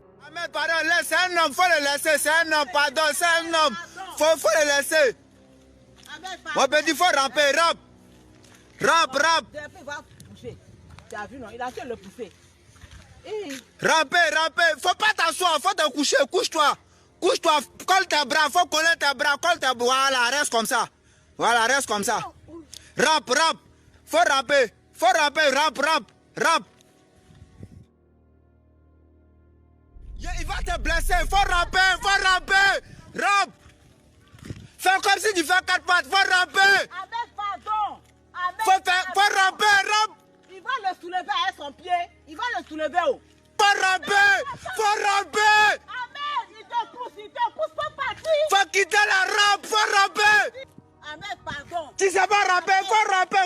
Quitte-la. For a moment, the elephant appears fooled, hesitating, even lifting the man's bike and striking him with it. The animal's sheer size made every second feel like an eternity. Somehow, the man escaped with nothing more than bruises and a broken bike.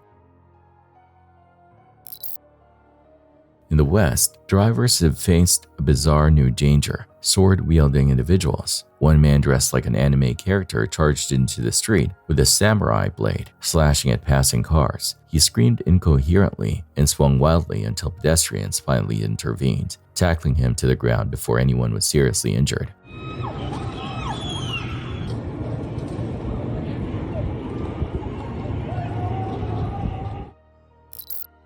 Over Over on the UFO subreddit, another user reported an unnerving discovery while testing the slow motion feature on his new phone. He had been filming children playing at a park, expecting nothing more than a fun experiment, but when he replayed the video later on a big screen, he noticed something darting across the sky.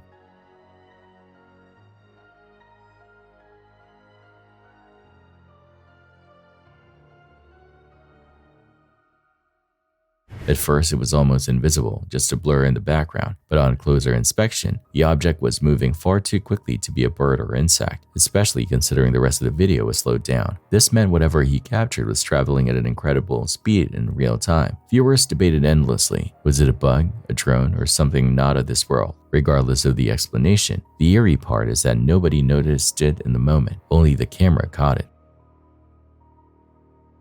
Sometimes the scariest things are the ones you don't see until later.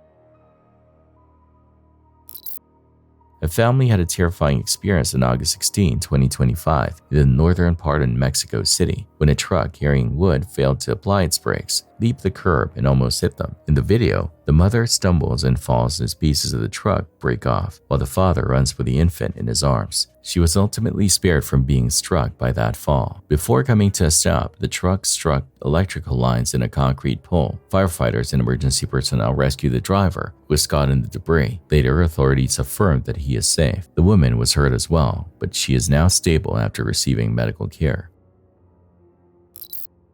Flooding in Jiang province has been severe, but one scooter ride wasn't about to be stopped. In footage that stunned viewers, a man rides straight into waist-deep water, his scooter somehow sputtering forward.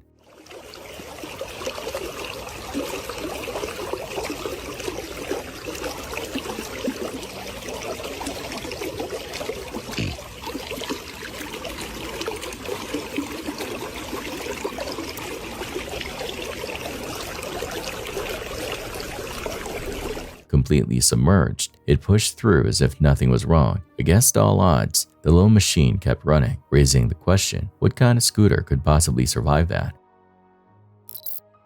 In a bizarre chain of events, a truck's tire suddenly tore free, bursting into flames as it rocketed down the street.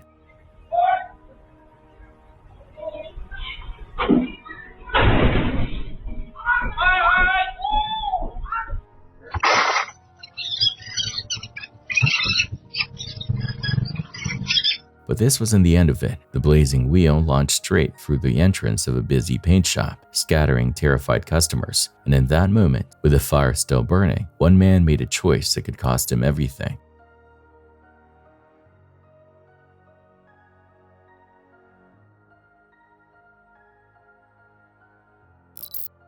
On August 25, 2025 in Terma, a district in the province of Samsun, Turkey, tragedy struck when the driver of a passenger bus ran over two people standing beside a parked pickup truck.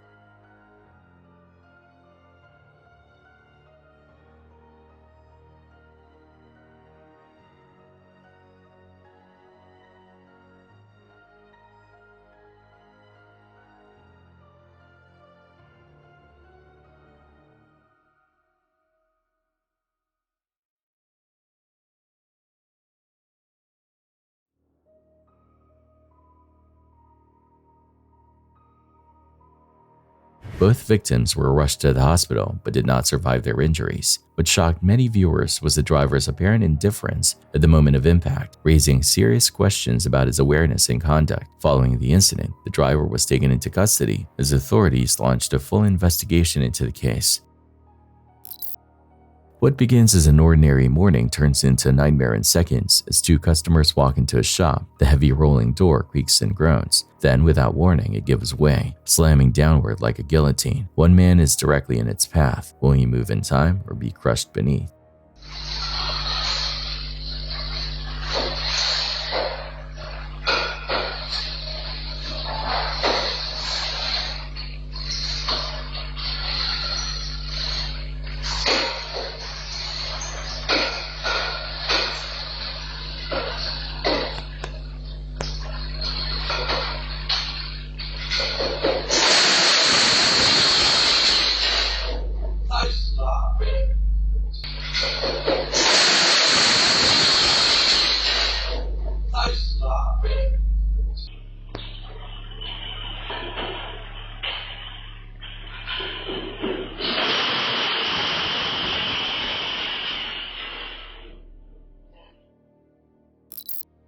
One of the most discussed clips on the UFO subreddit came from a user in Porto, Portugal. He originally thought he was filming a single metallic sphere drifting away at low altitude, but when he reviewed the footage later, the discovery was far stranger.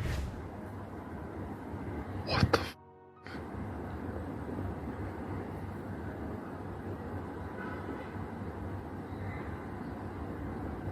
I'm a baller.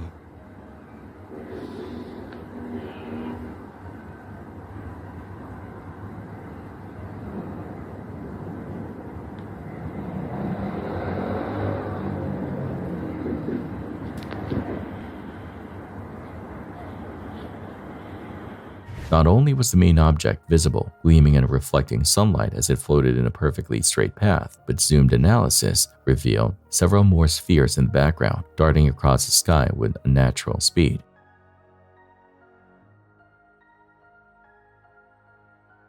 These weren't the usual blurry dots or camera glitches that skeptics often point to. They looked solid, moved with purpose, and most unsettling of all, they appeared coordinated. Some say balloons or birds might explain it, but the way the objects caught the light and maintained formation doesn't quite add up. For many viewers, this was one of the clearest and most disturbing captures of a possible UAP in recent memory.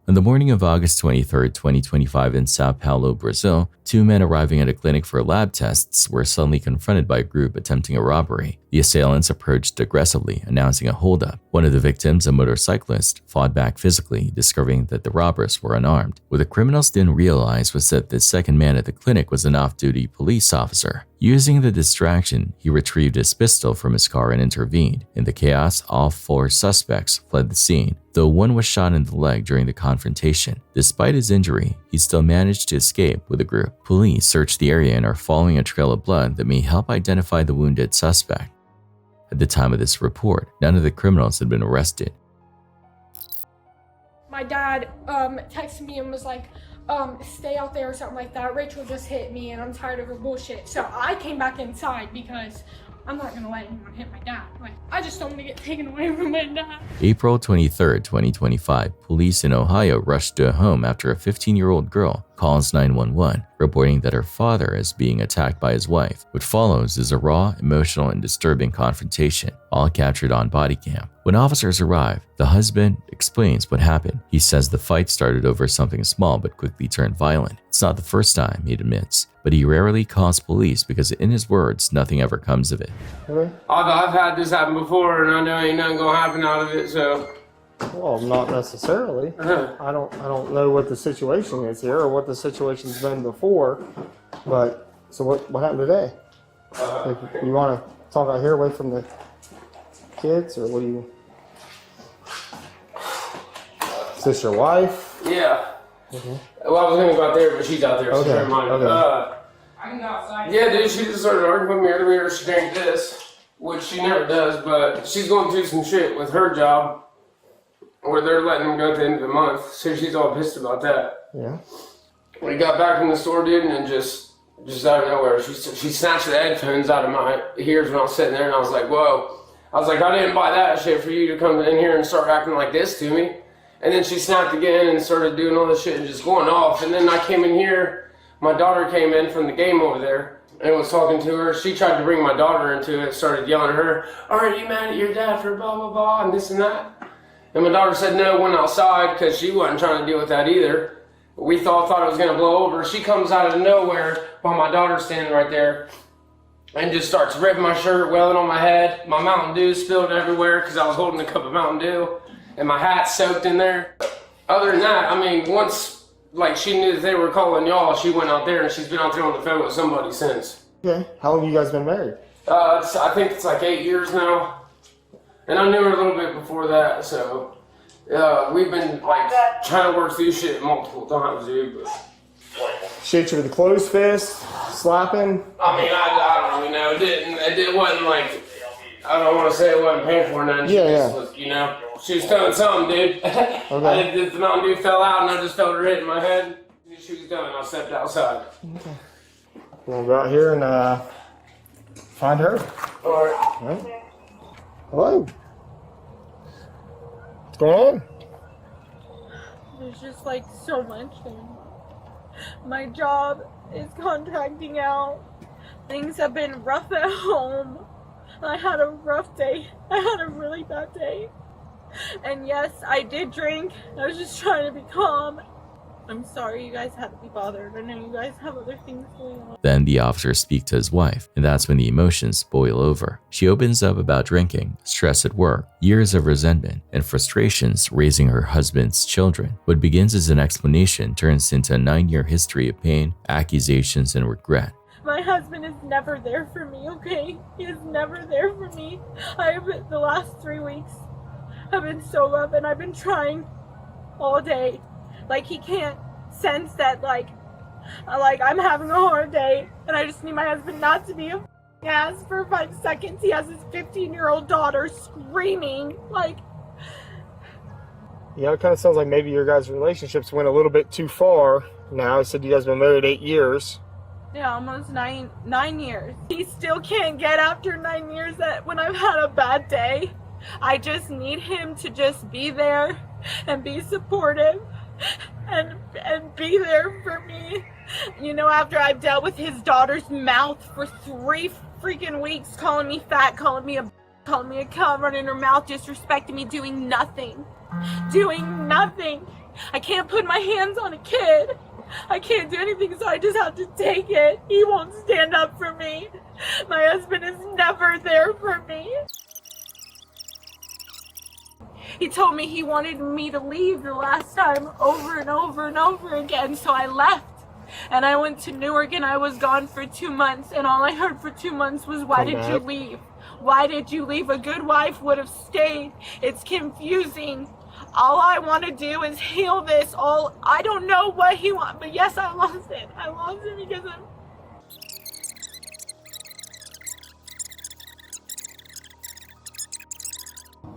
It's super unfortunate. It sounds like your guys' relationship's probably come to an end, or needs to come to an end if it hasn't already. It needs therapy, because last time I left, he called me a dumb for leaving, and he told me a good wife would have stayed. I didn't want to leave. He told me to leave. I want to go to counseling. We need therapy. We need his children not to be involved in our relationship. But when their teenage daughter steps in, her words paint an even darker picture. She claims this isn't an isolated fight, saying her stepmother has been aggressive many times before, even pulling her hair and making her cry before school. I came back inside because I'm not gonna let anyone hit my dad, like, you know, but I didn't do anything. I just stood there, and she was upstairs on the phone talking about, oh, he's gonna call the cops on me now, like, obviously. And said that I brought my kids into it. But she brought us into it. We first came here, and we heard, oh, you have anger issues, and Tina even knows it. Like, bringing my mom into it, that has nothing to do with their argument. And no, that's what she says all the time. This is not the first time this has happened. Like, she does this all the time, and she's like rude to everyone in the house, and then she tries to blame it on everyone else. And so I came in, she started screaming, she got up in my face and started going, "Aren't you mad at your dad? Aren't you mad at your dad?" And I had no idea what was even going on, because I've been out there for like an hour, and I just came inside. And I was so confused. I was like, "What are you even talking about?" And she was like talking about how she was gonna help help get us taken away from my dad and stuff like that. Like just help Tina, which is their mom right outside. Which my mom. Which we have no issues with each other or Yeah, anything. Like she like- just does random stuff like that, and it's like, what is going on? One time, she pulled my hair and like grabbed my arms and stuff, and I went to my friend's house. And of course, my dad was mad because I ran away from the house. But he was mad at Rachel because she put her hands on me. She was like, "Oh, I'm not gonna do this again. I'm not gonna do this again." I just don't want to get taken away from my dad. I just don't. Nothing like that's going to happen. Not from something like this. With conflicting stories but visible evidence of an assault, officers explained that Ohio law gives them no choice. Even if the husband doesn't want to press charges, it's still considered domestic violence. The woman is placed under arrest. Yeah, you are, and I don't have a choice, and I'm truly sorry, and I understand that doesn't help the situation at a moment, but unfortunately it's went too far. Is he pressing charges? Is that why I'm being arrested? So it doesn't matter whether he does or not when it comes to fights between couples who are married. It's domestic violence, and there's evidence of an altercation or assault. Ohio does not give us the choice. Can you get my wallet? Because I'm supposed to be paid tomorrow. She pleads for counseling instead of jail. He says he just wants her gone. Their daughter just wants peace. But now the decision lies in the courts. If she's convicted, what do you think the punishment should be? On a narrow street, a woman's camera captures a terrifying sight. A bull has escaped from a nearby farm. Startled by a motorcycle engine, the animal lowers its head, ready to charge. Oh my god.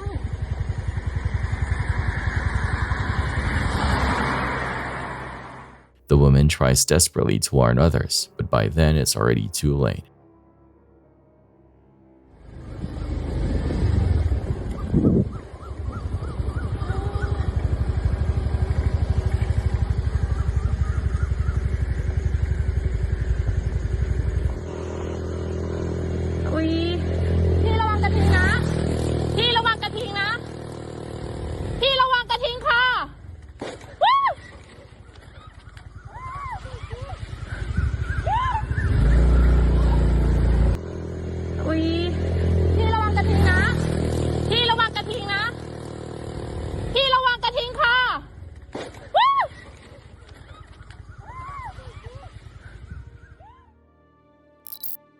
January 6, 2024, an elderly man collapses suddenly in the street, unconscious. His loyal dog immediately springs into action, refusing to leave his side.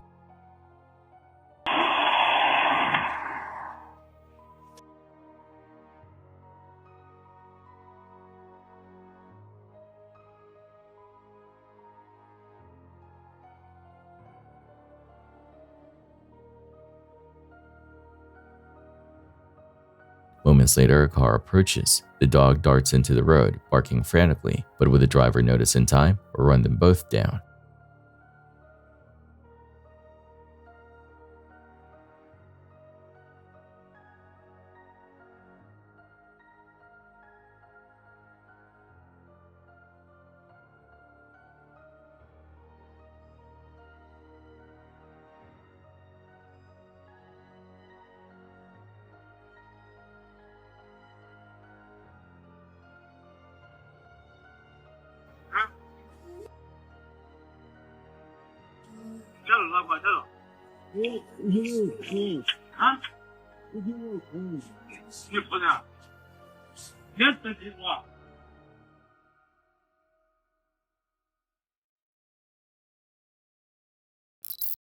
Thailand. Dashcam video shows a man clinging to the hood of a moving car, his body pressed against the windshield as traffic speeds by.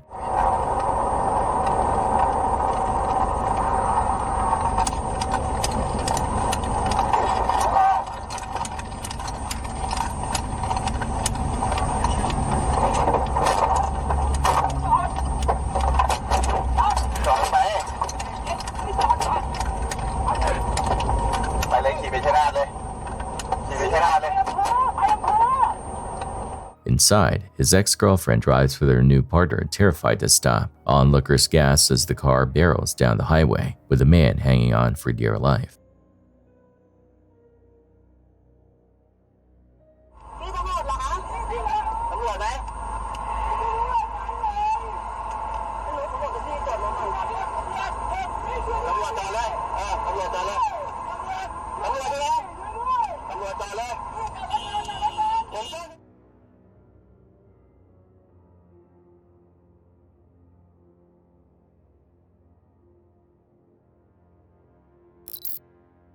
Sir, you need to leave our store. Sir, you're not going to get famous doing this. You need to go. The exit is right there.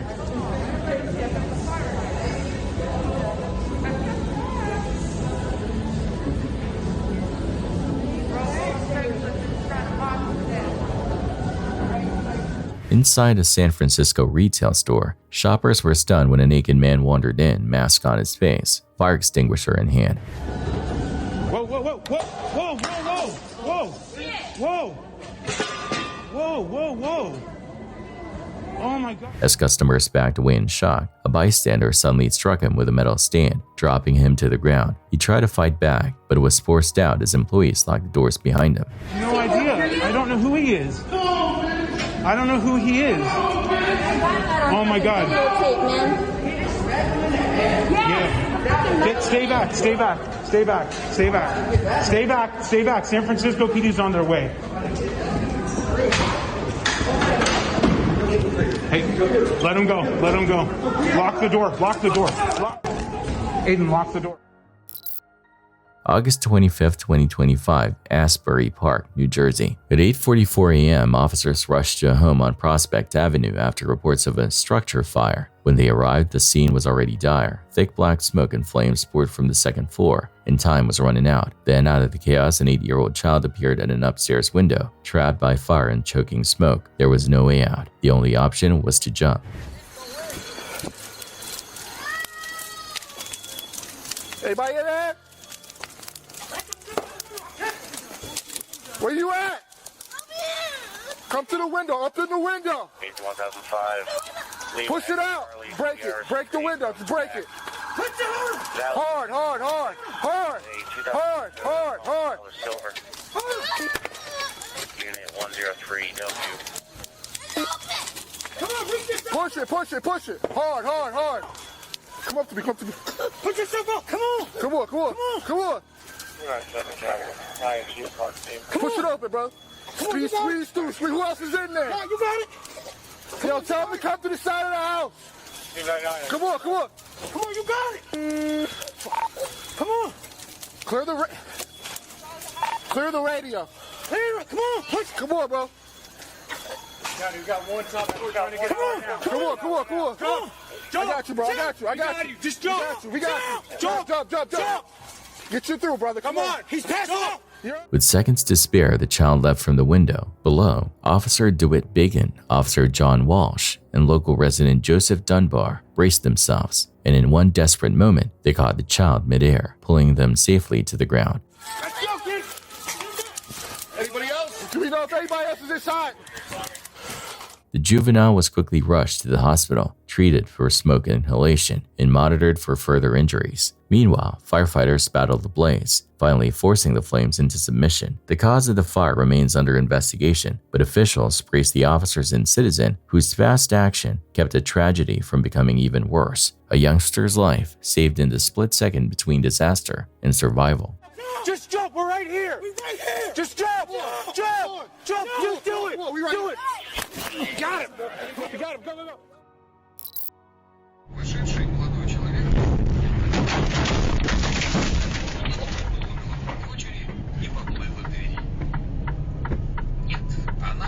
On August 23, 2025, in the Arzamas district of Nizhny Novgorod, Russia, a devastating crash occurred when a tanker truck transporting liquid carbon dioxide collided with a car carrier loaded with vehicles. The force of the collision caused the tanker's system to rupture and explode. Reports confirmed that the tanker driver died at the scene. Additionally, 2 people traveling in a nearby car sustained injuries and were given medical treatment. The violent blasts and wreckage underscored the extreme dangers of transporting hazardous materials, especially when high-impact collisions occur. Thanks for watching. Stay vigilant, friends.